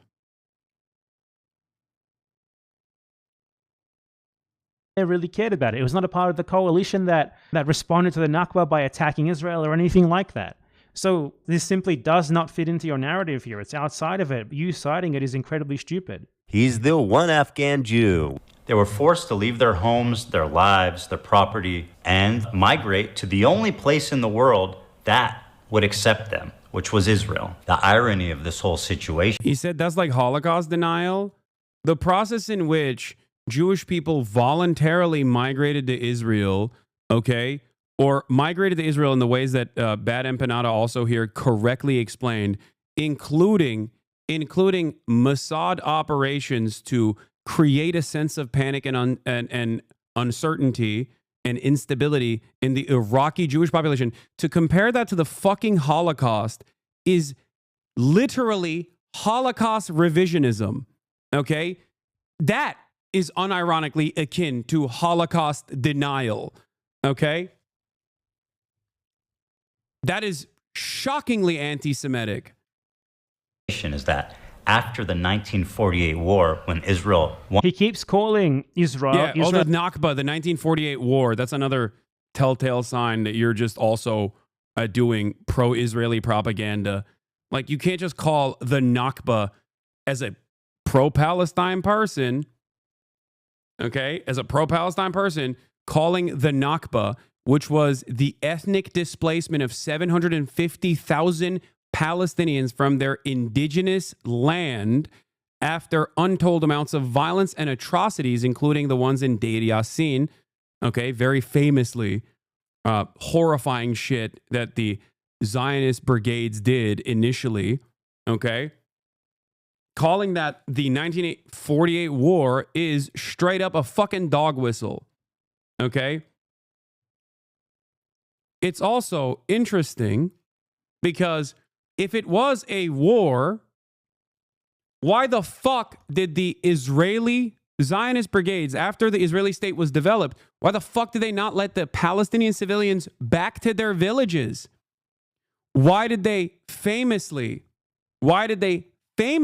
fucking shoot and kill Palestinians that tried to go back to their villages?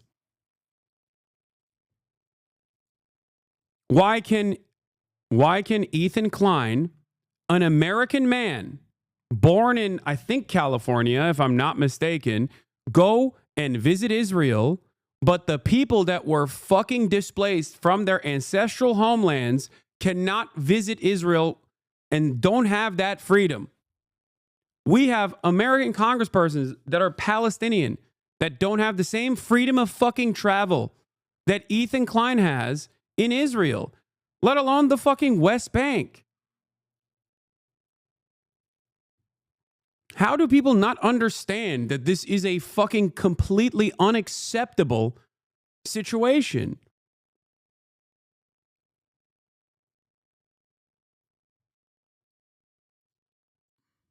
Lena's birthday. By the way, let's not forget that Hasan just straight up lied about Jews not being massively fucking expelled from Arab countries. Like, what? What? That's like Holocaust denial. I don't deny the Nakba. I fucking fully acknowledge the realness and the fucked upness and the terribleness of it, you know? And that. Why'd you keep calling it 1948 war then in your content puke? He just goes back and forth on his position. Sometimes he calls it a genocide. Other times he calls it not a genocide. Sometimes he calls it an apartheid. Other times he doesn't know. Sometimes he understands what I mean when I say that sexual assaults happening, the likelihood of sexual assaults happening does not change the dynamic of doing a genocide upon the entire Palestinian population. Then months later, he forgets that he understood the context and then puts that in his video over and over again, saying, oh, he's a rape denier. He's a rape denier. You know, Me Too means Jews too. That kind of fucking Hasbara bullshit. Okay? Just the trauma of that incident. But Hasan is basically like the Holocaust didn't happen. I mean, it's a million Jews being expelled from. Please tell me someone in this, please tell me a singular person in the background, in the production side, was like, hey, Ethan, I think you're engaging in Holocaust revisionism by comparing by comparing what you are claiming is the forcible expulsion of 1 million Jews from surrounding territories into Israel to the fucking literal Holocaust.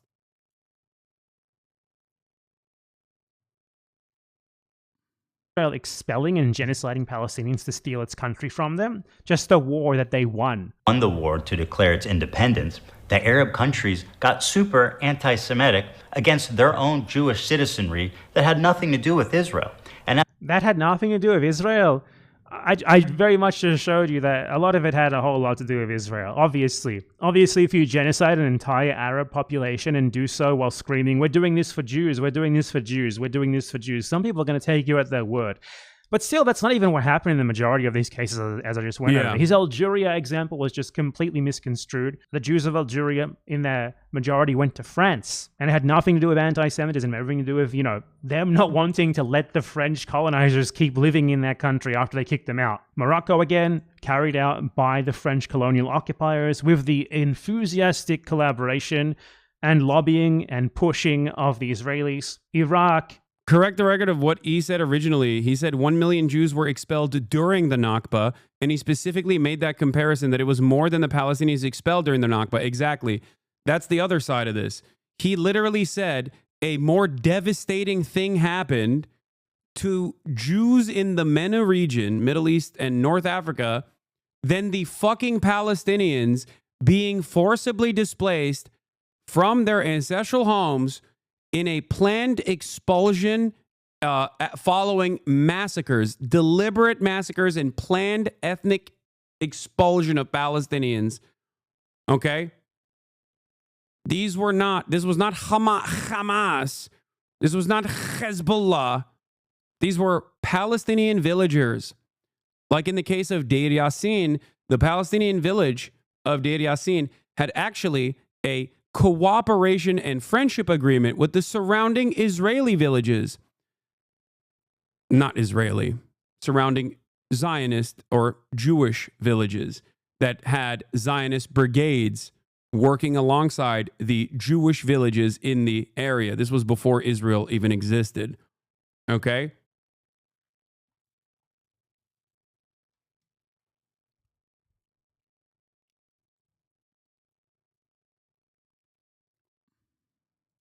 Zionist terrorists helped that process quite a bit, didn't they? And the Israeli government literally lobbied them for it to happen. Afghanistan, nothing to do with any of this. So he erases the Nakba and slyly tries to justify the Israeli settler colonization of Palestine by just calling a complete ethnic cleansing of as many Palestinians as they could get their hands on in order to steal their land.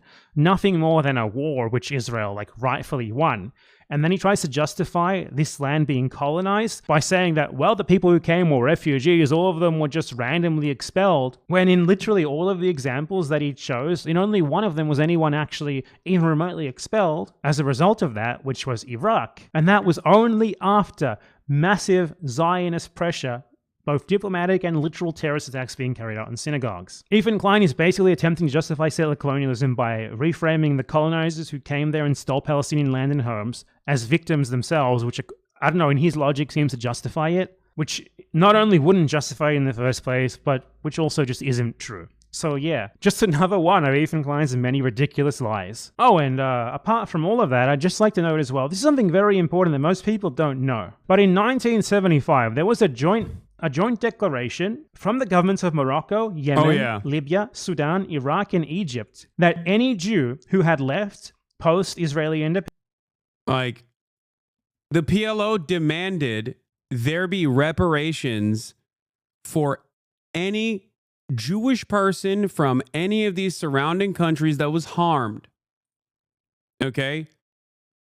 These countries would pay reparations to Jewish people that left these surrounding Arab nations. You know who didn't like that at all?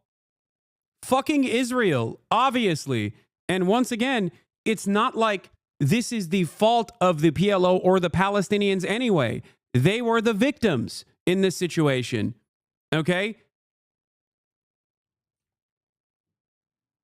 Independence could return and have their property returned. So whatever... Yeah, he needs to read one book. Just read 10 Myths. Read one Elon Pape book, okay? Read 10 myths.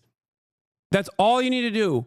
It's like probably the easiest one to just dissolve all this like nonsensical, ahistorical, Hasbara pro-Israel propaganda. Listen to the fucking audiobook. Watch one Elon Pape video discussing the history of Israel. Wrong happened to them here. The countries in question were willing to right this wrong. But Israel wouldn't even let them take them up on this offer if they wanted, because the whole reason why Ethan Klein and other Zionists mention this talking point is not honestly. It's because they just use it to weaponize against the Palestinian right of return, because the Palestinians actually want to return to their homes. The Israelis don't. The Israelis live great. They don't need some grandpa's home in Iraq or whatever. They stole a Palestinian's house and land a long time ago. They're living large at the expense of the Palestinians. So them even bringing this up is total bullshit because, one, it was not simple expulsions, as Ethan Klein likes to claim. The other stuff that was really funny and really stupid and immediately dismissible was shit like claiming that I was denying the genocide that took place upon the Uyghur population in China. And it's literally clips that are directly from our conversations with one another where he's like, that's when I started realizing he was a radical, scary man. Okay? And then he fucking falsely claims that there is no article that I was talking about literally in that conversation. Of course that article fucking exists. He just didn't put it in the fucking video. So either he is stupid and didn't even fucking realize that this article doesn't exist, or he knew that the article existed and deliberately removed it from his video, omitted that key detail to make it seem like I was fucking lying to him. Every part of this video, and I cannot stress this enough, literally every single minutia in this video is false. I've never seen anything like this before. It's somehow worse than fucking Willie Slop Show. It's shocking how bad it is. Like, you can misunderstand my positions, okay? But how the fuck do you do it this bad? Also, you didn't even say death camps during that. You just put that word in your mouth. Yeah, no, I very specifically said it's not death camps. It's concentration camps. It's re-education camps. That's what I said, because that is the truth, okay?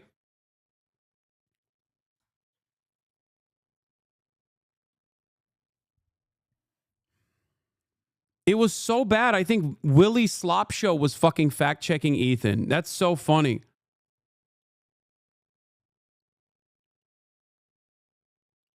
And obviously all other Zionists like to claim. Two, the countries in question have offered. They have invited these people back, while Israel has never done that for their Palestinian victims, has it? And they invited them back literally 50 years ago. 50 years ago. In many of these cases, that was like only a few years after they left, like 5-10 years after they left. The Palestinians have been exiled for 80 years by Israel.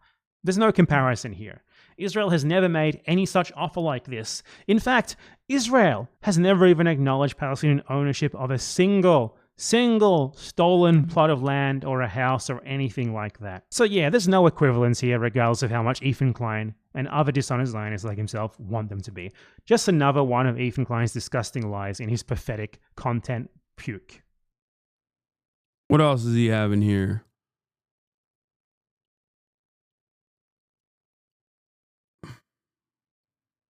Ethan Klein paid off by Zionist billionaire? I don't know about that.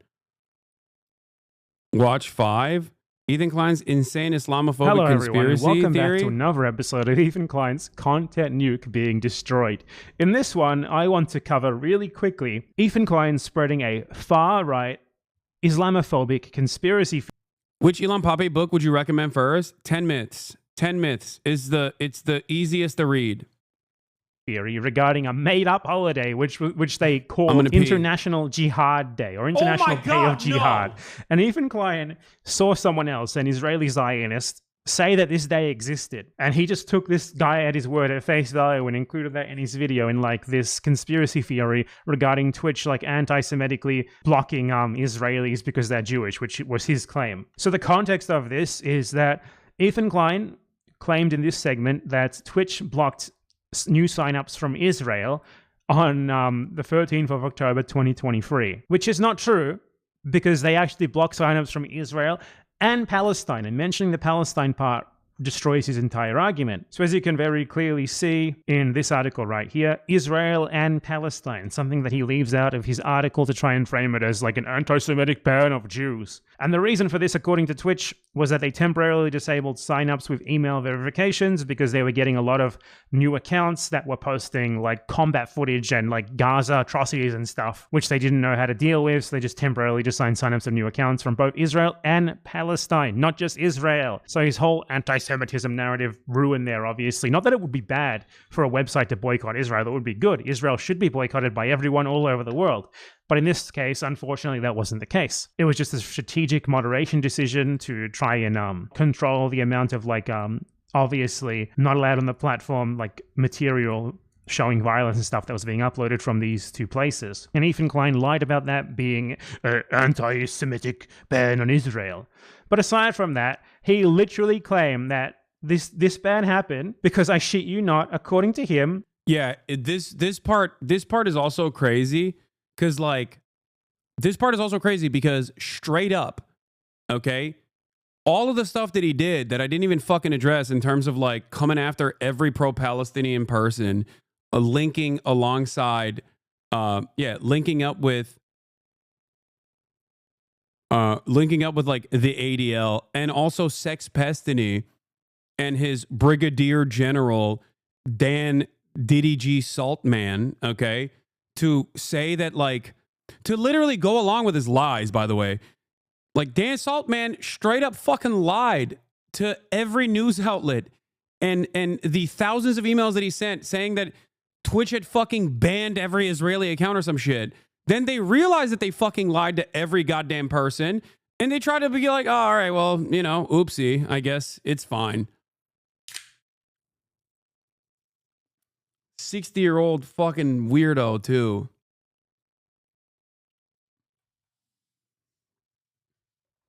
Daniel Blake Saltman, who got millions from Sean Diddy Combs to make, what was it, Tiny Chat or whatever?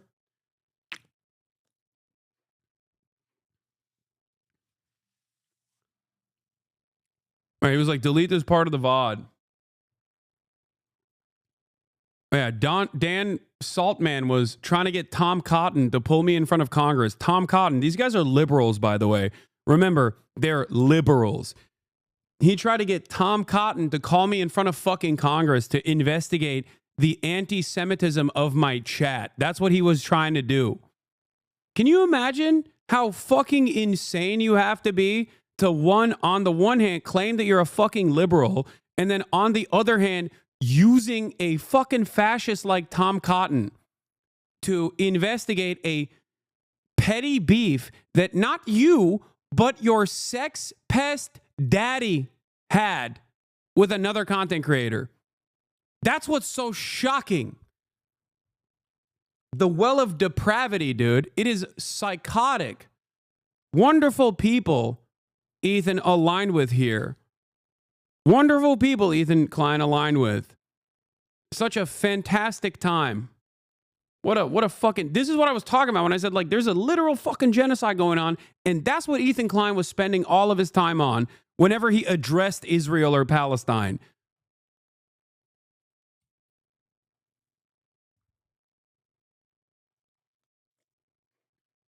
He can cry behind his Instagram stories all day, every day. I'm here. I can talk to him in person. Like, this is why it's so funny. Look. You think about leaving your echo chamber anytime soon. You wrote that while I was in the process of saying, I'm willing to talk to Ethan Klein in person. He's the one who's avoiding me. Like, how funny. I don't think you know how words work. You know what I mean? I don't think you understand the language that I'm speaking.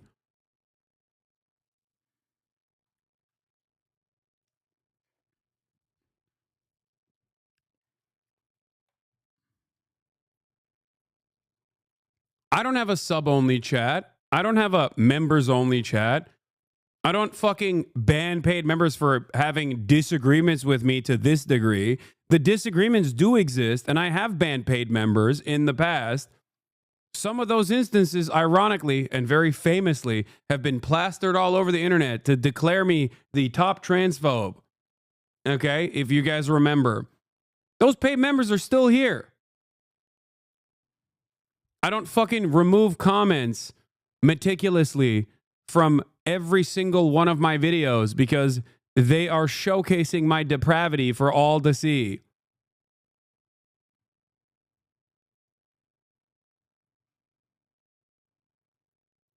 You won't talk to you on stream because he can't erase the last 30 seconds of your stream like he can with his?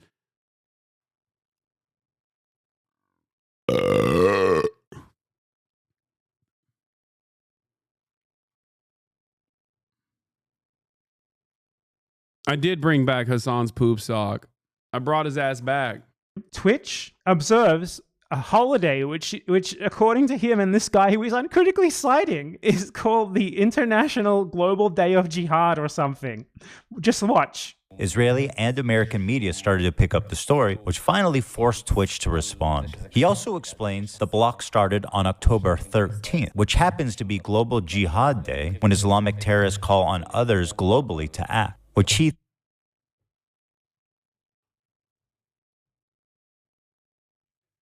Bro, you can't be serious. Ethan Klein fans cannot be serious. And they were like, you have to watch this video. My favorite content creator happens to be the dumbest person alive. My favorite content creator happens to be the biggest moron of all time. And you have to sit there and watch his 1 hour and 43-minute hit piece that flopped because it was filled to the fucking brim with idiocy. Is this gonna be fucking poop sock? Twitch never banned Israel. Oh yeah, here. This is the famous incident. Here, let's take a look. And either be suspended for a year or never be hired again. I just saw something. Okay. I understand what happened here. The emails accused Twitch of suspending all Israeli accounts for a year. A claim the company debunked. Yeah, go back. Do you see what she did? Well, like that would be an egregious. That's like journalistic malpractice. That's a fabricated quote. I don't understand how this happens though. Like how does someone keep their job after doing this type of shit? Because like the thing is, I sent this to the editor and I said this was incorrect and that I've never said this. Okay. You're sure that your emails don't have the? Yeah. Again. Tens of thousands, almost 100,000 emails were sent, okay, to every single fucking marketing company that was working with Twitch, to every single brand that was buying ads on Twitch. Why do they do this? Because I don't have fucking individual sponsors that they could go after. So they were like, fuck it. We'll just take down Twitch. That weirdo right here openly said, I'm doing this because this fucking sex pest and serial harasser and doxer, okay, and his fucking rabid community of sycophants are not getting unbanned on Twitch while Hassan is still dominating the airwaves on Twitch. They openly admitted it. He said he didn't give a fuck about any of this shit. He has said anti-Semitic shit. They both have said unimaginably anti-Semitic shit.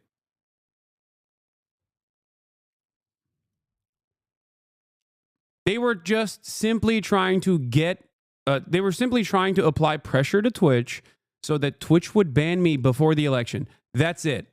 And in the process, they literally doxed random people that work at Twitch. Okay? And aggressively pursued them. Just like this fan base goes after every fucking journalist that dares to write a positive article about me, not realizing that this kind of behavior is abnormal and under normal circumstances would probably be illegal.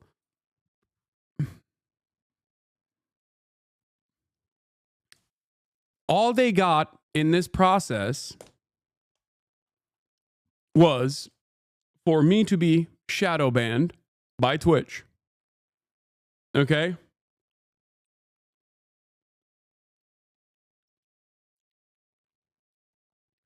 All they got in this process was for me to get shadow banned on Twitch. So on the day of the election, the only account that fucking popped up was Asmongold's account. And even then, I still had 314,000 people watching live on the day of the election. As in 300,000 plus people either were already subscribed or were already watching and were already following, so I showed up on their fucking list, their follower list, or they directly put in twitch.tv/HasanAbi to arrive at my page. So they fucking failed even in that regard. And Ethan Klein was pursuing this. And he was pursuing this with all of the fucking lies that these two morons were spreading. Yes. You sure? Yes. You can go to the site and click the button. It's been the same. Why would I ever say that they suspended Israeli users? I know that's not true. No one would ever say that. That's false. I found you. I wasn't following you. No, I was literally not on the algorithm. I've never said this, and they're saying that I have said this. I did. I sent an email to the editor, and I said I demanded a retraction or a correction on it. If they don't, fuck it. I will sue them. Oh, no, wait, hold on. Forget it. Delete this part of the VOD. Okay. Your fucking dumb email does say that. No way. Even more troubling, Twitch previously suspended all Israeli accounts for a year without public acknowledgement or explanation. All right, well, never mind then. All right, we'll just trim that part out of the VOD. Well, there it is. Even more troubling, Twitch previously suspended all his... They sent these out to every fucking advertiser. Twitch has every right, if they chose to do so, to sue the fuck out of these people. They actively brigaded using their Discord server, which the Bloomberg article that they're reading actually notes. Okay? They had to delete all of the Hasan posts from their subreddit for the time period because they were worried that their subreddit was going to get banned for also actively brigading and literally sending out botted fucking emails to every advertiser saying that I was the arch anti-Semite. They're already posting the socials of the Slate hosts on Reddit. Yeah, I don't think these guys understand. You cannot behave like a cyber terrorist like this, okay? Inevitably, you're going to piss off the wrong people.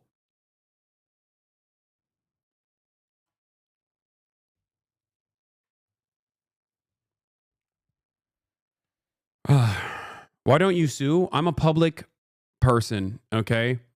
You guys are delusional. You don't understand how litigation in America, especially for slander and things like this, work.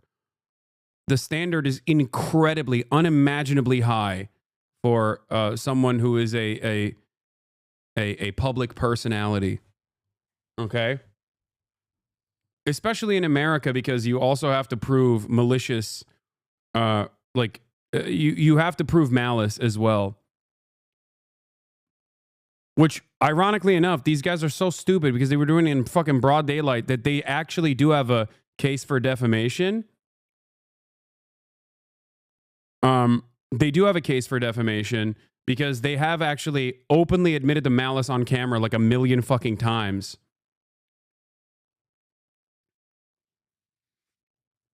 What is this? You spooked Ethan live?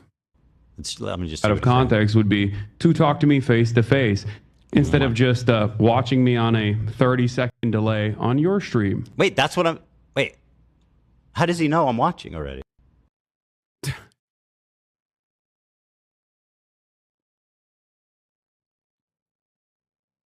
You as a non-lawyer probably don't know enough to say that.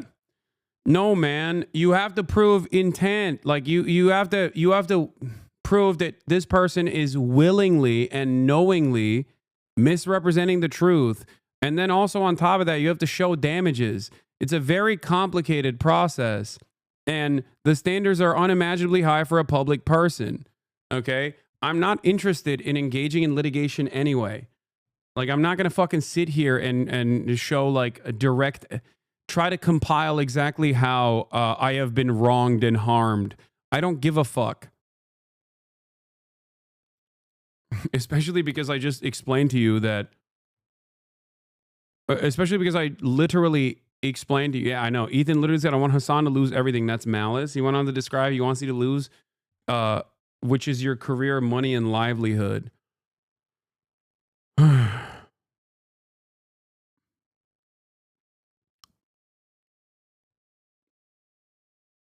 Yeah. Also, I do think it's kind of loser shit. I mean, I haven't done it to fucking Sex Pestiny. Once again, two things I always say. Judge me by my enemies, and history will vindicate me, okay? I think a lot of these people end up fucking themselves over because all of that bad, toxic vibes, all of those awful fucking vibes inevitably end up crumbling the empire you've built for yourself. That's not what malice means in the law. It's an intentional wrongful act, not just I hate the guy. Hasan, why would someone want to hate someone this much? Is he mentally ill? I mean, I don't know what it is, but I do think that I genuinely have a way. I think I genuinely do have a way of making people fucking terrified, or I mean, making people completely unhinged. What is this? Ethan opens the Hasan stream, finds out he's fact checking, closes the stream. He actually talked to me, where he can't clip me out of fucking context. Bro, you are so pathetic. Is he too afraid? It's actually... This is fact checking, by the way. This isn't like someone else's opinions on the nuke. Uh-huh. Whatever. So stupid. Oh, so stupid. Let's just move away. Oh, so stupid. I don't fact check, please. Yeah. God forbid you show in real time any number of different lies that you told to your audience about Israel's history. Okay. Not even just like me out of context or anything like that, but just lies you've told about Israel, Israeli history in general. Oh no. They might accidentally fucking learn something. They might accidentally learn the truth. Oh, how far the mighty have fallen from doing this to fucking Steven Crowder to basically becoming the Steven Crowder. Thinks is an odd coincidence. They were never... Global Jihad Day! Twitch banned all Jews in the world on Global Jihad Day! It's everyone's favorite holiday, you know, Global Jihad Day. So what actually happened? According to this article, what happened is Khaled Mashal, the former political bureau chairman of Hamas, called for what he called a day of jihad, which was not a day of calling for terrorism or something. He said a day of general mobilization in the Arab and Islamic world. And I used to be a fan of both of you, and the longer it's been, the more I'm realizing that you're right and Ethan is just lying. I felt very gaslit at first. Yeah. So the problem here is there are still plenty of people in Ethan's camp that are literally progressive people, wonderful people. They're just completely duped by the very carefully crafted echo chamber that Ethan has cultivated in a way where he is basically presenting complete falsehoods, not only about myself, but more importantly about Israeli history. Okay? And I think the second part of that is significantly more important than just him being like, you're a fucking anti-Semite, blah, blah, blah. I've heard that a million times over. There are thousands of people out there who legitimately think I am the arch terrorist. Okay?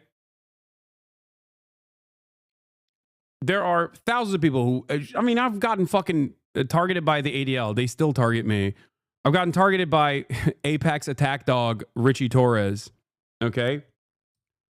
That's not an issue. You're not that smart. Drugs, HasanAbi, you're not that smart, to be honest. Who? Name one. I like that you said you're not that smart, to be honest, and then immediately went, who? Name one, while I was in the process of telling you one institution that has, you know, some institutional legitimacy, the Apartheid Defense League, ADL, and also Richie Torres, who is an American Democratic Party congressperson. So I don't know if I'm the stupid one because I call myself stupid all the time, but I feel like you might be a little bit stupider than me. Okay?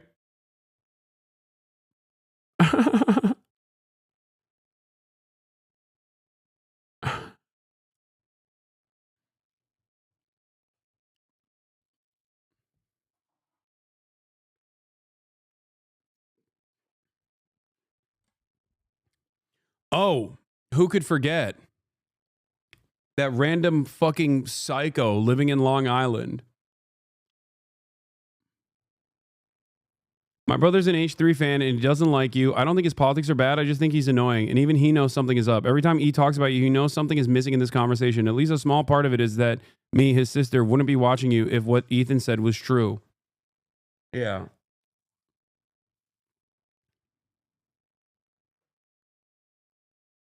Chat, please report one hawk using dirty words. This channel should be called Legion of F Words. Another 2013 account using a slur. This is, of course, a massive terms of service violation, which is weird because you're going to lose your fucking 2013 account by doing this. I unbanned you because I want you to explain yourself. Here, let me ban and unban again.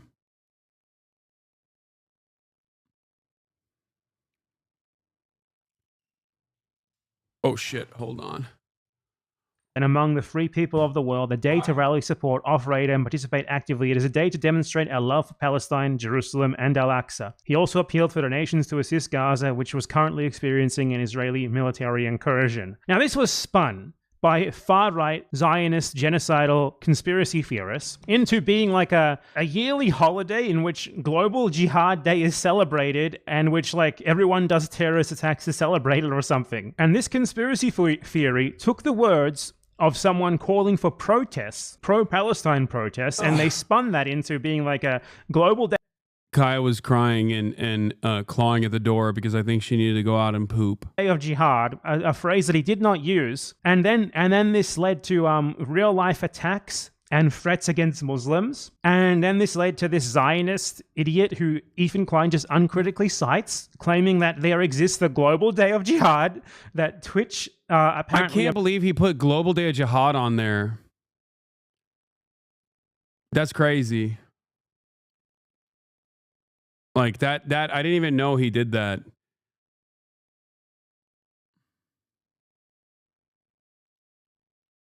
Observes, like a yearly holiday that Twitch apparently observes. He just repeats that uncritically. Like he just straight up repeats a far-right, made-up Islamophobic conspiracy theory totally uncritically. So yeah, folks, Ethan Klein, everyone, he legitimately put forth the notion that the Twitch corporation, owned by the Amazon corporation, celebrates a global holiday called the Global Day of Jihad, and that them banning IPs from Israel and Palestine on this day was like their way of celebrating and participating in the Global Day of Jihad. This guy legitimately believes that no one can respond to him. He legitimately believes that he's like the smartest guy in the world, and like his opponents just can't possibly deal with his incredible arguments. Oh no, the F slur guy got his shit pushed. And that's the sort of thing that he says. Yeah, he got the wrong day of Global Jihad, dude. That's his problem. They didn't realize it was a blessing. It was you. It was that you were ignoring this clown. Ethan is fucking exhausting. I mean, the reason why I ignored it is not because he had anything fucking brilliant to say. The reason why I fucking ignored it is because I know how he operates. He's just gonna, if I reacted to it on stream, he was literally gonna clip shit out of context as he's done to the minimal amount of things that I've responded to already, where he will just cut it out of context and then be like, what's he even saying? What's he even saying? He's done that like 3 fucking times now. Why the fuck would I ever not directly talk to you if you're just going to keep cycling clips out of the Sex Pestiny fucking subreddit over and over and over again to make it seem like I'm just being crazy? You know?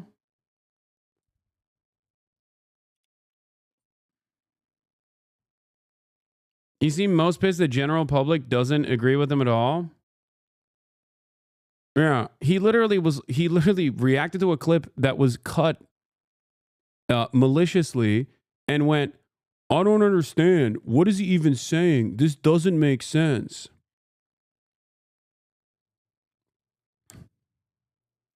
Anyway, ultimately, I think his audience is fucking getting annoyed with this shit anyway. Like, that's why they're leaving in droves. So all you can do is resort to Instagram stories over and over again, ridiculous, petty shit.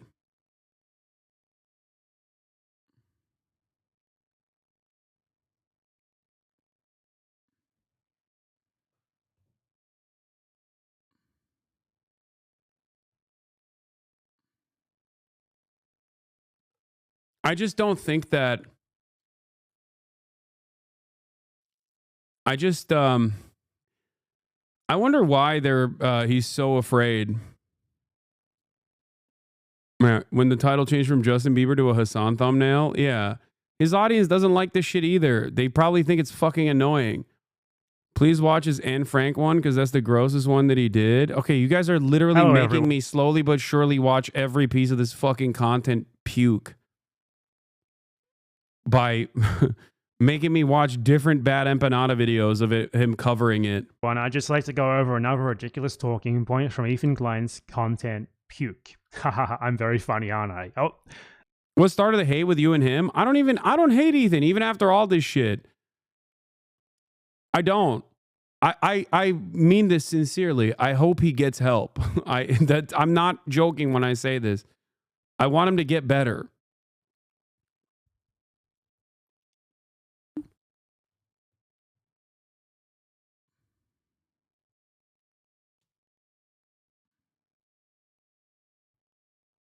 Why doesn't he just leave you alone?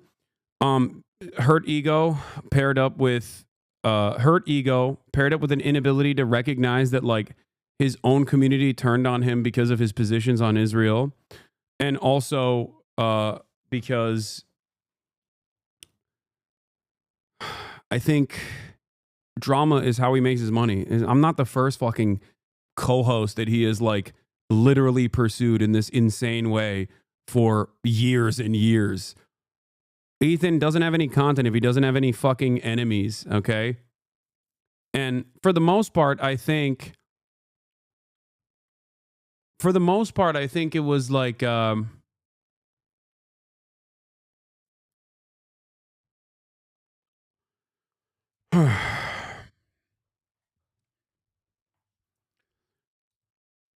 usually a lot of his villains in his universe were objectively bad people. You're also discrediting that his wife probably dislikes you more and is pushing him to do this. Yeah, I think that's part of the reason why people weren't like looking at this stuff in the same way. I don't think he's ever vilified a person that wasn't like a fucking Keemstar. You know what I mean? But it is kind of weird that this is not the first time this has happened. This is the second time this has happened where he just like makes content out of just like people he's shitting on or people that he previously collaborated with.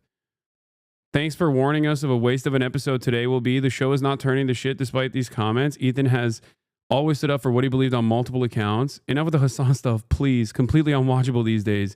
Y'all, this shit is so boring. Please stop. I haven't watched it in months because of this stuff. Jesus, man, move the fuck on. Like, live your life. Just do the podcast normally. Get better soon, Ethan. We are praying for you. As a former fan, I don't know. The podcast feels sad vibes lately. Man, I love the show. I haven't complained about content since I watched, but I skipped out on so many episodes lately because it's all Hassan. I missed the fun goofs and gaffs of the crew. Yeah, when I said he should go back to doing fucking goofs and gaffs, I wasn't... When I said he should go back to doing goofs and gaffs, I wasn't actually talking to diminish him. I wasn't talking to shit on him. I was saying that because I legitimately think if he just stopped doing this shit and went back to goofs and gaffs, he would inevitably rebuild his audience. You know?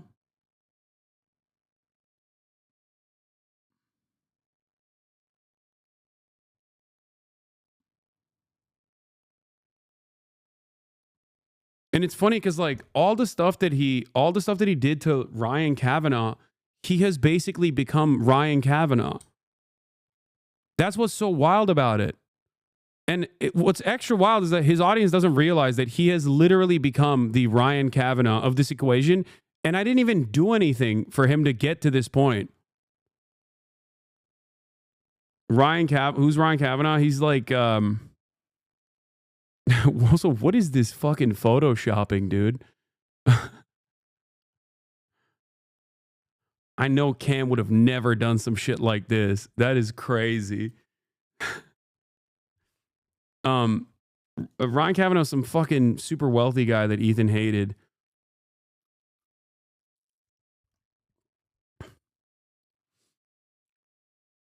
They were deleting messages that told him to stop live. Guys, I love you all. Watch every episode, but please, I'm begging no more Hasan content. I've been watching you since Vape Nation, but Ethan, please just ignore him. Y'all will never agree on anything. What's the point of dragging this fight for months?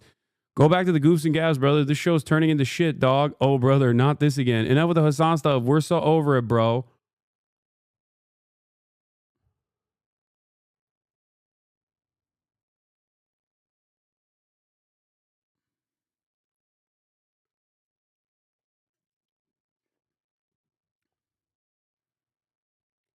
This shit is so embarrassing. At some point, production has to see that this is going to hurt their livelihoods down the line if Ethan keeps rehashing this shit.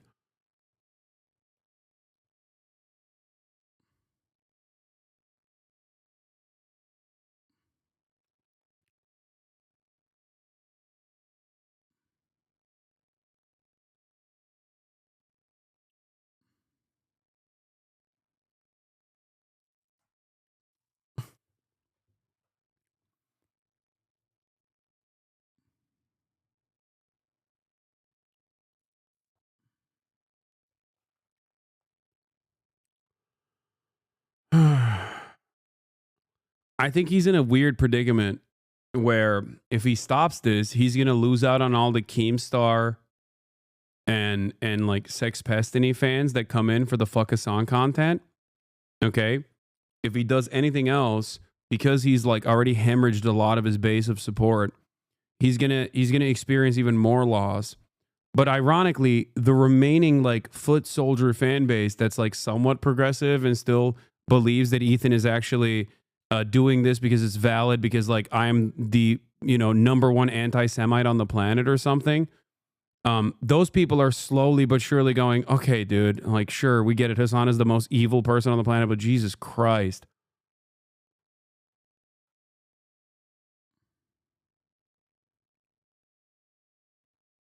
And it's a predictable situation. If I were to unironically spend this much time on Ethan, if I were to spend this much time, as much time as Ethan has spent on me, if I were to fuck my life up and spend every waking moment watching, the million different fucking Ethan Klein videos that exist out there, rehashing all the shit that he's done throughout many, many years in the least charitable way possible. Yeah, initially, I think I would probably get a bunch of people who fucking despise him. There are a lot of them online. There are a lot of people who despise me online as well. They would come in to the audience. But if I were to repeat that over and over again for a fucking year, okay? If I were to repeat that over and over again for a fucking year, the adults in my community would probably be like, what the fuck? Dude, shut the fuck up about Ethan. Who gives a shit, dude? You're a goddamn political commentator. And for Ethan, it's like, he's supposed to be a comedian, no? Am I crazy? I thought that's what he was.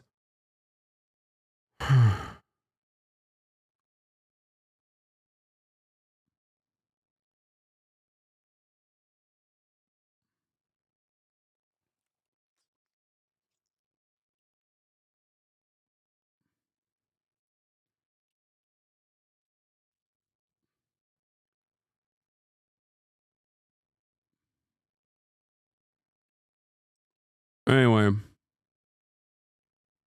Yeah, people would unironically leave after like the 8th time I did it.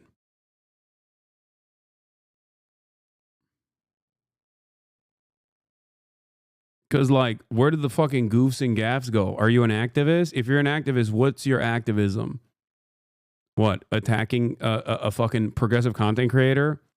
when there's a sea of fascists out there hyper-focusing every waking moment on this dude because he correctly pointed out that Israel's an apartheid state and currently doing a fucking genocide. What an insane thing to try to maintain your position as a progressive, or even more laughably, as a as a pro-Palestinian content creator, and doing that this whole time.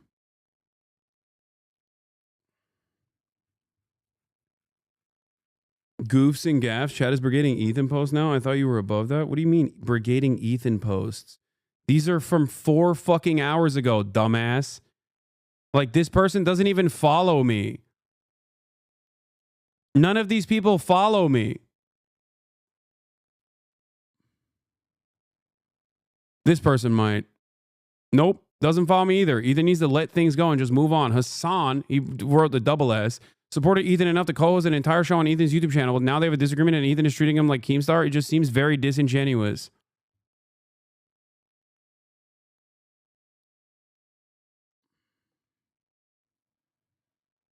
Those are just his fans. Just like initially, I think Ethan pushed a lot of his fans into this community because they were like, what the fuck are you doing with this Israel shit? Like, the way that he was talking about Israel, was not meeting the standards that his progressive audience had. I've never watched Leftovers. I deadass thought Ethan did like celebrity content and stuff like that. Yeah. He did. He used to. And then he did politics for a little bit. And then he was like, I'm not going to do this. I'm not cut out for this. And then he thought, no, actually, I am cut out for this, but only from the perspective of saying Hassan sucks. That's his only politics, is just like actively spitting out whatever the fuck he gets from the Sex Pestiny subreddit. In my defense, that is at least a better joke than any joke Ethan Klein has ever made. So in this video, Ethan Klein claims that the reason why Anne Frank is admired and like thought of and like mourned so much is because she didn't do violence in response to being genocided. Let's watch. Withstood genocide, right? Like he is a person whose only experience is like, it's literally like talking to fucking Anne Frank, basically. Okay, being able to talk to Anne Frank in real time. To quote Anne Frank, I keep my ideals because in spite of everything, I still believe that people are really good at heart. Anne Frank... I'd just like to be clear, Anne Frank is wrong there. The Nazis who massacred her and her family were not good at heart. continues to inspire generations of people because in the face of a genocide that eventually took her... That's crazy, dude. What do you mean? You like...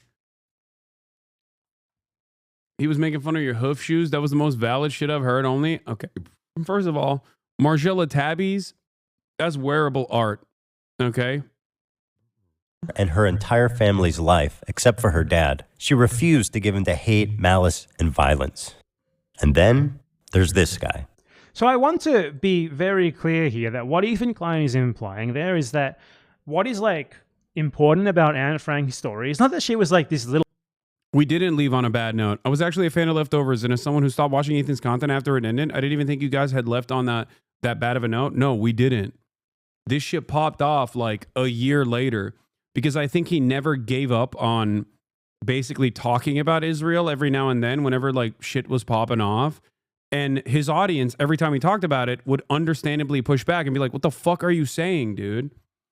So I even defended him for the fucking next like couple of months where I was like, guys, I don't care about what Ethan is saying. People would bring up some insane shit that he was saying all the time. And I was like, I don't care. I don't give a fuck about what he has to say. There's, you know, more important things to cover. And also that like, I kept saying, and now I know, boy, was I wrong.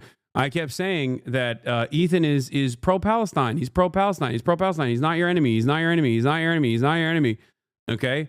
And I was fucking wrong. Okay? I'm willing to admit that. I didn't know how much his opinion had changed, or rather, maybe he always had this opinion and maybe I didn't understand it or didn't want to see it. Okay? Ironically enough, that's what Ethan says about my socialism, which was never fucking sheltered.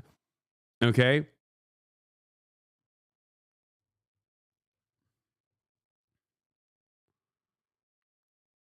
And yeah, the 13-year-old Anne Frank should have taken up arms and gone and fought the entire Nazi army. Reasonable take. No, that's not the take here at all. Also, you changed the age.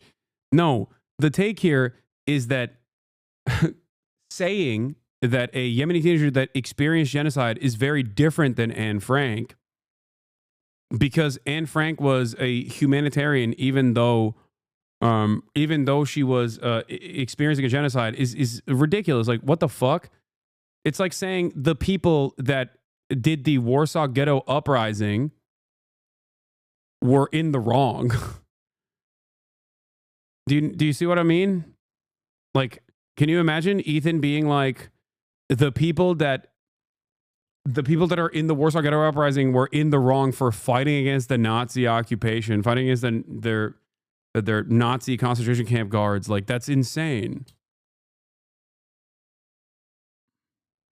Little child who tried to hide from a genocide and was eventually found and tragically massacred by genocidal Nazis for nothing more than her race. But it seems that Ethan Klein legitimately is implying here that if Anne Frank had actually fought back, if she had hated the people who were trying to massacre her and everyone who happened to share an ethnicity with her, that would have delegitimized her, that she would not be famous or anything, that would have delegitimized her, that she would not have merited being famous or anything, and that it's delegitimizing for people who are victims but who do hate their oppressors and who do want to fight back against them to do so. So basically the implication is that if Anne Frank had fought back, then she would have deserved it. Do you not watch the original video because you don't know how to refute the misinfo presented in it? Do you, as a 7-month subscriber who's given me a total of $35, genuinely think that I am incapable of refuting the misinformation created by Ethan fucking Klein? You've been following me since 2020. How many times have I talked about Israeli history? How many times have I talked about Palestinian history? How many times have I actually pulled in academics to directly refute all of these fucking things that Ethan Klein is bringing up in his goddamn content puke? No, I think you can. That's why I want you to. Yeah, well, the reason why I didn't do it deliberately is because, do you not watch the original video? Because you can, what? Good Epstein video by Willie Mack. Ew, dude.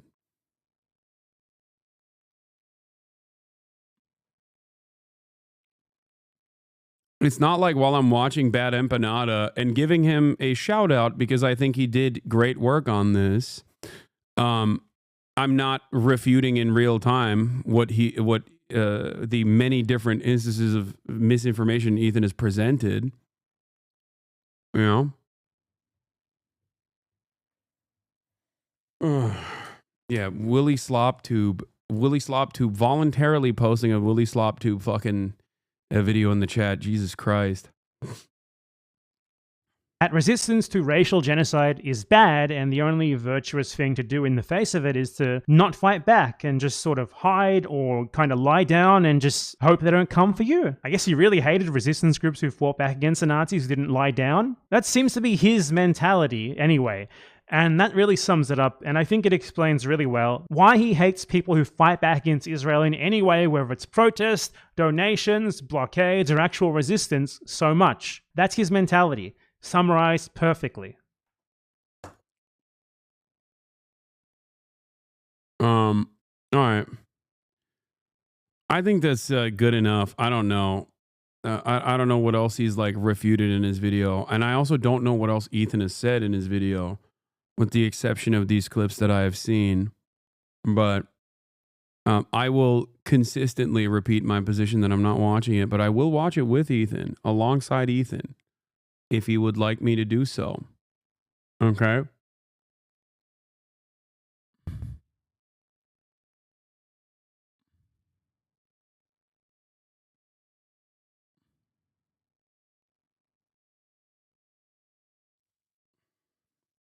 Watch the bombing. Why not just use your own brain to comment on the video? I did.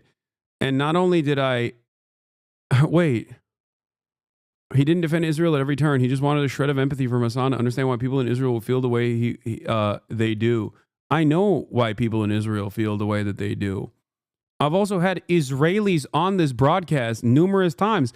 I'm about to have I don't want to leak it. Okay. So I'm not going to say anything, but I'm going to have someone on the broadcast very soon, also from Israel, and perhaps one person from Palestine as well.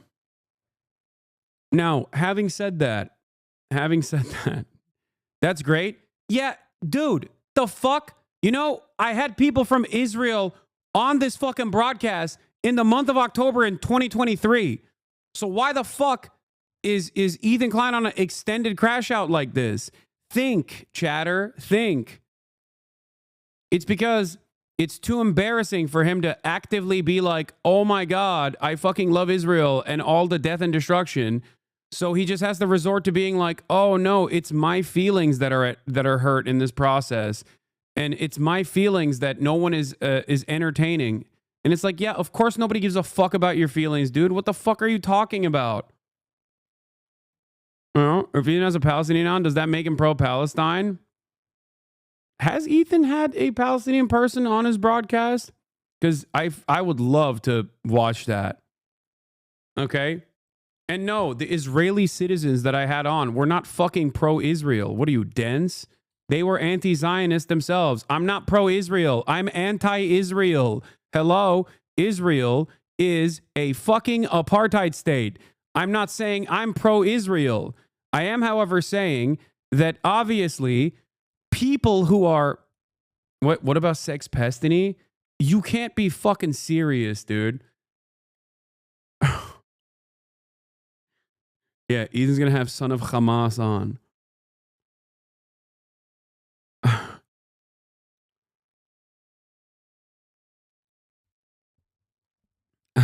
He has talked to both sides.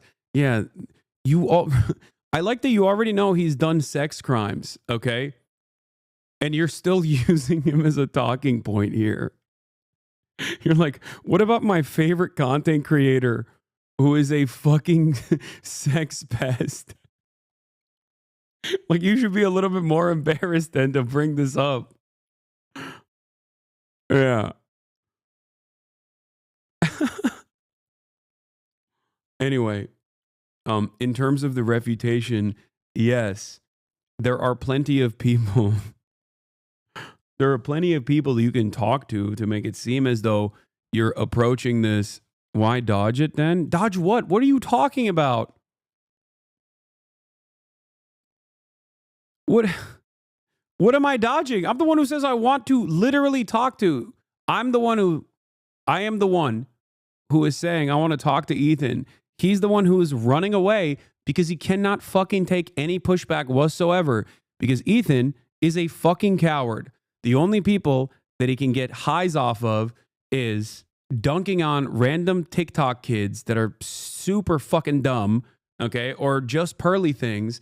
And when he actually talks to a person who is knowledgeable on the issues that he wants to debate on, he looks like a fucking fool. Even when that person was his friend and tried to very gently explain to him what was up. That led to an extended crash out over the course of an entire fucking year. Just say he's pro-Palestine? No, I'm not going to say he's pro-Palestine. Okay? You in like 30 seconds went to a TikTok stream to brainwash them? Yes, dude. Yes. Dean and Parker and all of these fucking people are actually just dumbasses, right? They're so easily brainwashed. Come on, dog. You really think so? I'm not talking about people like Dean, dumbass. I'm talking about that one random fucking TikToker that he had on that he was shitting on. Or the Nexium sex cult guy. Or just pearly things. Okay? If you want me to watch the H3 nuke, I said I would do it alongside Ethan. By the way, HasanAbi, the one Palestinian he had on was that insane Sneeko fan you met at the encampments. Oh, that fucking freak. Ugh. Yeah. That he also literally said was a fan of mine when the dude himself didn't know who the fuck I was and realized I had clout. So he acted like he was a fan and then called me the F slur like literally a month ago.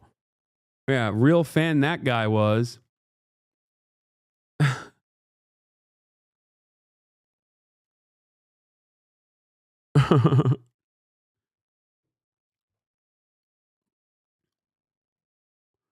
Don't even bother talking to Ethan. He could never talk in good faith. It doesn't matter. There's a difference between me reacting to his video and then him like very carefully and very deliberately clipping stuff to make it seem like I am not refuting his positions or some shit. Okay? Which he has done 3 times now. And if you want to count today, 4 times as a matter of fact. He has shown that he is not operating in good faith. So I'm saying I will talk to him in person because there's no way that he can clip me out of context in real life. He can do it after the fact, which I'm certain he will do if he ever actually, nuts up and talks to me directly. Yeah. He just wants to make more money. I didn't hear that, but that sounds good. Yeah, you don't hear a lot of anything because you fucking watch clips, you dumb fuck. Yeah, of course you didn't hear that because you are, you might not think you're that way, but you're fucking echo chambered. You came in here and dropped like 8 different talking points from the subreddit.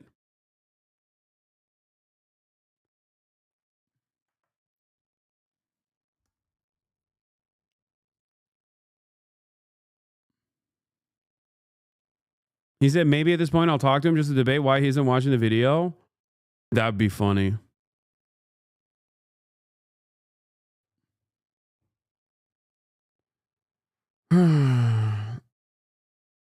Ethan said today he shouldn't have to defend his argument. That's why you have to watch it. What? That's an insane statement.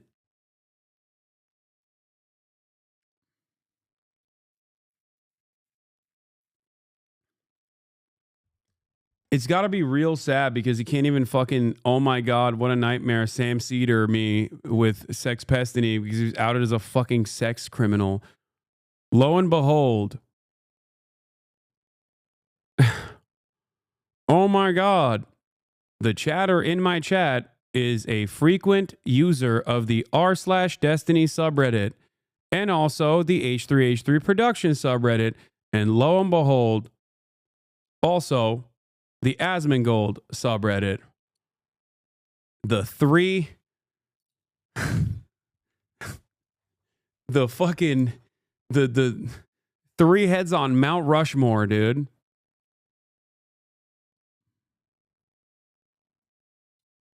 The trifecta, the triple Monty. It's weird because it's like, for a lot of these people, they're on paper not aligned on politics at all.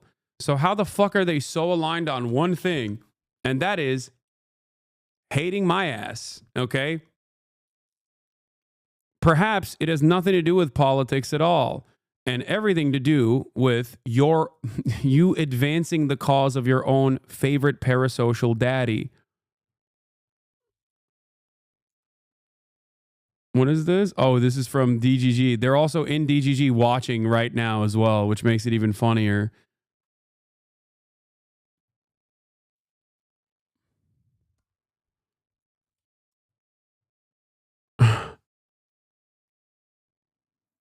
I watch most of Asmon's perspective. I would generally agree, but it doesn't seem like Asmon's audience does. I feel like rather than commenting on Pierre's version of the debate, Asmon's react video of it is up. If D-Man could get good favor with Asmon, could be a lot of good crossover there.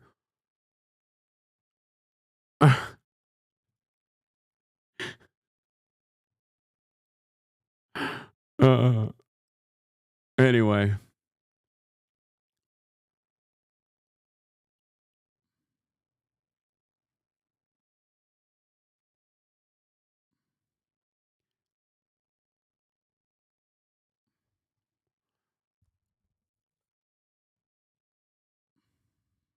I reckon E would still bring Destiny on despite allegations. Honestly, don't ever rule that out. I think it's fine. Even if he does that, I think that's the one group of people that his fan base still understandably despises, despite his attempts to make it seem as though I've poisoned the well against Destiny.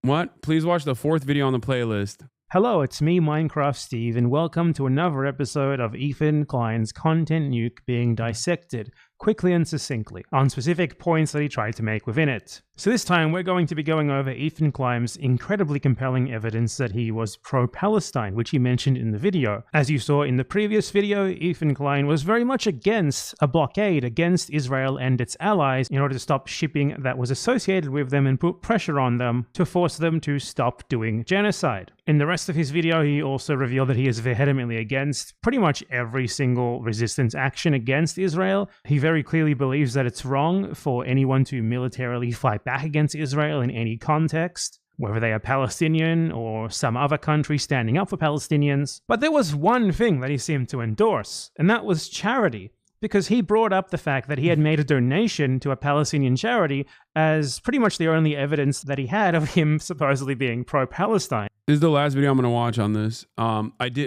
Ironically, I clicked on this because I wanted to hear what his opinion on the war on Ukraine was.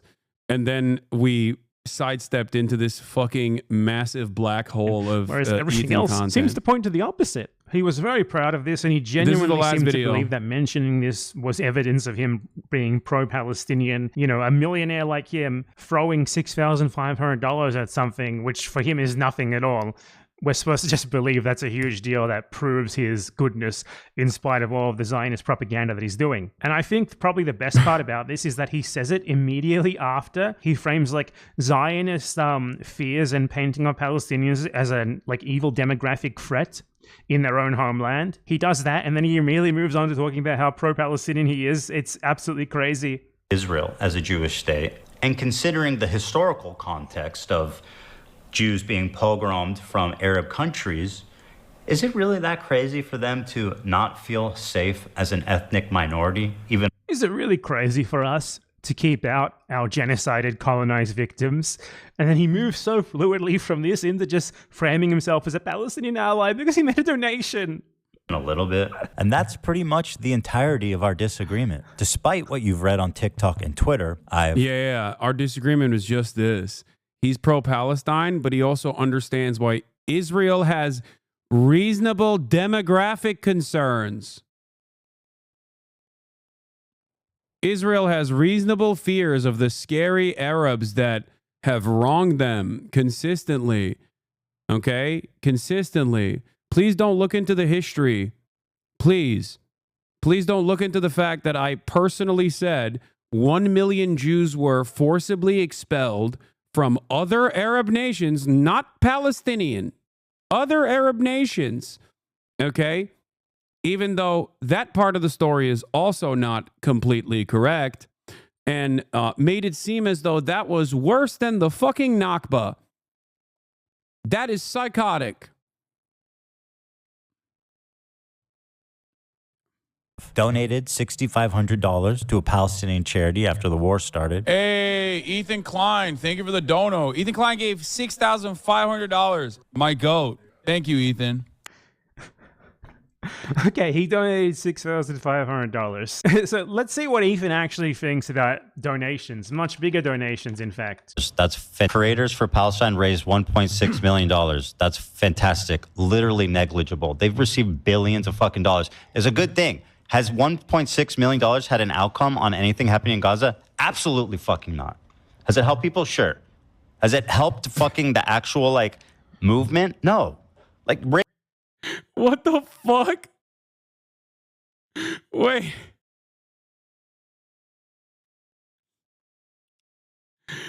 What an insane director of Creators Palestine said this a few weeks ago. To Ethan Klein, you are Creators misguided in every conceivable way. Get offline and seek help. Oh, you guys didn't do shit for Palestine. Me, on the other hand, I gave $6,500. That's so funny, yeah. Where are all the chatters now who are like, why won't you say Ethan is pro-Palestinian? I don't know, because I don't want to fucking lie to my audience, dude. What the fuck? Raise money. That's good. That's the easiest fucking thing you can do is just give money, right? Good. Let's talk about real activism. Let's talk about enacting meaningful change. Total fucking failures. And to address your point... So $6,500 proves that he is a virtuous pro-Palestinian saint $1.6 million, negligible, nothing, does nothing at all, totally useless to the movement. Don't forget he tweeted once too, very important. Yeah, also, he tweeted a lot more before he had to fucking shut off his Twitter account because he was tweeting about how, gay Iranian sex workers who are pro-Palestinian would be fucking murdered by Hamas. They would throw you off of a roof. Hamas would throw you off of a roof. I'm pro-Palestine. If you're asking, well, what is it that Ethan Klein thinks is actually useful to the movement? Yeah. Monetary support for Palestinian aid groups that are working on the ground, not real pro-Palestinian activism. Okay? Protesting on college campuses to divest from the apartheid state of Israel, not real pro-Palestinian activism. What is real pro-Palestinian activism? Saying Joe Biden is actually a great president after he was directly responsible for the ethnic cleansing of Palestinians. And then also, using all of your time shitting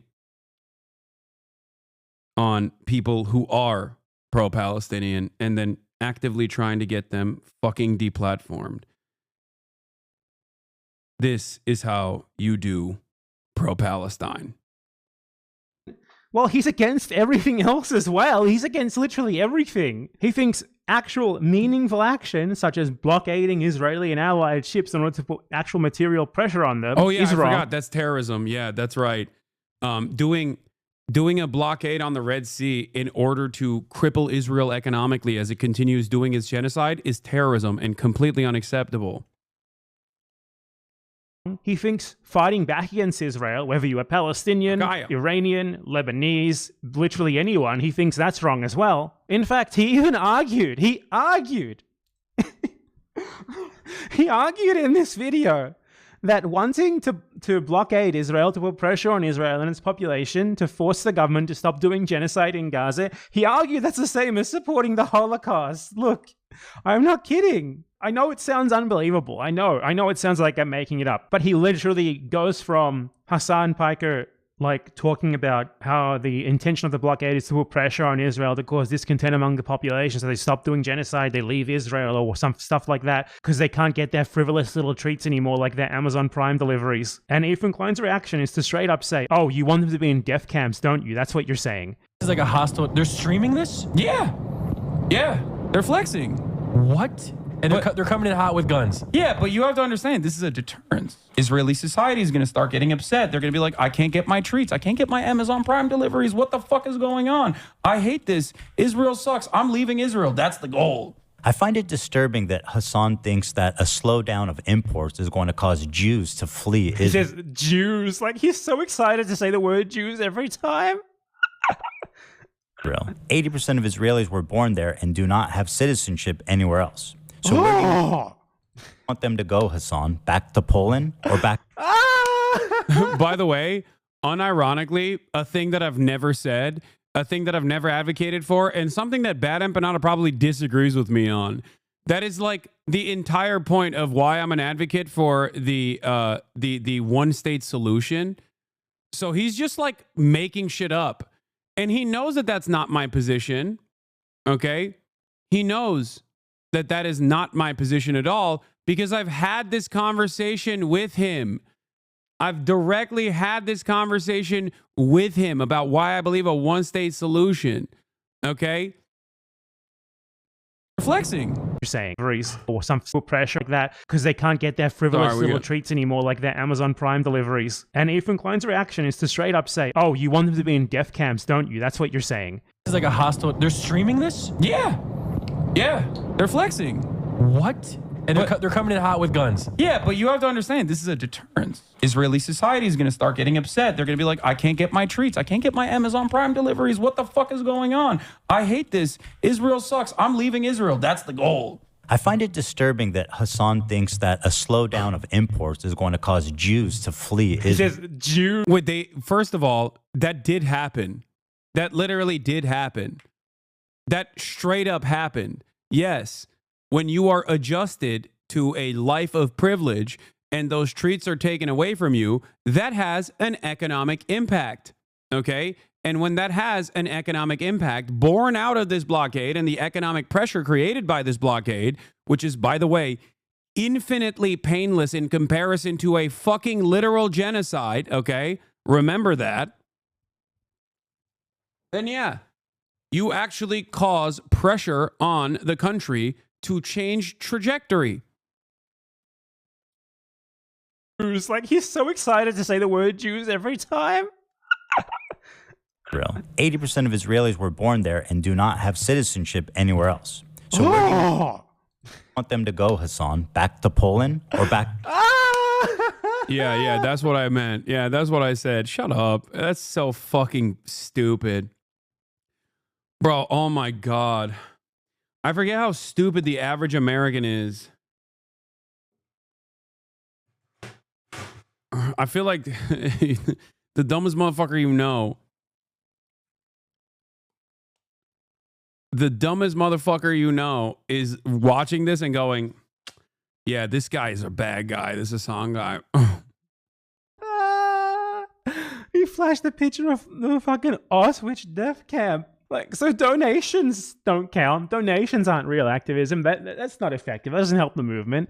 Also, you can't do a blockade against a country actively doing genocide because that might cause some of the people there to want to immigrate when they can't get their treats anymore, and that's tantamount to the Holocaust. Also, he's against literally any military action or resistance against Israel, no matter what, no matter who. He's just against all of it. Let's take a look at what Ethan and Hila Klein, his terrorist wife, think about protests for Palestine, like just normal protests, you know, nothing else. Like, don't forget that he says BDS is also anti-Semitic, so that's not appropriate activism either. Yeah, we should get our notes from Ethan Klein on what the appropriate way to protest Israel's apartheid and genocide should be. Can't do BDS, can't do college campus protests, can't actually implement a blockade, okay? What else? Can't even explain the context behind how militancy in the form of resistance exists, like Hamas, Hezbollah, and the like, because then that's, oh, God forbid, oh, you're scary, you're terrorist. Okay? Write it down quick. You can give $6,500 to a charity so that you can fucking say that you're pro-Palestine in perpetuity, but you can't raise more than $6,500 because if you raise $1.6 million and you're pro-Palestine, then at that point it's actually bad. Let me think. It doesn't seem like there's any option. Can't say from the river to the sea, Palestine will be free as well, by the way. What's on my shirt? That's anti-Semitic. Remember how Ethan and I had this argument? I forgot. He actually said that. He said that that was, you know, you have to understand why Israelis think this is a scary slogan. Yeah. I guess the only way to protest Israel is to just be silent and talk about how, you know, wonderful and multicultural Israel is.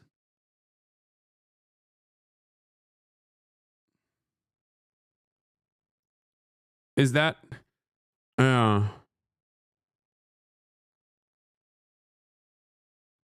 He also made sure to mention on the pod where he bragged about donating that he's scared about donating because the money could go to Hamas.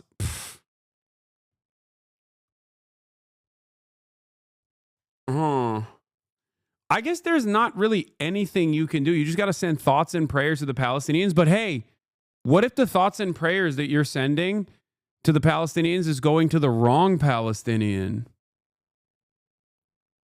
Like, what if that Palestinian has had a mean thought about the fucking state that has eviscerated his parents at some point in his life, or definitely blew the school that he used to go to? What if that Palestinian child now has a mean opinion about Israel? Then you can't do that either. No, I don't think you can do thoughts and prayers either. I've decided that's also anti-Semitic. Other things that are anti-Semitic is when you have a long and extended crash out and consistently fucking attack a vocal pro-Palestinian advocate alongside virtually every other vocal pro-Palestinian advocate, and then artists that have worked with you previously or worked with your wife previously decide, hey, this is a bridge too far. Completely removed from me. I don't know how this happened. I'm not involved in this process at all. Even that's anti-Semitic. That's got to be anti-Semitic. If you don't work with my wife, you're anti-Semitic. How could this have happened? How could this have happened? I'm so pro-Palestine. Why won't people understand I'm so pro-Palestine? Oh, also, you can't fucking say, yeah, I mean, obviously this is this actually the original account? Enjoy your drugs and being a sex worker. Hamas would kill you on the spot. Was this his OG account or was this, am I getting baited? He said something along these lines, but I think this was the OG one. Oh, wait, I forgot. Hold on. Sorry. There's also some other stuff that's anti-Semitic. Being a fallen fan who is at odds with the way you present Israel. That if you go to a different subreddit and like post clips of Ethan Klein in other subreddits, that's also anti-Semitic. You should get doxxed and probably fired from your job.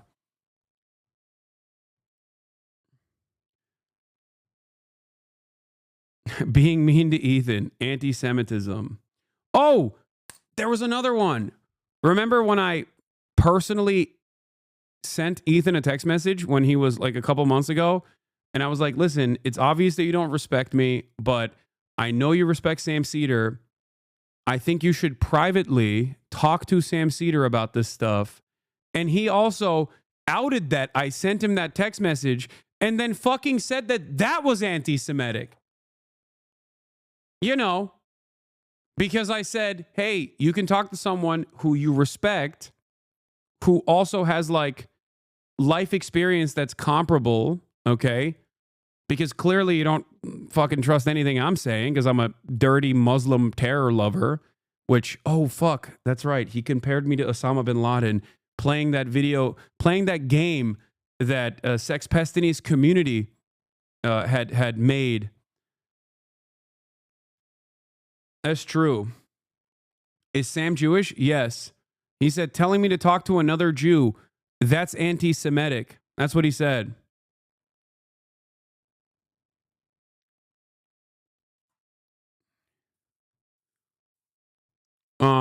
What else? What else?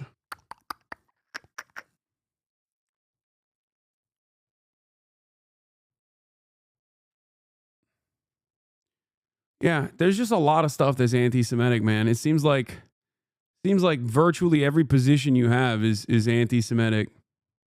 Wait, everyone he's thinking about going to Gaza, thinking about it. Bro doesn't want to watch the nuke and address the elephant in the room, yet squeezes and milks every moment once Ethan brings up your name. Talk about the allegations, red flag, red flag, red flag. Come on. This one is too stupid as a foot soldier for you to ban them like this, okay? The thinking about going to Gaza thing is also kind of stupid because I was invited by literal fucking journalists that work in Gaza, okay? And I unfortunately most likely will not be able to go because the people that I did talk to said that they could not give me security assurances that Israel would not fucking kill me or anyone really, because Israel is not allowing Western journalists to enter the Gaza Strip, by the way. Think about that. Okay? It's not even because like Hamas is scary and they're going to kill you or whatever. That's not the fear. That's not the problem there. The problem is Israel could fucking nuke you at any moment, and America will apologize to Israel for it. But yeah, no, it's such a laughable thing, dude. It's such a laughable thing. Not just me, by the way. Anyone at any given moment. It's also, oh yeah, that's another thing. Sabra hummus. Saying Sabra hummus sucks. Anti-Semitic. The highest level of anti-Semitism. Okay? Yeah.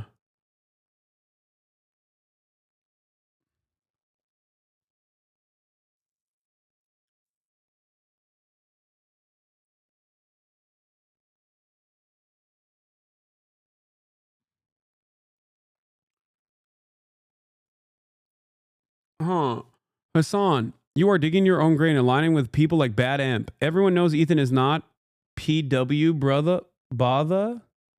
What does PW bother mean? You are not an imprisoned Mandela. As longtime fan, I'm deeply concerned and disappointed by how you are handling the situation. You are cultivating an audience and moving in a direction that you will not come back from. It's okay to admit when you were wrong. Seek therapy, please. I like that things that Ethan's own fan base have told him, Ethan's fan base now is trying to tell me. Brother, Ethan is aligned with Sex Pestiny, who recently got a fucking Daily Mail article written about him.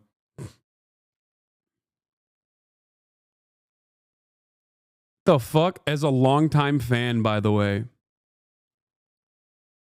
Literally not donating, not actually fighting back against Israeli genocide, not blockading Israeli ships so they can't get The thinking about going to Gaza clip that they keep trying is mostly a soundbite from another YouTube critic who chastised E for going after someone who's literally thinking of going to Gaza. That's a soundbite they all love. It's not even from you. Oh, I don't know. I don't watch the fucking show. And neither do many of his old fans, actually. Yeah, Ethan Klein is currently aligned with Keemstar, Asmongold, virtually all the fucking slop tubers. Some of them have already turned on Ethan because he's like very obviously lost his fucking mind. And who else? Sex Pestiny, the ADL.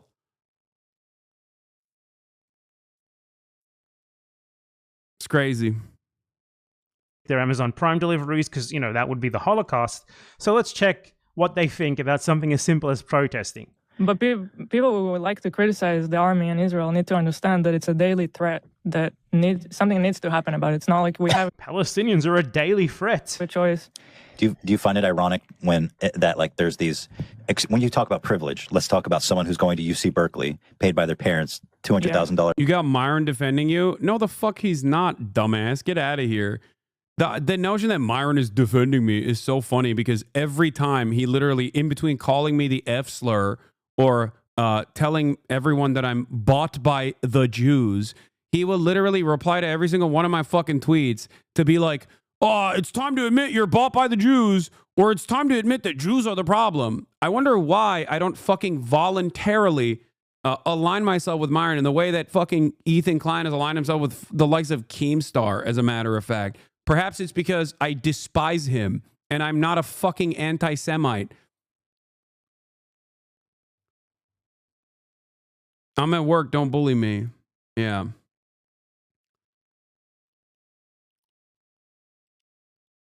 That's the other side. That's the other side of this fucking story, is that if Ethan was even remotely honest or decent about this, he would show the 7 million different instances where I have routinely talked about the charlatans that utilize, that actually fucking utilize what Israel is doing to the Palestinians to actually spread their nefarious anti-Semitic propaganda. Tuition on campus protesting Israel. Do you find that ironic? So privilege is not being an Israeli who lives at the expense, especially like Ethan, who chose to move to Israel, who lives at the expense of Palestinians every single day on their land, massacring them, oppressing them for your benefit. No. Privilege is protesting for those people. I do. When I lived in Israel, these are millionaires, by the way. I used to criticize Israel a lot. Yeah, me too, as an actually. Israeli. Yeah. As an Israeli. Only the people who benefit from the settler colonial project are allowed to criticize. I'm sorry for interjecting so much. It's just so bad. But when we moved here and I started to go on Reddit and stuff like that, and just being more aware of like the online criticism it's not just online, but it's not just online. Yeah, I just became more aware of like the criticism here of Israel and in general around the world, and it's really I personally think it's so ironic. It's just like, I don't know, it's kids sitting here in like beautiful California criticizing, like you don't even know what you're talking about. Right.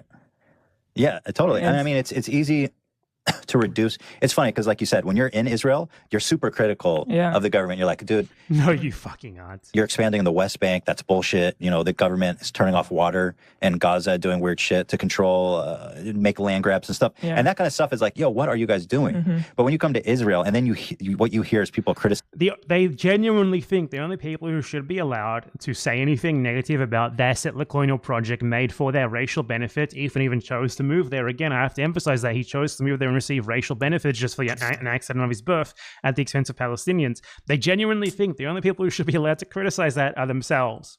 Criticizing national security and calling Israel like apartheid, and that they shouldn't have fences, or that Israel should be. You mean when you come here and you're here? Fences to keep your victims out. Fences to keep the people you stole your land from out. So they are against donations. 1.6 million is nothing, but $6,500, that's a lot when you need to leverage it to pretend that you're pro-Palestine for the purposes of making a Zionist propaganda video. Protests? That's the definition of privilege, buddy. Protesting for Palestine.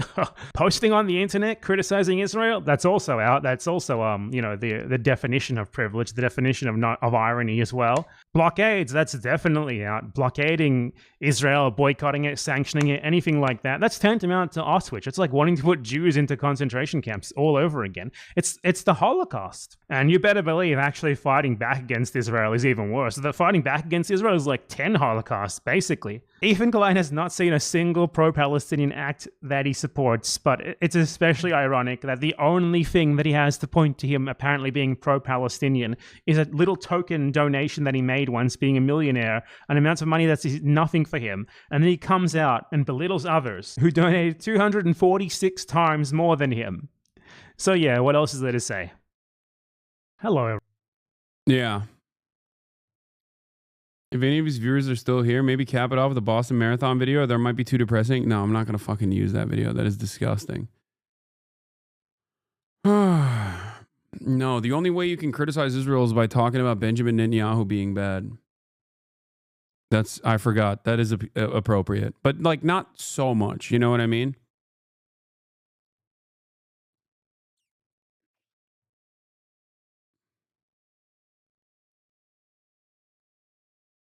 Full context for his tweets that turned off his fandom back in the day. Enjoy your drugs and being a sex worker. Hamas would kill you on the spot. You are a ghoul. Fucking freak. I'm the freak and ghoul, yet here you are, still refusing to criticize Hamas. I haven't killed any children or families or burned anyone alive lately. Who's the freak and the ghoul? Why do you have harsher words for me than Hamas?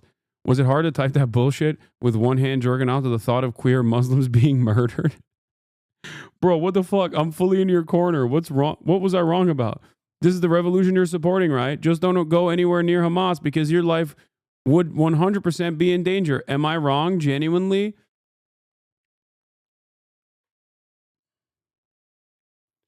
Ethan didn't know why they even called him BB. He literally didn't even know his name until recently. Shut up. Oh, also, while we're having this conversation, here's the real fucking impact that this shit is having. I tweeted about another version of this that took place earlier today with Governor Kathy Hochul. But an important exchange of faculty facilitators who presented Dean Greenidge's counterproposal. Students pushed back, especially on the point about ID checks and fear-mongering around outside agitators. They also demanded transparency around whether or not the dean is collaborating with the pigs. They haven't used outside agitator narrative to call the police onto campus before. The students at Barnard are, I think, participating in a sit-in right now because they're fucking expelling students.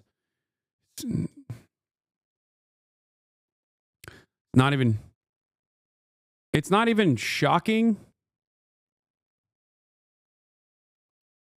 that it's happening, but it is completely psychotic.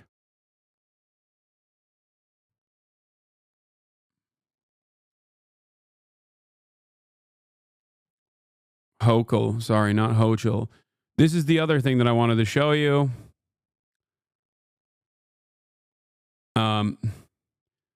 Yeah. The mayor of New York City is currently collaborating with the Trump admin in a quid pro quo scheme, allowing ICE to operate in New York City because Trump's DOJ dropped his previous quid pro quo scheme charges. Meanwhile, this is what the liberal governor is busy with, eliminating education. Governor Hochul orders CUNY, City University of New York, to remove Hunter College Palestinian Studies job posting, calls for probe into anti-Semitic theories. You can't learn about genocide any longer because if you learn about genocide, if you learn about like Palestinians, okay, then you might actually become anti-Semitic, which is, of course, not actually anti-Semitic, but anti-Israel, which is way worse than being anti-Semitic.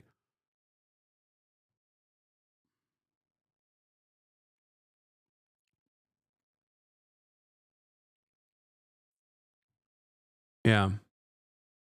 Incredible stuff. More than 50 Columbia students have occupied the administration building at Barnard, vowing to stay until the administration meets them publicly. They're fighting for the reversal of the recent expulsion of 2 Barnard students, all charged to be dropped against students disciplined for pro-Palestine actions or speech. A public meeting with Dean Leslie Greenwich and President Laura Rosenberry. The abolition of Barnard's current corrupt disciplinary process and full transparency in all past, present, and future disciplinary proceedings. Brave students, man. Basically this. What? Not to be anti-Semitic, but I'm Palestinian. Yeah.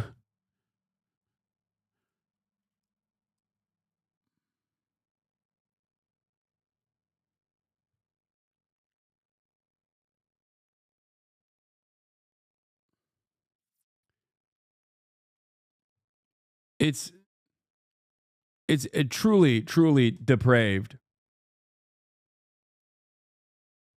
Truly fucking depraved. Like,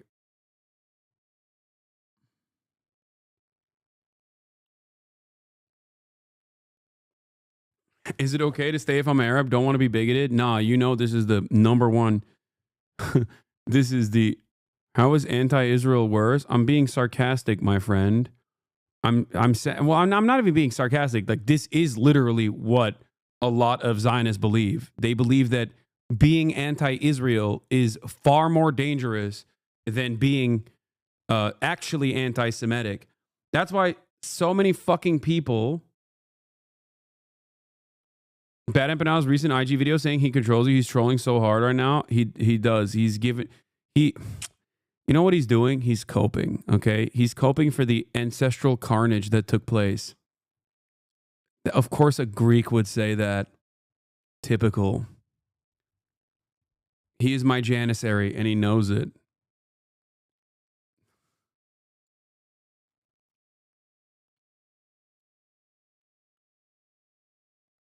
Is all of this making it hard to get Bill Burr on the broadcast? Are you kidding me? I don't think Bill Burr. I think Bill Burr is definitely pro-Palestine.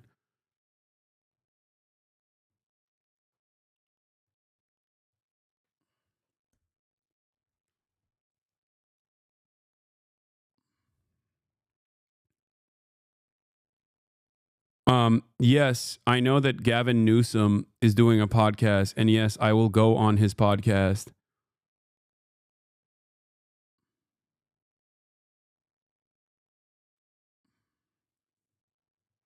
Yeah. Concern for Hassan. Guys, I'm genuinely worried for Hassan. I'm not his free speech platform. Hassan prefers discussion to be had in, but scrolling through his sub made me realize how badly he's been crashing out recently. It looks like he's maniacally obsessing over Ethan, which is so concerning because isn't Hassan like 40 something with a dog care and a genocide to cover? Hasn't Hassan been under so much stress that the past few months he's even resorted to covering his hairline? What? I've overheard rumors that his hair loss might be due to drug abuse, specifically Adderall and Viagra. Viagra. Between his hair loss, obsession with Ethan, and speaking with such grandiloquence, I think Hassan needs to stay away from the online sphere. It's obvious no one cares about him other than racist suburb kids, and he's evidently struggling. So sad. I used to be a fan of his. #fallen fan. It's satire. Don't diagnose mental health issues unless you're qualified legally. This is what I mean. Like, this person is unironically a liberal, okay? Like, this person unironically is a fucking liberal. Look. And that person is 100% just duped by Ethan's insanity. And also, here's my hairline. Hairline check. Yeah. Viagra. They're memeing about a similar post from a snark stub. I'm not this invested in this shit. I don't.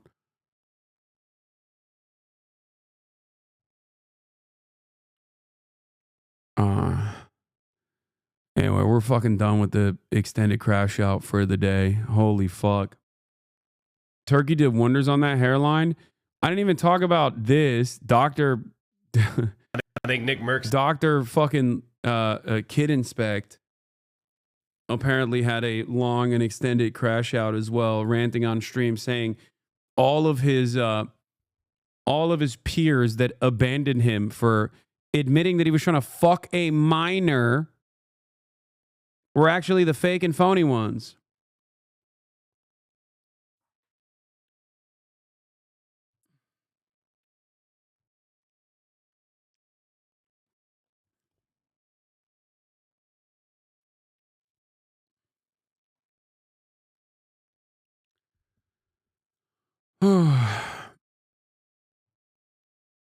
Anyway, keep those bangs down. You're making LeBald look good. I think you're crazy. It's time to come. I'm going to come.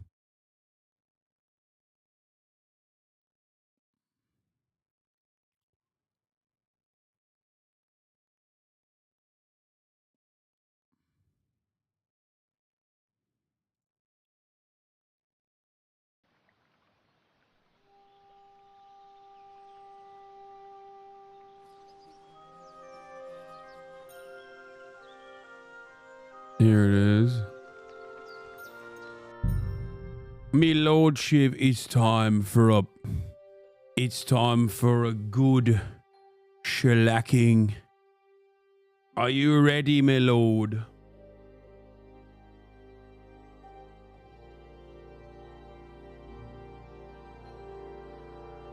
Aye, coming right up. All right then. Hands. What do you mean? Steal. One day. Wait, I can talk to all these random people? Holy shit. Whoa, what the fuck is this? Look out! What's happening with the... Why is it busted? I can see their eyeballs. We could come up with a plan to take her away. Somewhere she's out of sight. You know, so she's safe. It's a glitch. Reload, it'll probably fix itself.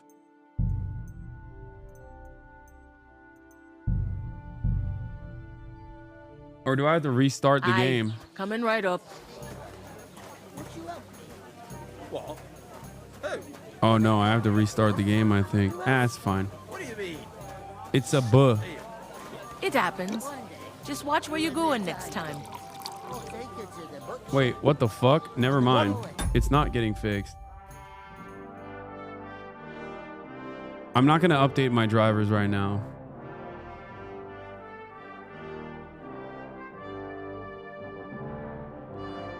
Next loading screen should fix it. Exit menu and come back. Let's just restart the game. Fuck it.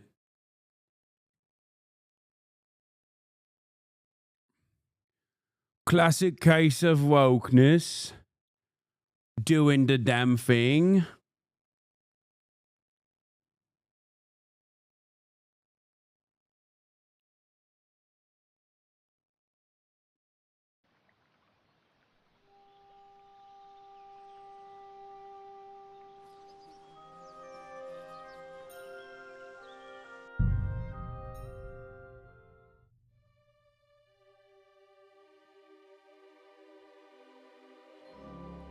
Gaming is busted because not enough woke, yeah?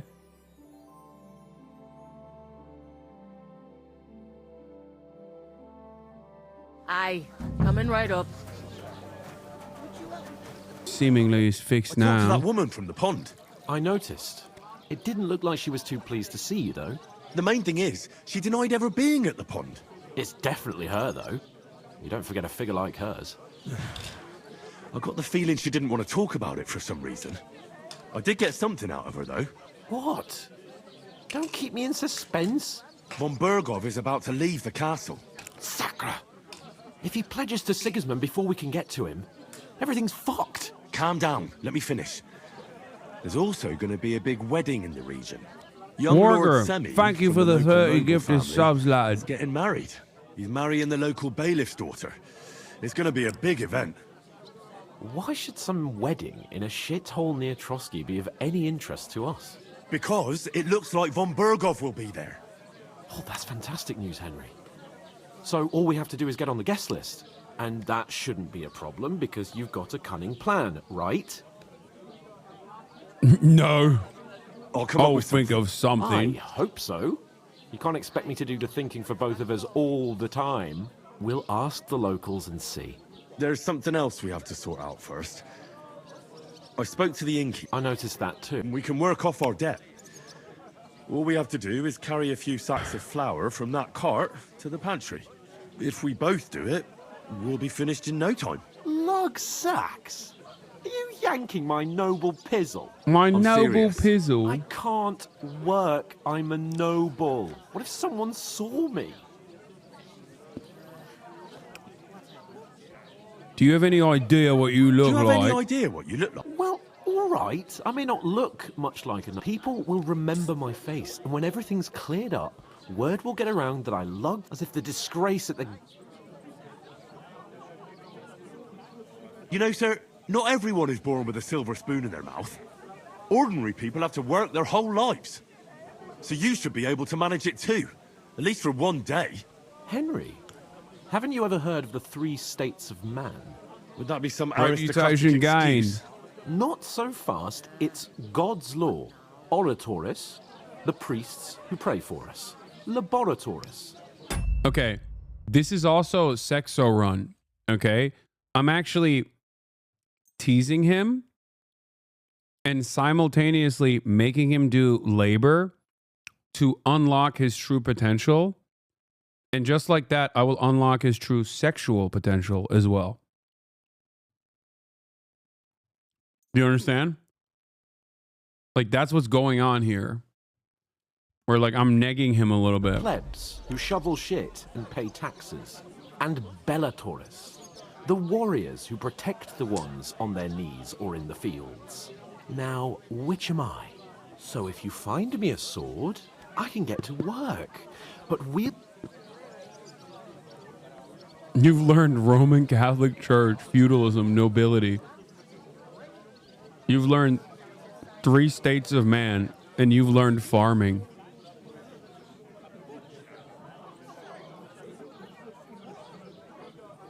Where do I fit in? So, which do... Good question. But it turned out that you're a noble's bastard. And you're pretty handy with a sword. And you've even been in a monastery. Rather... You're a bit of everything. But if you get your hands dirty with labour, it wouldn't be such an offence against divine order as in my case. Pure blood, noble status and that. In short, be so kind as to get to work. I promise I'll make it up to you. Are you really not going to help me? Are you really not going to help? Come now, Henry. What did I tell you about... I simply can't... Should I keep pushing him, or is that too much? They say clothes maketh the man. And you don't look... What do you know about a nobleman? It's not long since I had to drag Oh, one sack reputation through the lost! night, and if I hadn't, that sack wouldn't be here now. So I think I've done my fair I mean it, Henry. Stop trying to push... Suit yourself, then. Right. Well, if it makes you feel better, I'll scratch your back later. Oh! How? Gay! Well, giving me a large Gay estate. sex! That too, of course. Maybe 2 estates. But above all, once we're out of the worst, I'll help you find your dog. As soon as we have at least some means gear, having we'll head into sexual the forest and intercourse. find mutt in a trice. Although, if you think about the 3 states of man, looking for lost dogs is more like a huntsman's work. But let's pay no mind to that. How generous of you, Lord Capon. I know, my dear Henry. Such is my nature. Me lord, I deserve all the labour. What did I do to you? I am but a mere peasant, me lordship. All right, where the frick is the fucking... Where are the sacks, yeah? God, I'm bored shit. Christ, what a day. Oh, this will be good later. Poppy seeds. Where is that I bloody feel I killer? could use that for a concoction. I'm supposed to move the sacks. Are you guarding them? Aye. Thank God someone's bothered to come at last. The quicker sacks are moved, the better. You'll have your work cut out on your own. But don't look at me. I ain't gonna help you. I'll move each sack so you can get a better grip on it. But don't expect no more from me. All right, I Supposed get to it. Carry the sacks, are you? Oof. That isn't half heavy. Oh. Where's the pantry? It's inside, yeah?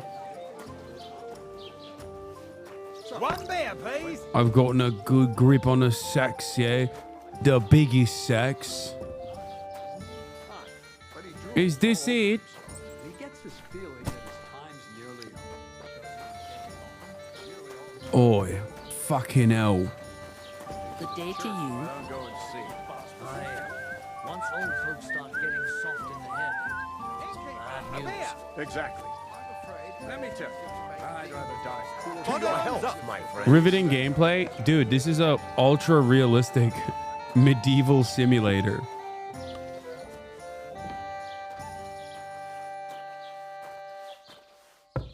Like, it's not even a joke. Laboring like a good peasant, as our Lord God intended. I heard they're going to cut down the old oak at the crossroads. The two of us managed to get away. Again. Why? Maybe I can get the drunkard to move the sex for me. That's just it. Some noble must rest everything. Not for shade, to understand. Because it was pissing down. All the more reason to leave it be. Aye, but the weather has been stormy for a few Move out of me way. I'm doing the work that me lordship refuses to. You're a noble bastard, not a peasant.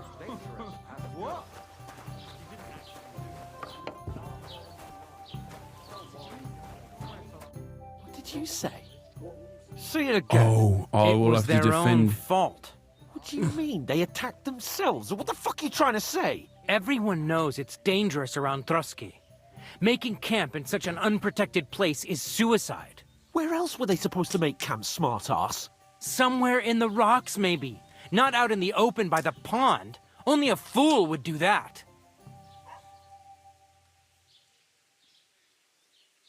Stop insulting our dead companions.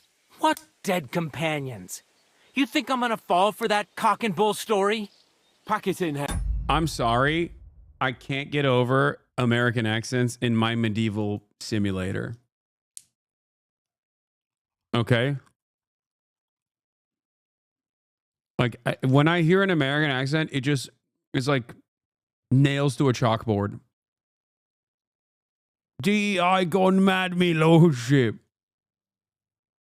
Henry, there's no point in arguing with this yokel. He fancies himself as a military strategist. I don't believe a word you're saying. A weed like you surviving a fight against bandits even von Berghoff himself has trouble with? Believe what you like, but and in fact, I'm willing to overlook all your insults if you apologize right now. And invite me to that wedding. Oh, you want to come to the wedding, do you? Huh. I'll give you a piece of advice, pal. If you can make yourself useful for the blacksmith or the miller, you'll get to the wedding. You'll see the glorious occasion, at least from a distance. And you can stop spouting. I am Sir Hans Capon, Lord of Perkstein, and I demand your immediate apology. I am Sir Hans Capon, Lord of Perkstein. Sir Hans Capon, Lord of Perkstein. You're starting to bore me. You and... No apology, then. Oh, I'm so scared. He's going to teach him a lesson. I'm a bit peckish. Didn't you hear? Apologize to him. I'm a dick rider. Oh, no. Reinforcements. I'm so... Take your numbskull friend and get out of... I give you a chance to apologize, and you keep insulting me? Get ready to pick up your broken teeth with broken fingers. Oh, I'd like to see that. Come on, then. You scum!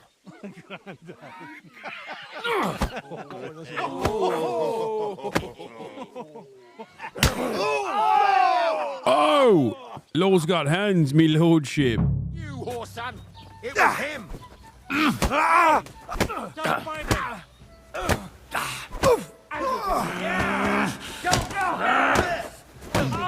Oh shit. Oh shit. Fucking hell! Christ! There's so many of You're them! facing a nobleman, so make an effort! Oh! Show yourself! Oh! I have no fucking... Good! This is unbelievable! I have no You stamina! want to try me? Wake it! Yeah! Don't spare him!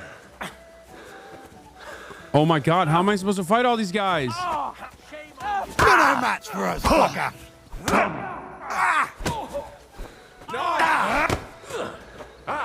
Zeig, was du drauf hast. You asked for it. Why am I fighting like 8 people at the same time? And my lordship is not fighting anyone. Shit! He's nearly got me. Surprised, eh? Dung grubber. Leave him alone. Filthy vermin. Yeah! Don't spare him! Facing a nobleman, so make an effort! Oh shit. Your... Fuck! Fucking hell! Yokel!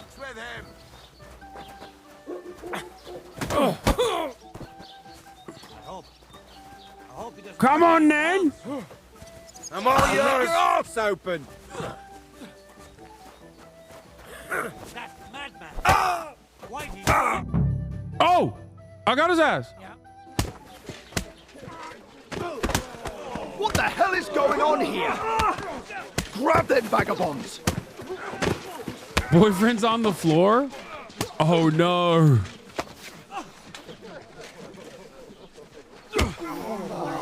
Wait, oh no, he hit the fucking soldier.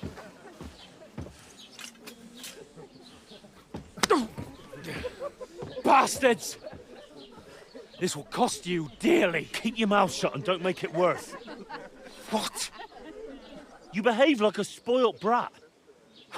How dare you speak... You know, if you just shut up and done some work, we'd have coin by now and be on our way to the castle. But no, not his lordship. You've got a nerve. If you hadn't have played the hero... This is anarchist future, by the way. This is what anarchists want. This is prison abolition. This is community justice, okay? Understand, this is a democratically organized, no unjustifiable hierarchy ass solution to the crime. Would have been there long since, and I wouldn't have had to get you out of that mess. Oh yeah, because This game is amazing. Fuck off! Shut up, or you'll get a whipping too.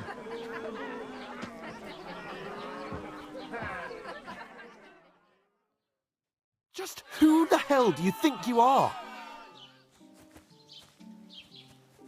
I'm the only one of us with any sense.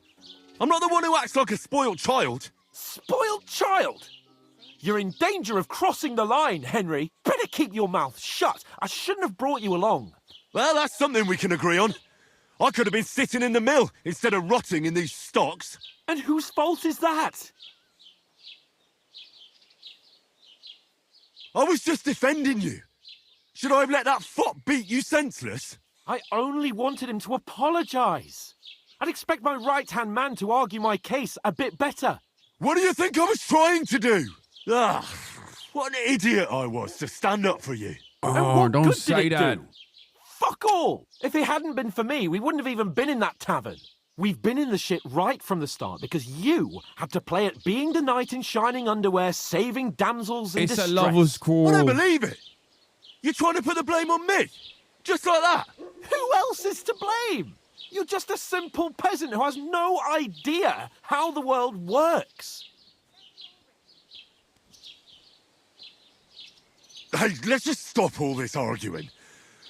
It'll just make things worse. There's kissing, make up. Fuck you. I've had it up to here with you. With you and your pontificating. No! You were supposed to make sure nothing went wrong. And how did that turn out? It was me who had to save your life. You're fucking useless. You couldn't even keep an eye on your own mutt. Oh, that's enough. This isn't getting us anywhere. I understand you're downcast after all that happened to us. And I understand you need to take it out on someone. I can take it. But we shouldn't forget we have a job to do. Is Sexo run Do it, over? we must. I will fucking restart the game. That's exactly what I'm doubting. Everything goes to shit when you're by my side. You don't really mean that. Calm down. I'm perfectly calm. That's it. My life went to shit from the first moment I met you. And I've only just realised it. You're like a ball and chain. And I'd have bagged that wild boar too if it weren't for you. Well, And none of the rest would have happened. I wouldn't have been showered in shit. oh, come on, Capon. Don't you cape on me. Not another word. I have to consider what to do next.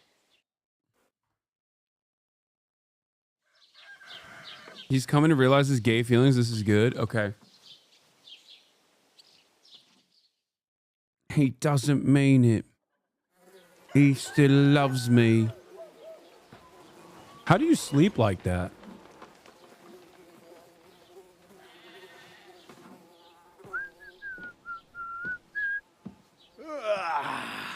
Right, ladies. Time to go home. But I swear to Christ, if I catch you again, I'm gonna skin you both alive. No! Gonna skin us both alive.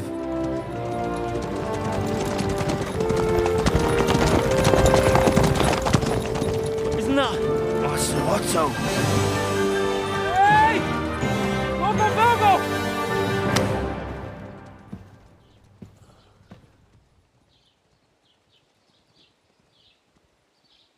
Oh, shit. Right, where were we?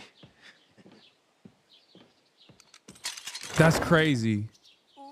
Go on, get out of my sight. What is this accent? Some of these accents are crazy. What are we gonna do?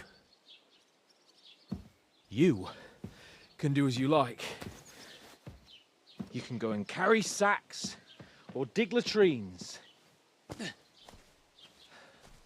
I'll look after myself. I'll go and see Lord von Berghoff at the wedding. I bid you farewell. Tutorial over, finally. Oh. Yeah. If I were in your shoes, I'd be glad to be rid of the good for nothing, eh? Yeah. All right, off you go.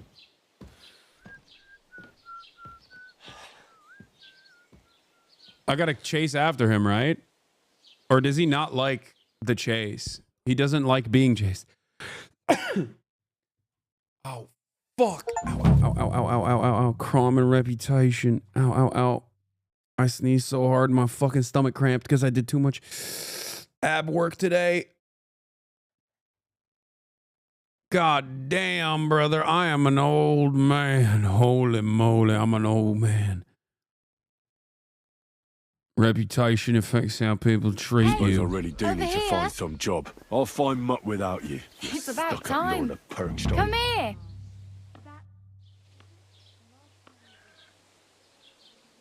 What do you want from me? I don't want anything from you. I should actually be thanking you. Uh-huh. For what? I've been begging for alms here for days, but I didn't make any real...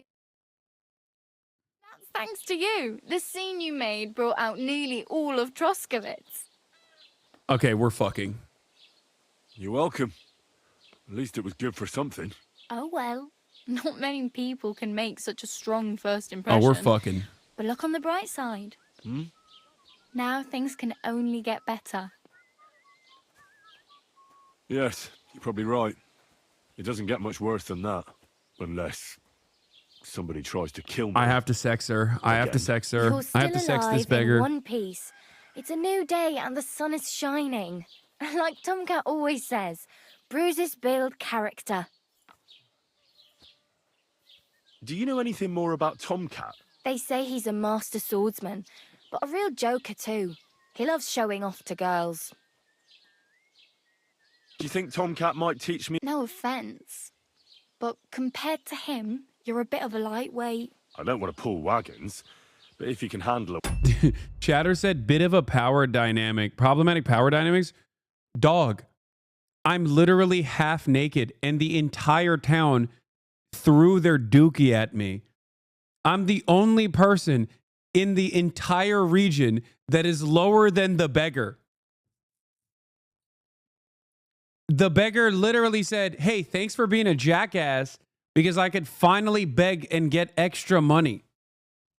There is no one in this town that is lower than me. weapon, and I'd be happy to train a little with him. Well, one of the guards tried to take him on and came back whipped like a dog, moaning like he'd been broken in two. Well, sure. If he's that strong, I'm not surprised. More like some trick he's got that our watch doesn't know. Or at least that's what the poor... Where might I run into Tomcat? In the camp by the tower. That is, by Rock Tower Pond.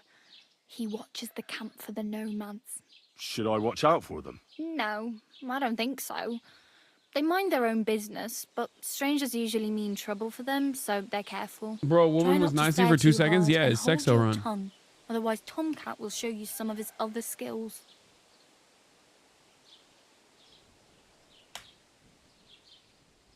Help me. Do you know where I might find accommodation? Betty in the tavern lets people sleep in the hay. But you have to pay. I'm not going near that tavern. I'd catch hell again. Got any other ideas? If you find some work, maybe you'll get a place to sleep too. I'm practically naked. At least you're not walking around bare-assed. Although that might not be a sorry Oh, sign. she wants sexo. She wants very sexo. funny. I'd rather you tell me where I might get some clothes. And what do you have in mind? Brocade and satin? Wait, what the fuck? I'd like to look noble. I could use some armor. I'd rather not stand out too much. I could use some armor. And you are like a knight? Well, yeah. I don't look so good. But I swear I came here in armor, sword at my side, and on a horse. Wow. And where is your armor, sword, and horse now? That's a long story. And it's not a happy tale. Well, you can hardly buy new armor now, but you might find something in the town hall armory. Although you'll need quick hands. I won't steal. Oh, she gave me a lockpick. Thanks. They'll come in handy. These will come in handy. Just don't get yourself caught again. What about I need a horse? Don't exaggerate. Still. There's a stud farm in Semin. And which way is Semin? Southwest from here, not too far. Trauma There's a dumping road won't get goes you right pussy? there from the green. Just That's go what you down the think. hill.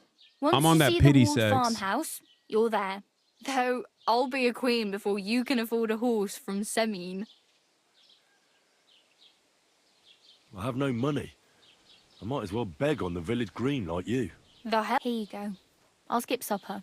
It's partly your doing anyway. Oh! Yeah, don't start crying. Hey, you. What's your name? I'm Bara. Just Bara. She's Looks like so you know your way nice. around here pretty good. You're from here, right? I ain't. I'm just passing through. So you're a wanderer. You're something like a wanderer. Nah, I usually find work with someone, stay for a while, and once I say... Then why are you begging here? Sometimes I collect her, but I'd like to go somewhere else. But on the whole, you could say I'm a traveller or a nomad. But don't say it too loud. The locals don't take kind. Why? Because they're different, and it scares people. They travel from place to place and take their home with them. I'd like to see what their She's homes in the look like. herbs. You can go and see She's speaking them. Hasan. I know Just I'm don't reading. stare Come too on, long. dude. I can't listen to her this entire time. Wait, what the fuck? Why did I lose reputation? Why exactly are you helping me? Why? Why? Because you look like you need it. I've been in the ship plenty of times, and I know how appreciated a helping hand is in times like that. Wait, skipping actually causes reputation loss?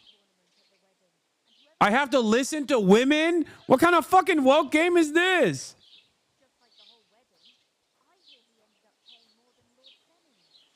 God damn it. I'm trying to do a sexo. What the hell? Where are you headed? Where are you headed? If you're only passing through here. For work, to the city. I'm tired of serving landholders. They all promise the moon, but Then you're eating stale bread, cold porridge, and She the said, nari no more rushing in landlords. sight. Fuck With the city landlords. folk, it's bound to be better. She said, no lords, no masters. It's time to abolish the enclosures. What do you want to do in the city? I'll find something. I'm not afraid of work. I'm not half-witted. Maybe someone could use a cook or a servant. Don't get your hopes up. The city can be a pretty dangerous place for a girl on her own. You mean they don't hand out groschen by the bucketful? I appreciate your concern, but I have to get to the city first. That's going to take me a long while yet. You said you were going to a city. I'd like to go to Prague, but I don't know anybody there. Aha. Well, she doesn't know it yet, but I won't be troubling her long, just until I find a way to make a living. Oh well. It was nice to meet you, but I should probably get going. Don't worry, you'll manage. All right. Fucking hell.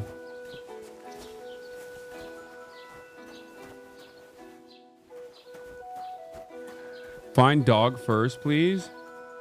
Why are you still naked? There's a human mission you can do at the Nomad camp. I'm interested. Put your clothes on. Where are my clothes? How am I going to put clothes on? Everyone is so fucking annoying. Shut up, chatters. How am I supposed to take her with you? I don't think I can. Wait, I have clothes? Oh.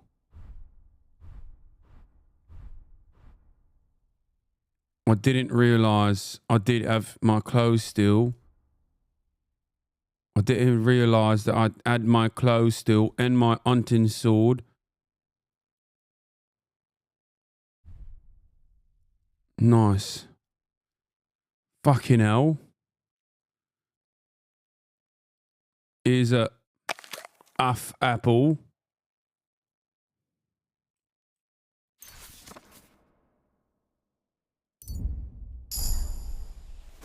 Don't cause any trouble. Got it? God be with you. Apologize to chat, bitch. Yeah, sorry, chat. All right, wait, how do I look at my map? Is it M? Quest tipster. Truskowitz. POI person of interest tipster. Where is the nomad? Get to the wedding party. Find out what happened to Mutt.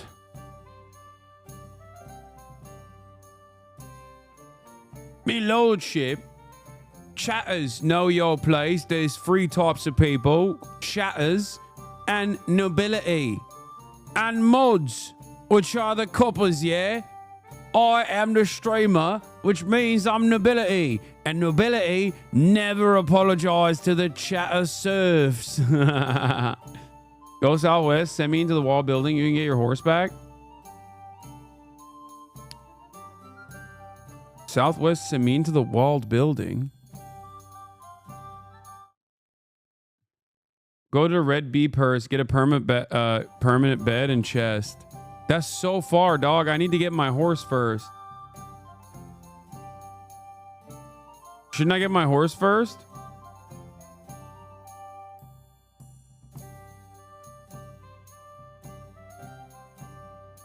How many tips do you want? All of them.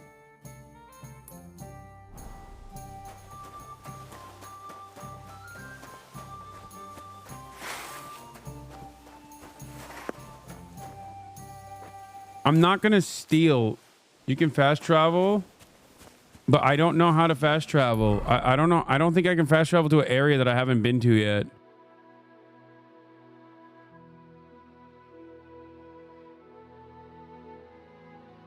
Yes, instead of mods, I'm gonna say guards going forward. Guards!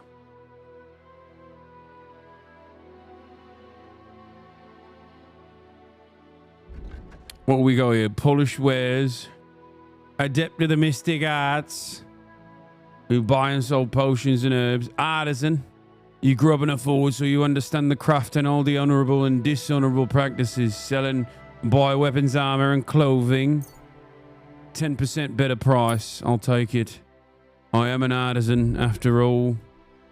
And on the sword side, opening strike. Fortune favors the bold. A fully charged sword attack, your sword fighting skill will count 3 higher. If you successfully wound an opponent by a strike in an uncovered zone, it will be more difficult for the opponent to block your subsequent attacks. Which one is better, precise or opening?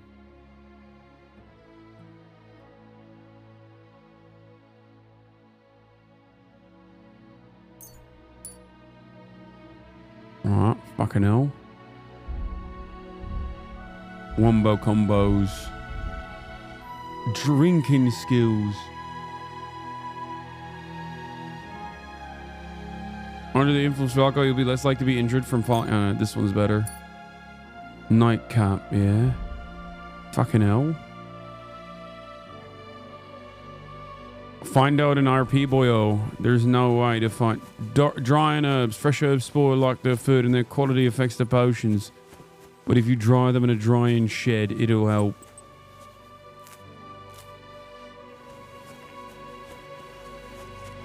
I love having thousands of sweaty gamers tell me exactly what I'm supposed to do. My dad is a blacksmith in LA. He can teach you how to blacksmith. It's great content. I've literally already done blacksmithing streams and learned how to blacksmith. Oh, that's where the castle is. What's the objective of the game? To recover my blade. Take my blade and recover it back from the dastardly bastard who stole it from me. It is the only relic of my past that I still maintain. After all, it belonged to my father, who was a blacksmith. Oh, there's a hunting spot. Okay. Can I even hunt here with like all the animals? No, right?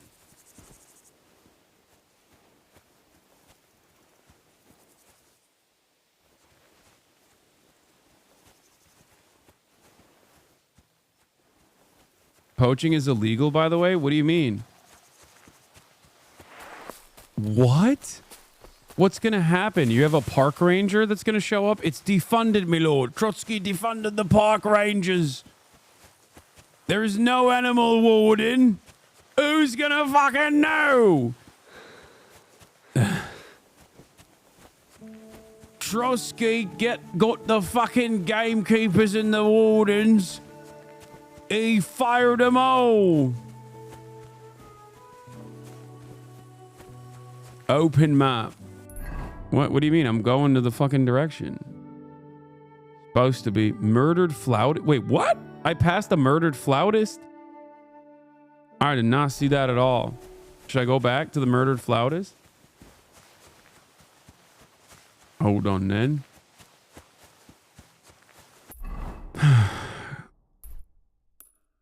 No. Okay, I'll go back. I'll go back to the murdered flautist. No, just keep going. No, I'm going to go to the murdered flautist. I'm going to investigate the crime, me lordship. Look at these trees. They cut them down. Fucking hell. He's just a person of interest. He's murdered. How can he be a person of interest if he's murdered? Watch for the wolves. This is a hunting area. Why would there be fucking wolves in a hunting area? Makes no sense. They'd be hunting the other animals. No, not me. Or maybe I spoke too soon. Could be that I'm walking into an ambush.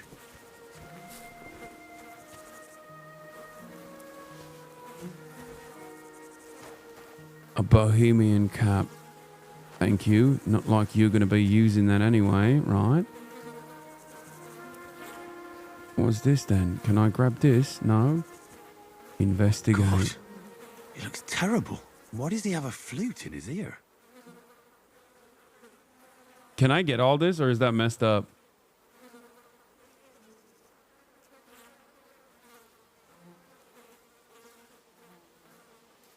Well, they didn't take anything from him. Murdered the flautist. A nettle. Let me gather the nettle on his dead body. What is this? Why can't I grab this? It's not a crime if he's dead already. Keep in mind, you can only save with the schnapps or saving and exiting. Yes, I know. I know. I'm just giving it a burrow, you see? Just giving it a burrow, yeah? I'll give it back to him if he ever needs it. The only time he'll see me is in an afterlife. On the other side. No assurances we're going to the same fucking place either. That's right, I'm going to hell. 'Cause I'm gay! I'm gonna do... You didn't take anything? Wait, I did. Wait, shut the fuck up. Did I not take it? No, I did. Groschen, 83. I did. I did. Did I not? I did. Fucking chat. I took the bacon and I took the fucking Groschen. No, you didn't. I did press take it all.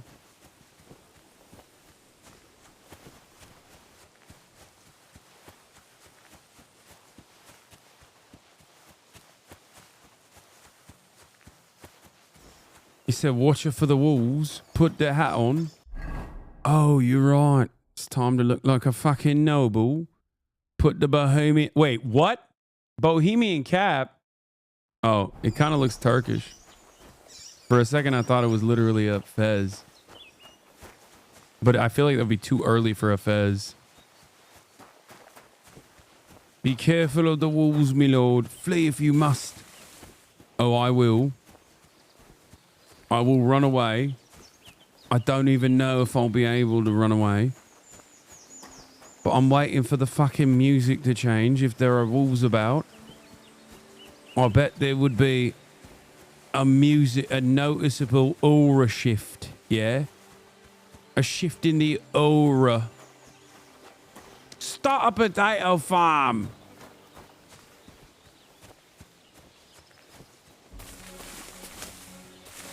Uh-oh. I'm hearing a music shift in my head. Oh no, I just stepped on Dookie.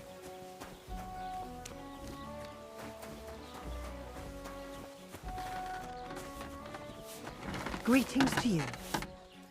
Radovan's wife, Melina. There it is. Blacksmith Radovan. Alright, I gotta pee. I gotta fucking pee. I'll be back in a jiffy.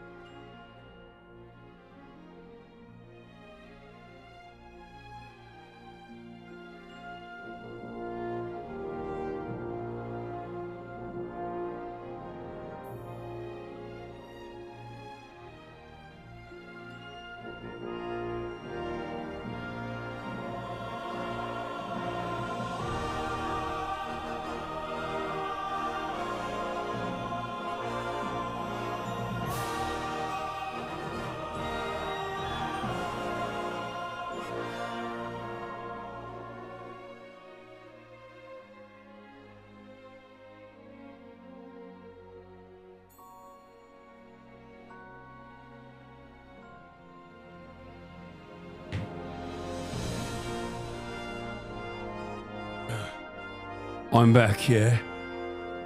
Your lordship is back.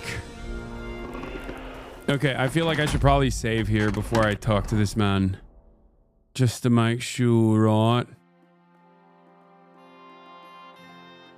I'll take one of these weak savior schnapps. Wait, that saved, right?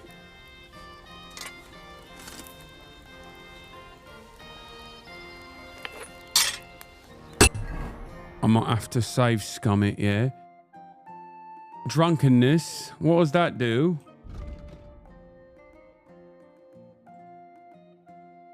My conspicuousness is red. Greetings. I heard you could use a helping hand at the forge. I could. My last two hands, well, they're not worth mentioning. And what with the wedding coming up, the work is piling up. Ah, what do they call you? Henry. I'm Radovan. You should know Henry. The blacksmithing isn't for everyone. Yeah. I basically grew up in the forge. My father was a swordsmith. And not Oh, just any. here we go. Back to He his even forged father. swords for the nobility. For the nobility, eh? Well, that kind of experience will come in very handy for me indeed. As it happens, I have to forge a wedding present for young Lord Semine. A fine sword. So you'll take me on? Hold your horses. I'll have to try you out first. You could forge me a hunting sword as a test, so I can see if you can make a straight blade. That... Let's get started. Great.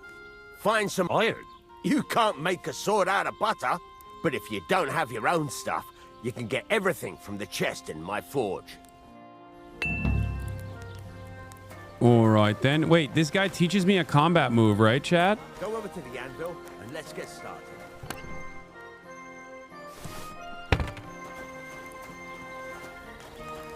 Wait, this isn't the guy who teaches me the combat shit? Oh, that's the nomad. I thought this was the combat guy. Furnace is cold now. Give it a practice try. Some things, like swords, are too long to fit in the fire. You have to heat it up bit by bit. Try poking it around for a bit. Now get the furnace nice and hot. There's a lever above you. Give it a pull. Works the better.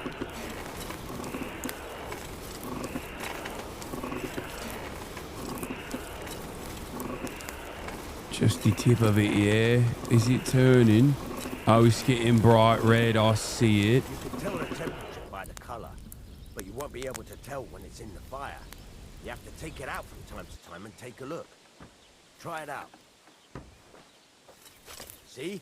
That's exactly the straw color we want. You've got talent, lad. Now heat up the whole thing. Wait, what do you mean heat The whole up? thing is heated up now, so come over to the anvil. Try moving the sword along the anvil so you can get the hang of it. Now take the hammer and try hitting it a few times.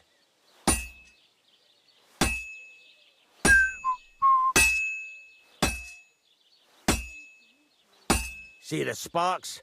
That's the sign of a good strike. The more sparks, the better. Also, you can hammer with different degrees of power. A stronger hit will do more, but it'll tire you out faster. Try giving it a few blows, as hard as you can, so I can see how strong you are.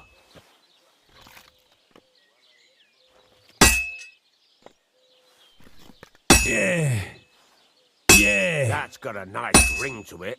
Of course, if it was all about hitting an anvil with a hammer, any dolt could do it. You've got to hammer the workpiece evenly. One hit next to the other.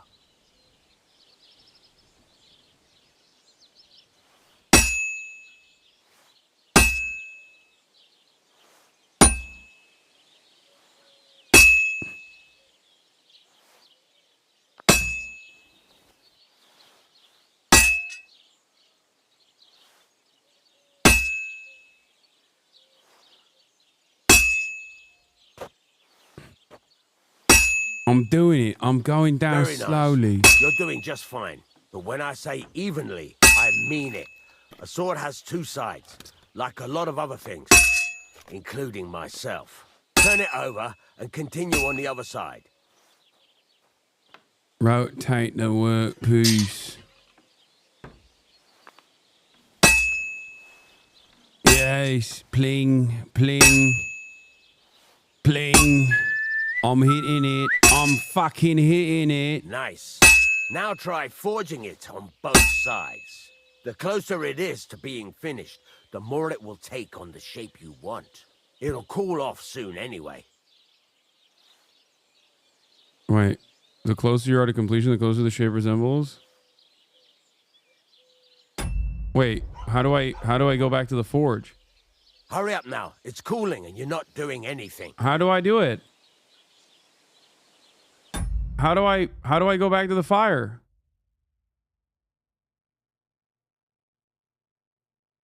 Keep hitting it?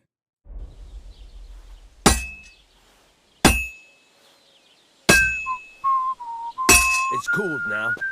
You can't do it all in one go. You've got to put it back in the furnace from time to time. Sometimes you've got to go there and back all day. But it's all part of the craft. Now, get back to the forge and heat it all up again. Oh. Like before. You want to see those sparks? It means good things.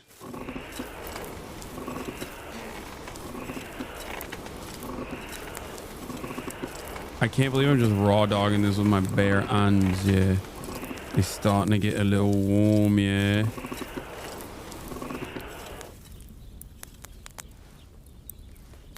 Alright, maybe the tip a little bit. What's the hold up? I've shown you this. The whole thing is heated up now. So come over to the anvil. My blacksmith can't even make a butter knife. See that? Besides the sparks, you can tell a good strike by the sound it makes. Well struck. Sparks. That's the stuff.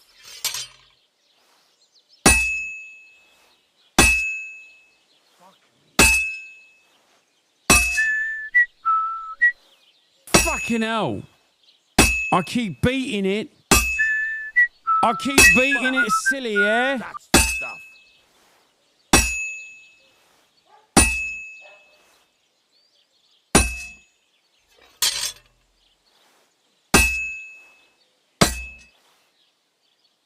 See how it's taking on the right shape?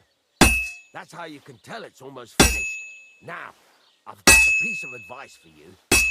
Hammer to a rhythm. When I hammer a piece to a beat, work goes by easy. Sometimes I'll whistle to myself to keep the rhythm going.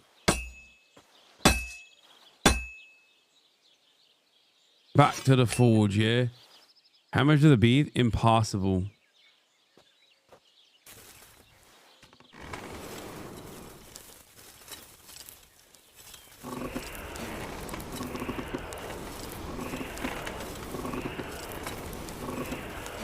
Dude, this is a crazy comprehensive game, like straight up.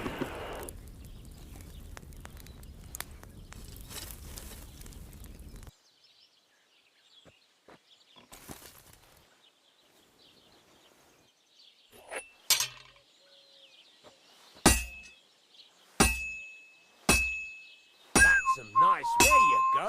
You've got it finished. All that's left is to temper it. And the sword will be done. Nice. The rest is just tweaking. Wait, how do I temper it? Oh. I can watch you play this for 100 hours?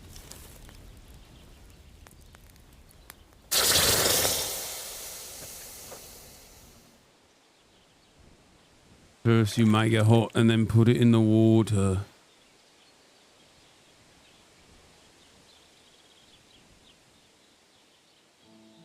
Nice. I've made me own hunting sword, yeah? Right. Let's have a look. It's a nice one, innit? Very nice work. Your father taught you the trade well. He'd certainly be happy to hear that. Will it kill? If you carry Will on it cut? hammering as well as These you are the did questions today, I need answers you've definitely to. got a job here. Even so, keep in mind, it's all about making sure every strike does its job. That's why you can't let it get cold, or keep striking the same spot. If you work evenly, each strike falling right next to the last one, you can't go wrong. Got that? Or is there something?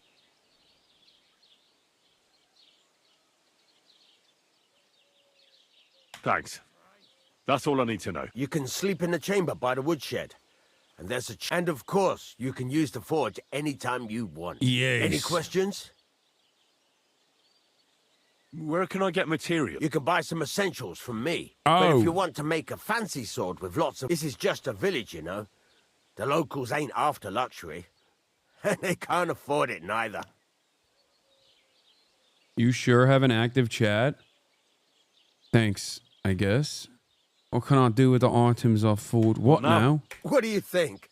You're not going to be idle. I'll find you some work to do right away. You're pretty good at swords, but what the locals really need is axes and horseshoes. Right, here are some simple drawings that show what they're both supposed to look like. And some iron. You can get down to it right away. Just like that? You aren't going to help me? Sakura, lad. I chose you because you already know a thing or two.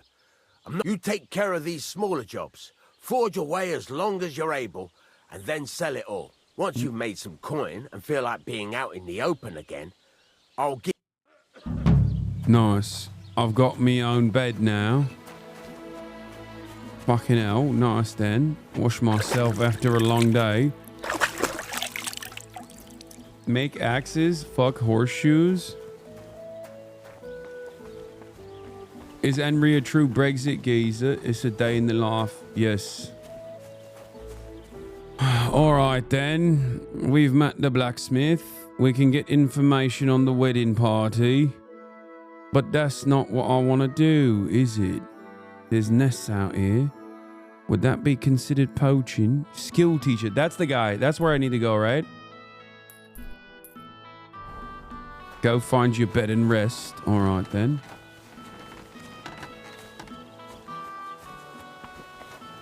No, that's the archer. Don't cause any trouble. Got it?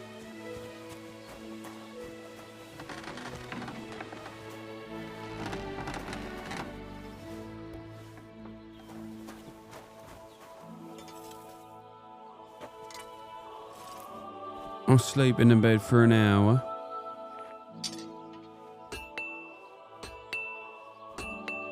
I'm lazy. I'll do it for 2 hours, yeah?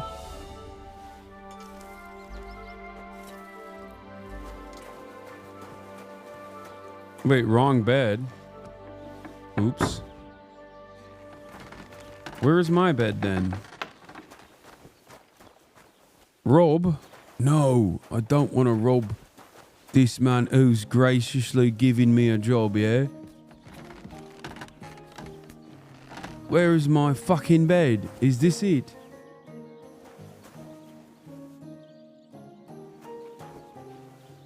No. Lockpick?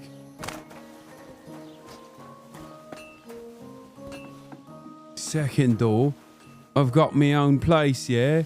And a leather apron and the armorer's kit. Nice. Where is my chest then?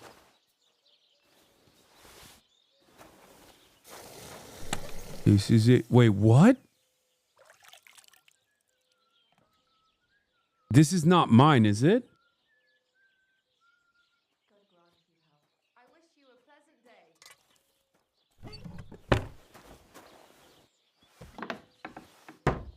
What the fuck? Wait, what does that mean?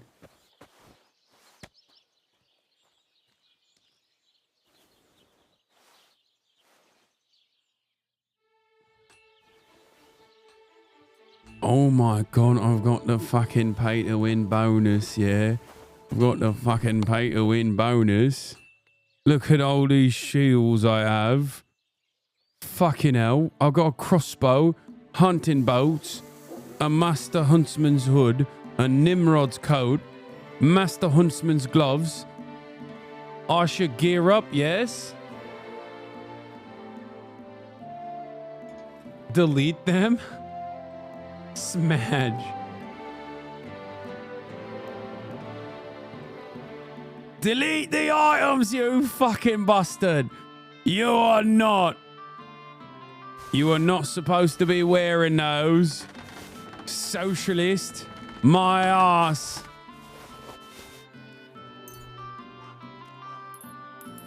I'll take 20.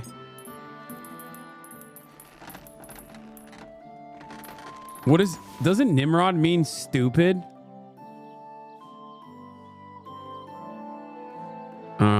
Which shield should I use then? How about the shield of summer? The shield of spring. Bottom right, Nimrod. Alright, no longer do I need... Oh, this is my hunting sword. This is the hunting sword I made. Very nice. And I'll take the shield of spring too. And then I'll put the ranged on my secondary. With the hunting bolts, right? And I'll wear the Master Huntsman's hood. And the St. Hubert's hat. And a fucking leather apron. Or should I wear the Nimrod's coat? I feel like both of these are nice, but don't know which one's better. The Nimrod is a biblical hunter. Wow. Master Huntsman's gloves. Master Huntsman's boots. And a Huntsman's O's. All of a sudden...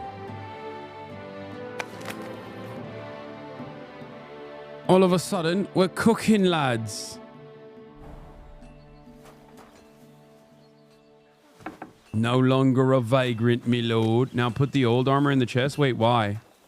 Oh, just no reason to carry it? Shouldn't I sell it?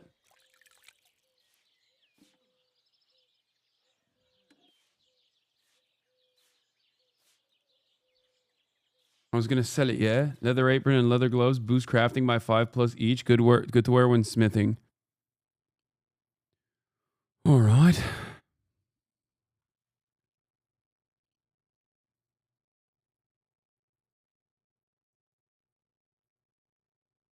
I hope you get a hate thread for this. Pay to win. No.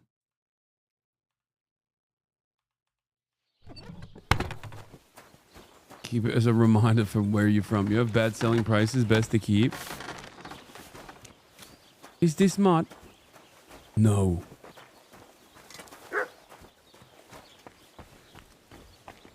Okay. So now I'm a noble. That's a fine maypole. What is that? What is a maypole? Oh, this is like fast travel, right? No, it's not a fast travel. Go find Mutt, you psychopath. Okay. Find out what happened to Mutt. Hit F1 to look at yourself. Ah! I look fucking great. Look at me. I look like I've got a nice pizzle. Interesting. What a nice outfit I've got on today. Right. You have autism 100%. Maria. Ave Maria, lass. Trade. All right, let me sell you some things, milady. Oh, you only buy the food, huh? Why are you wasting my time if you don't want to? Get your cock sucked, me lord. Jesus Christ, Chatter. Everyone is Czech, not British, by the way. I don't care. They have a British accent. Everyone knows, historically speaking, everyone at this time had a British accent.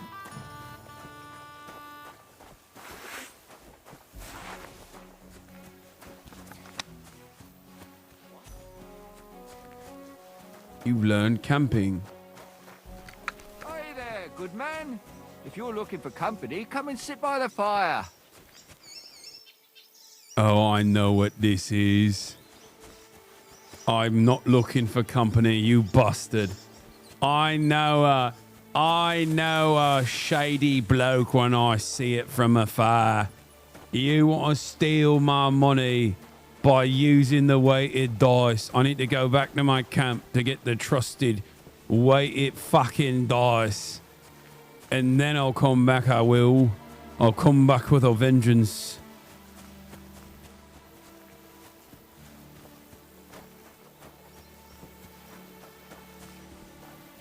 You're suspicious of gay people? I'm gay. Of course I'm suspicious of gay people. As a gay man myself, I'm quite suspicious of other gay people. What could they want of me? Get What? out of here right now, or I'll kick your ass. What? Whoa, hello. Why are you getting mad? What does that mean? Is that a bandit? I'm backing up, lad.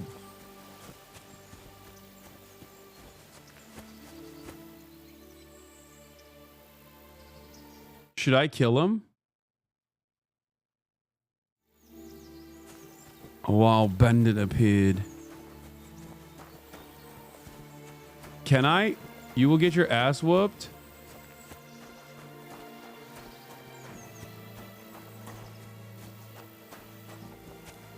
They will fuck you up? I mean, if there's numerous... I don't know if there's only one. If there's only one bandit, it's one thing.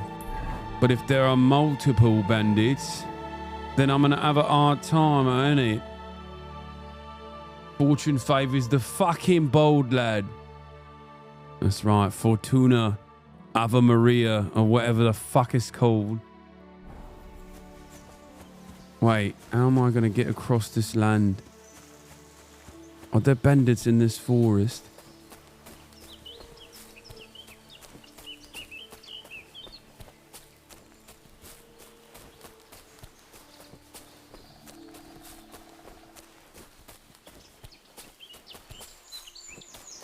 Follow the road, bro. I'm literally going directly to the location that I'm supposed to be going to. Keep a low profile. I'm trying to keep a fucking low profile, lad. Go to Samin for your horse. Where the fuck is Seaman? This is a great game to do side quests on the Steam Deck. Can you even do side quests on the Steam Deck? Can you play this game on the Steam Deck? Oh, mushrooms. Nice. Fucking hell. Found some shroomies, yeah? A little bit of fungi. For a fun guy. For a fun gay. Traveling through bushes damages your boots. Wait, what?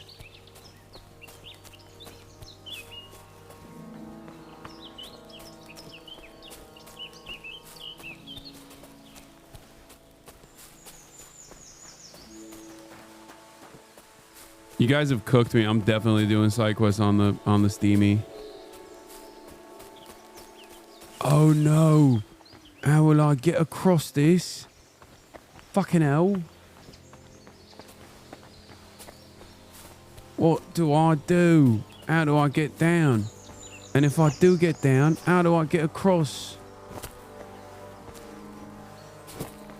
Fucking hell, I'm stuck, lad. No! Oh no!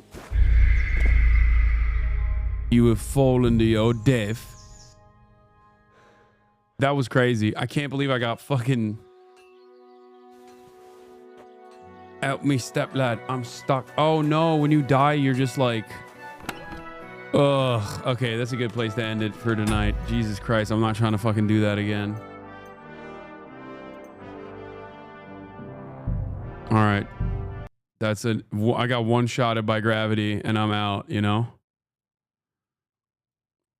Now I understand why they have a fucking quick save mod, because the savior schnaps are not, at least at this stage, as easy to come by, it seems.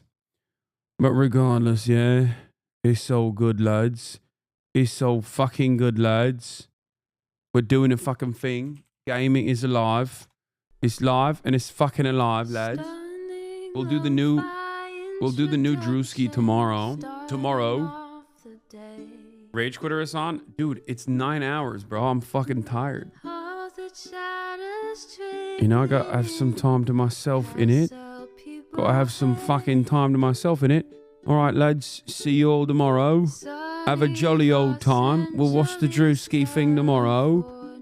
Tomorrow is another day. After this off day, gonna go play on the Steamy. Well, taking a Steamy, yeah. Okay, I'm stuck. I'm stuck this way. I don't know what's going on. I can't stop talking like this. All right. Bye, everybody. See you tomorrow. Again, her sun is streaming.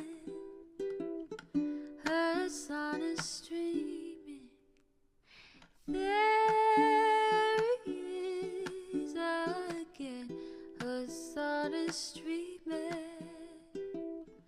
Her sun is streaming. Reviewing the P.O. box, Uncle Uger's face. Sudden discord at your prop, great names take embrace. Tiny Bernie Sanders, LGBTQ Air Force. The whole left at your fingertips, Anne at your door. H3 crowded debate, the Young Turks online show. 3 full fucking years of this, plenty more to go.